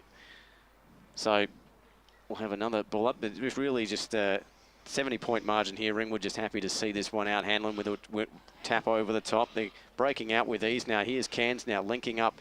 Here's the kick in towards his brother. Nathan Cairns, who's had a stellar game here for Ringwood, definitely in the top three. Here's the little short chip pass, finds Jackson. Goes back by hand to Cairns. He's off to the races. His handball over the top, finds Stagg. He spears this one in. Looking for a teammate there, picked up by Hill. His hand pass back now to Murphy. Hand pass back over the top. It's a possession game. Who's going to get on the stat sheet? Jackson couldn't take it. Clearly met there by Stamatopoulos. In comes Neat and back out to Stamatopoulos with Callanan in pursuit. Stamatopoulos takes a bounce. Why not? Puts it onto the right boot. Looking there for Spiteri 1v1. Great grab. Good mark. Over the top there of Burmeister. Tried hard, Spiteri. Yeah, he has. Has indeed. Some rare highlights coming here late. East Burwood, way too little, way too late. Regardless, Maurice has the sit under this one. Can't take the mark. Going to fall now here for Martini, hugging the boundary line. Just grubbers this one in towards goal. Oh, he's put it through. Oh, he has. Yep. Martini's kicked it. And I have to say, gentlemen, that's probably the goal of the day. Yeah. Matt Martini, absolutely no angle, Dacos style, off the deck, and just inside the left-hand goalpost. And, well, that's the only goal since, second quarter there for East Burwood. Yep. 15-13, 103. East Burwood, 4-15-39. Let's go to Blake. Yeah, got some interesting scores coming up. We've got Waverley Blues and Warrandyte. Waverley Blues just kicked a goal, so that narrows the margin to 9 points now, 82-73. And the big ones, Mitcham home, 100-64 over Murrabak. So interesting. So we'll get all the ramifications and everything as this game ends and what it means for potentially next week. As the umpire throws it up, we've got how long we've got? We've had 24 minutes, so we might only have maybe 4 or 5 minutes to go on this one. Ian probably can't come fast enough for the Rams. I'll just be thinking about next week as the ball is lost there. Back into the middle, and it's bouncing around all over the place, trying to get possession there was Brown, couldn't do so. And in the end, the tackle is made. Strong tackle it was. And we'll have a ball up. So this thing's certainly well and truly gone out of this one. Free kick for East Burwood, which they'll take and send out towards the wing. Up they fly. Mark not taken. Bouncing around over there. They still get possession of the ball. Mostly done there by Pilker as the ball goes down the line. But there's not too many East Burwood players. Just the one, in fact, and a good mark taken over there by Young. Young goes into the pocket, but I don't know that there's anyone there. And a good ball coming across. Very good work there by Whack it was. One of the best defenders in the competition, and he did what his name suggests and whacked it out of bounds. Great spoil when you're 10 goals up in the last quarter of a qualifying final and know you're home. That's right, yep. Got to keep going right till the end. You don't want to be giving up as the ball goes in nice and high. Ball comes to ground. Taking it away there was one of the Ringwood players. Just pokes a little funny little kick out there. Going after it was Callanan, and it's out of bounds. You have to say that Brett Rowe really has taken the points against Sutwan this afternoon. Well, we talked about that before the game, didn't we? And we said that Rowe was, with all his experience, that could be where the game is won and lost in the coach's box. Because Agnew's been completely shut out of the game. Young hasn't hardly touched the ball. Barlow hasn't been sighted since half-time. Kempson as well. Kempson hasn't touched the ball nearly all afternoon as well. I'm not sure that Barlow was sighted too much in the first half, to be honest. He had a couple of shots on goal. Yeah, very quiet. It's Pateri's hurt. Yeah. Looks like he just took a bit of he just looks winded a bit, but free kick now coming the way of East Burwood. Maurice going to take it. Been in and out of the game as Maurice, but not too many highlights to pick from in terms of the East Burwood side this afternoon. Martini being one of them, though. He lays the tackle, but shaken, not stirred. As this one goes out towards centre wing. Was waiting to use that one. He's trying to kick now over the top. Taken back now in towards half forward. At the fly there. Oh, good mark from Latchford. Gee, he's been good this afternoon. Yep. Underrated. Done extremely well in the ruck this bike. Tough matchup. Latchford now. Stelfox calling for it on the near side. Decides to go long now to the contest. Players under it. Plenty of East Burwood players. They probably should have taken the mark. Broad just grubbers a kick now in towards the forward line. Good hands off now here to Hill to Callanan. Got to be quick. Shakes one. Here's Callanan. Straight in front. And he's made a meal of it. Pulled that. And, that was a great link-up play. Deserved a goal in the end, but just got this minor score. So 15-14, 104. Ringwood lead East Burwood, 4-15-39. Let's go to Blake. Yeah, got some full-time scores down at, I think it's at Ringwood as well. Waverley Blues have won 82-73 over Warrandyte. And we do have a full-time score as well. Murrabak and Mitcham. Mitcham 106-64. So massive game there.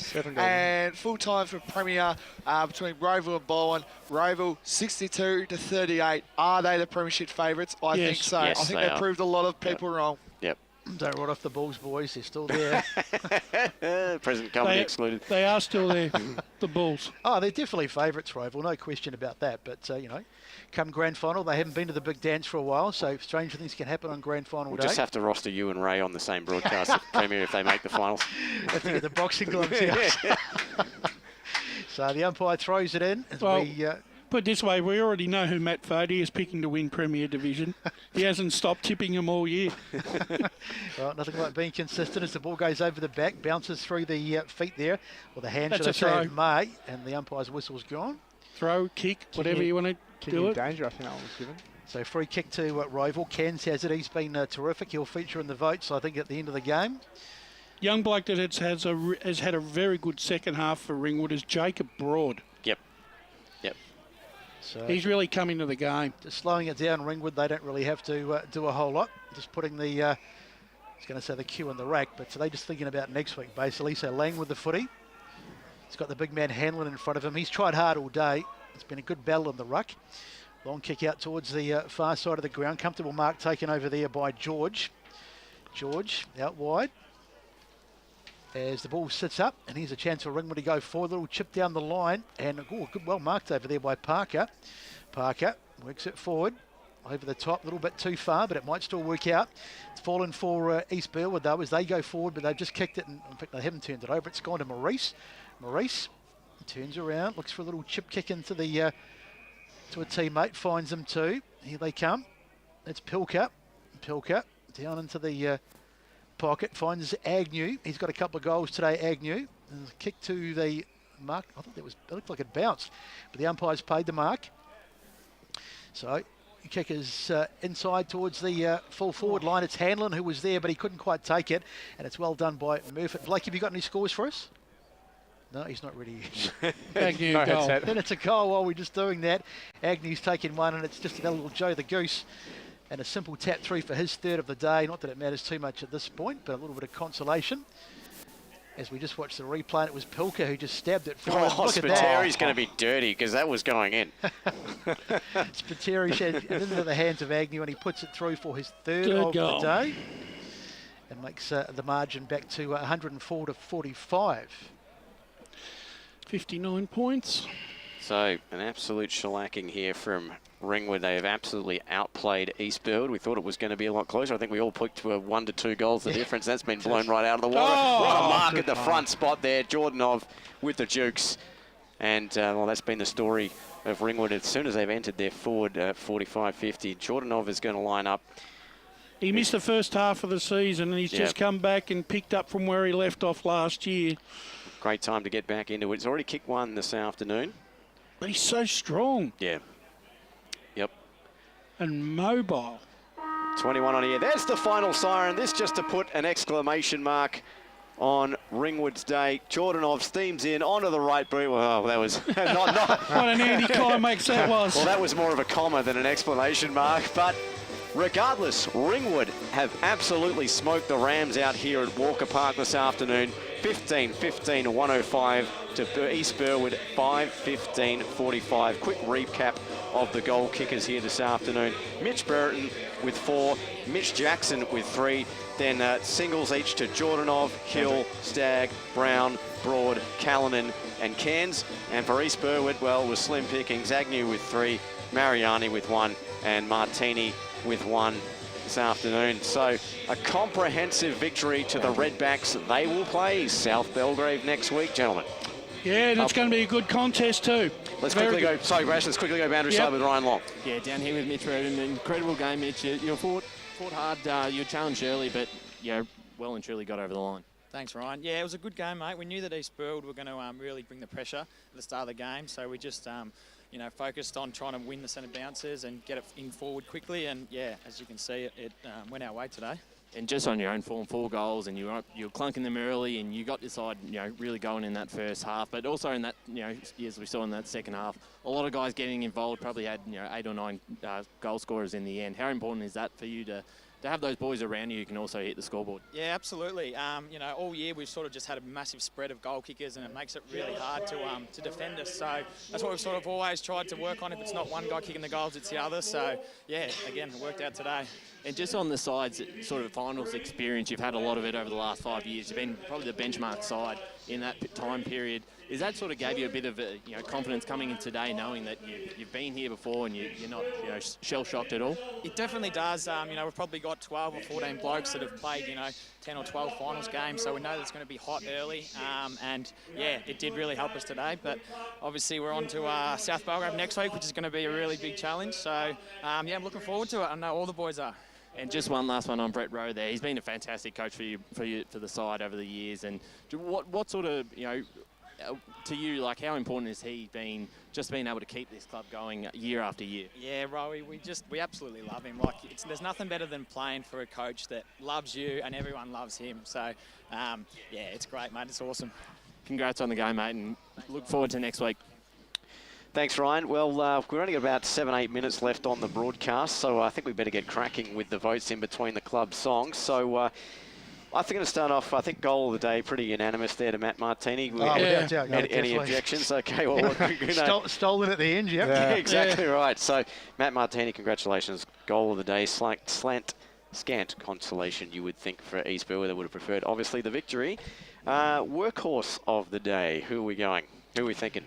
Well, look, to be honest, I know he didn't play in the last quarter, but I thought Mariani throughout the day. I thought he's got to get something. He was colossal, and when he went off, any chance they had of getting back into the game really just disappeared, didn't it? Yeah, that hammy, once he blew that hammy, that was the end of the penny section for them, unfortunately. But he deserved, for the work he did throughout the rest of the game, yeah, definitely workmanlike. He looks very ginger just on the broadcast at the moment. He looks very distraught there. His right hamstring. Yeah.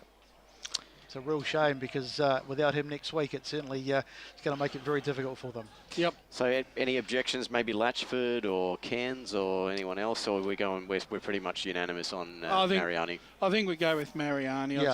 I think he deserves it. Okay. Very honourable mention to Latchford, though. Yeah. Exactly. Okay, no worries. So they've got 2 awards, but as we said, would have preferred the date with South Belgrave next weekend. Obviously, Baronia and the Basin to come tomorrow in the elimination final, so they'll find out about 5 o'clock tomorrow afternoon who they have next Saturday. And interesting because if the personnel changes are going to be anything, that might sway in the favour of Baronia or the Basin.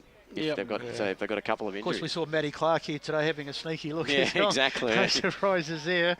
Getting a bit of a look at the opposition, but yeah, it's going to be an interesting one tomorrow. Well, put it this way, he probably knows that there's going to be a tough road ahead for Baronia if they happen to get through next week. Yeah. So it looks like we're about ready for the club song down there in Ringwood. So we'll start turning our minds to the Tobin Brothers Player of the Day. But looks like they're set down there. We'll take in the club song. Yep. We'll cross down to Josh Ward.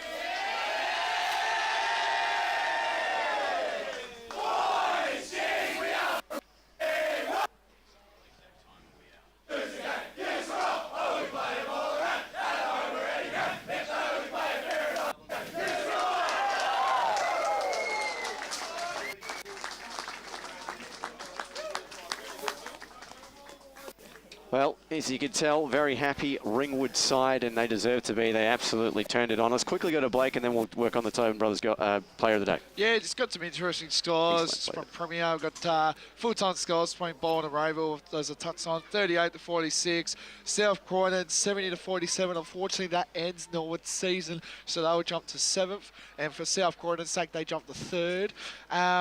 Doncaster East Park Orchard 61-76. Naval Park over Doncaster 122-31. Berwick over North Ringwood 64-14.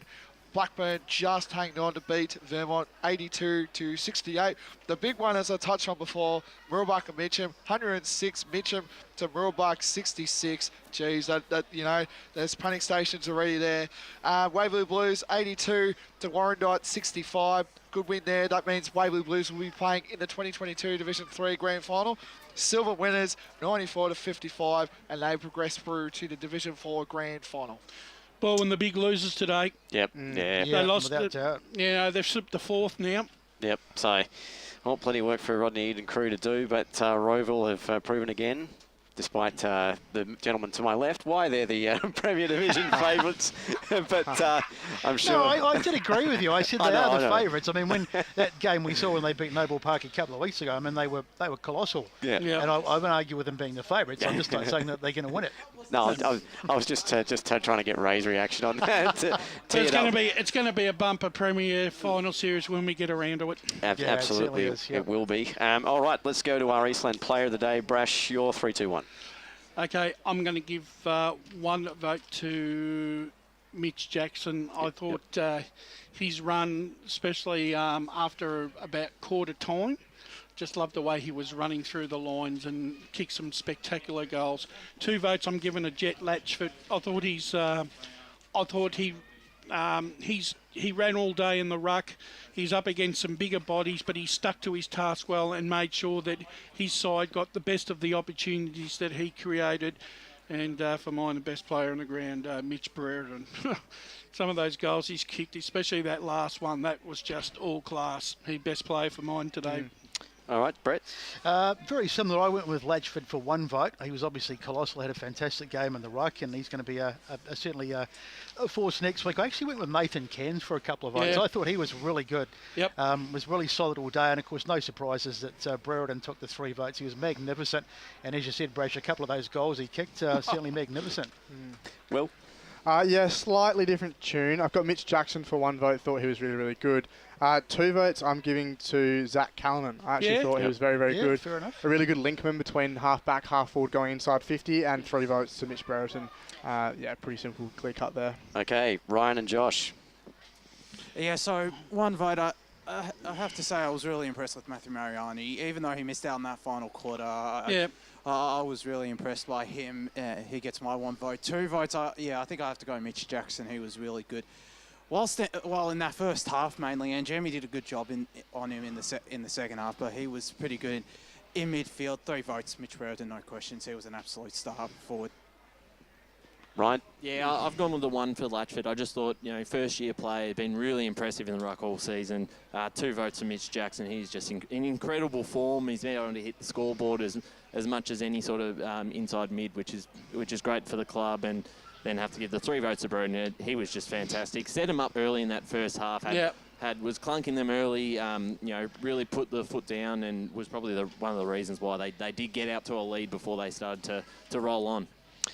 Thanks, guys. And I could give Brereton all 6 of my votes, and he still would win. So there's no point. So congratulations to Mitch Brereton. He takes out the Eastland Player of the Day. Unanimous decision there.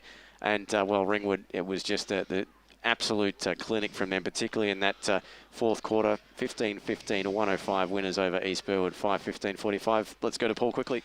In the stats, boys, they were fairly even throughout the day. The clearances, East Burwood won that 15-13. The marks inside 50 was a clinic by Ringwood, 15 marks inside 50 to zip. Intercept marks, East Burwood had 11-10. Ringwood tackles 24-23 in favour of East Burwood. Turnovers, Ringwood had 9 turnovers and East Burwood had 12. Inside 50s, 43-29 in favour of Ringwood, and free kicks 11-10 in favour of East Burwood. But nonetheless, a complete domination by Ringwood today. All right, well, we've got just about a minute left, so it's time to start wrapping things up here from Walker Park. Blake and Paul, thanks for your job this afternoon on the stats and the score centres, respectively. Very good. And we'll wait for the Trows next week, Blake. Ryan and Josh, great job on the boundary from you guys. Yeah, that was very fun. Our first game on the boundary as well was a very cold day, Surrey Park and Forest Hill last year. Glad it was much better conditions down there on the boundary, but yeah, just all class from Ringwood in the end. Okay, and Will and Brash on special. Thanks to you gentlemen. Another great job. Thank you, boys. Really enjoyed it. And Brett, great job. And we'll get a clipboard. We'll get a cord for that clipboard next week. Don't worry, I'll be wearing one as well. Use the walking frame, maybe. Staple it to the front in the commentary box. Well, to wrap things up here from Walker Park in Mitcham, it was Ringwood comprehensive winners in the qualifying final, 15-15, 105 to East Burwood, 5-15, 45. They will play South Belgrave next Saturday.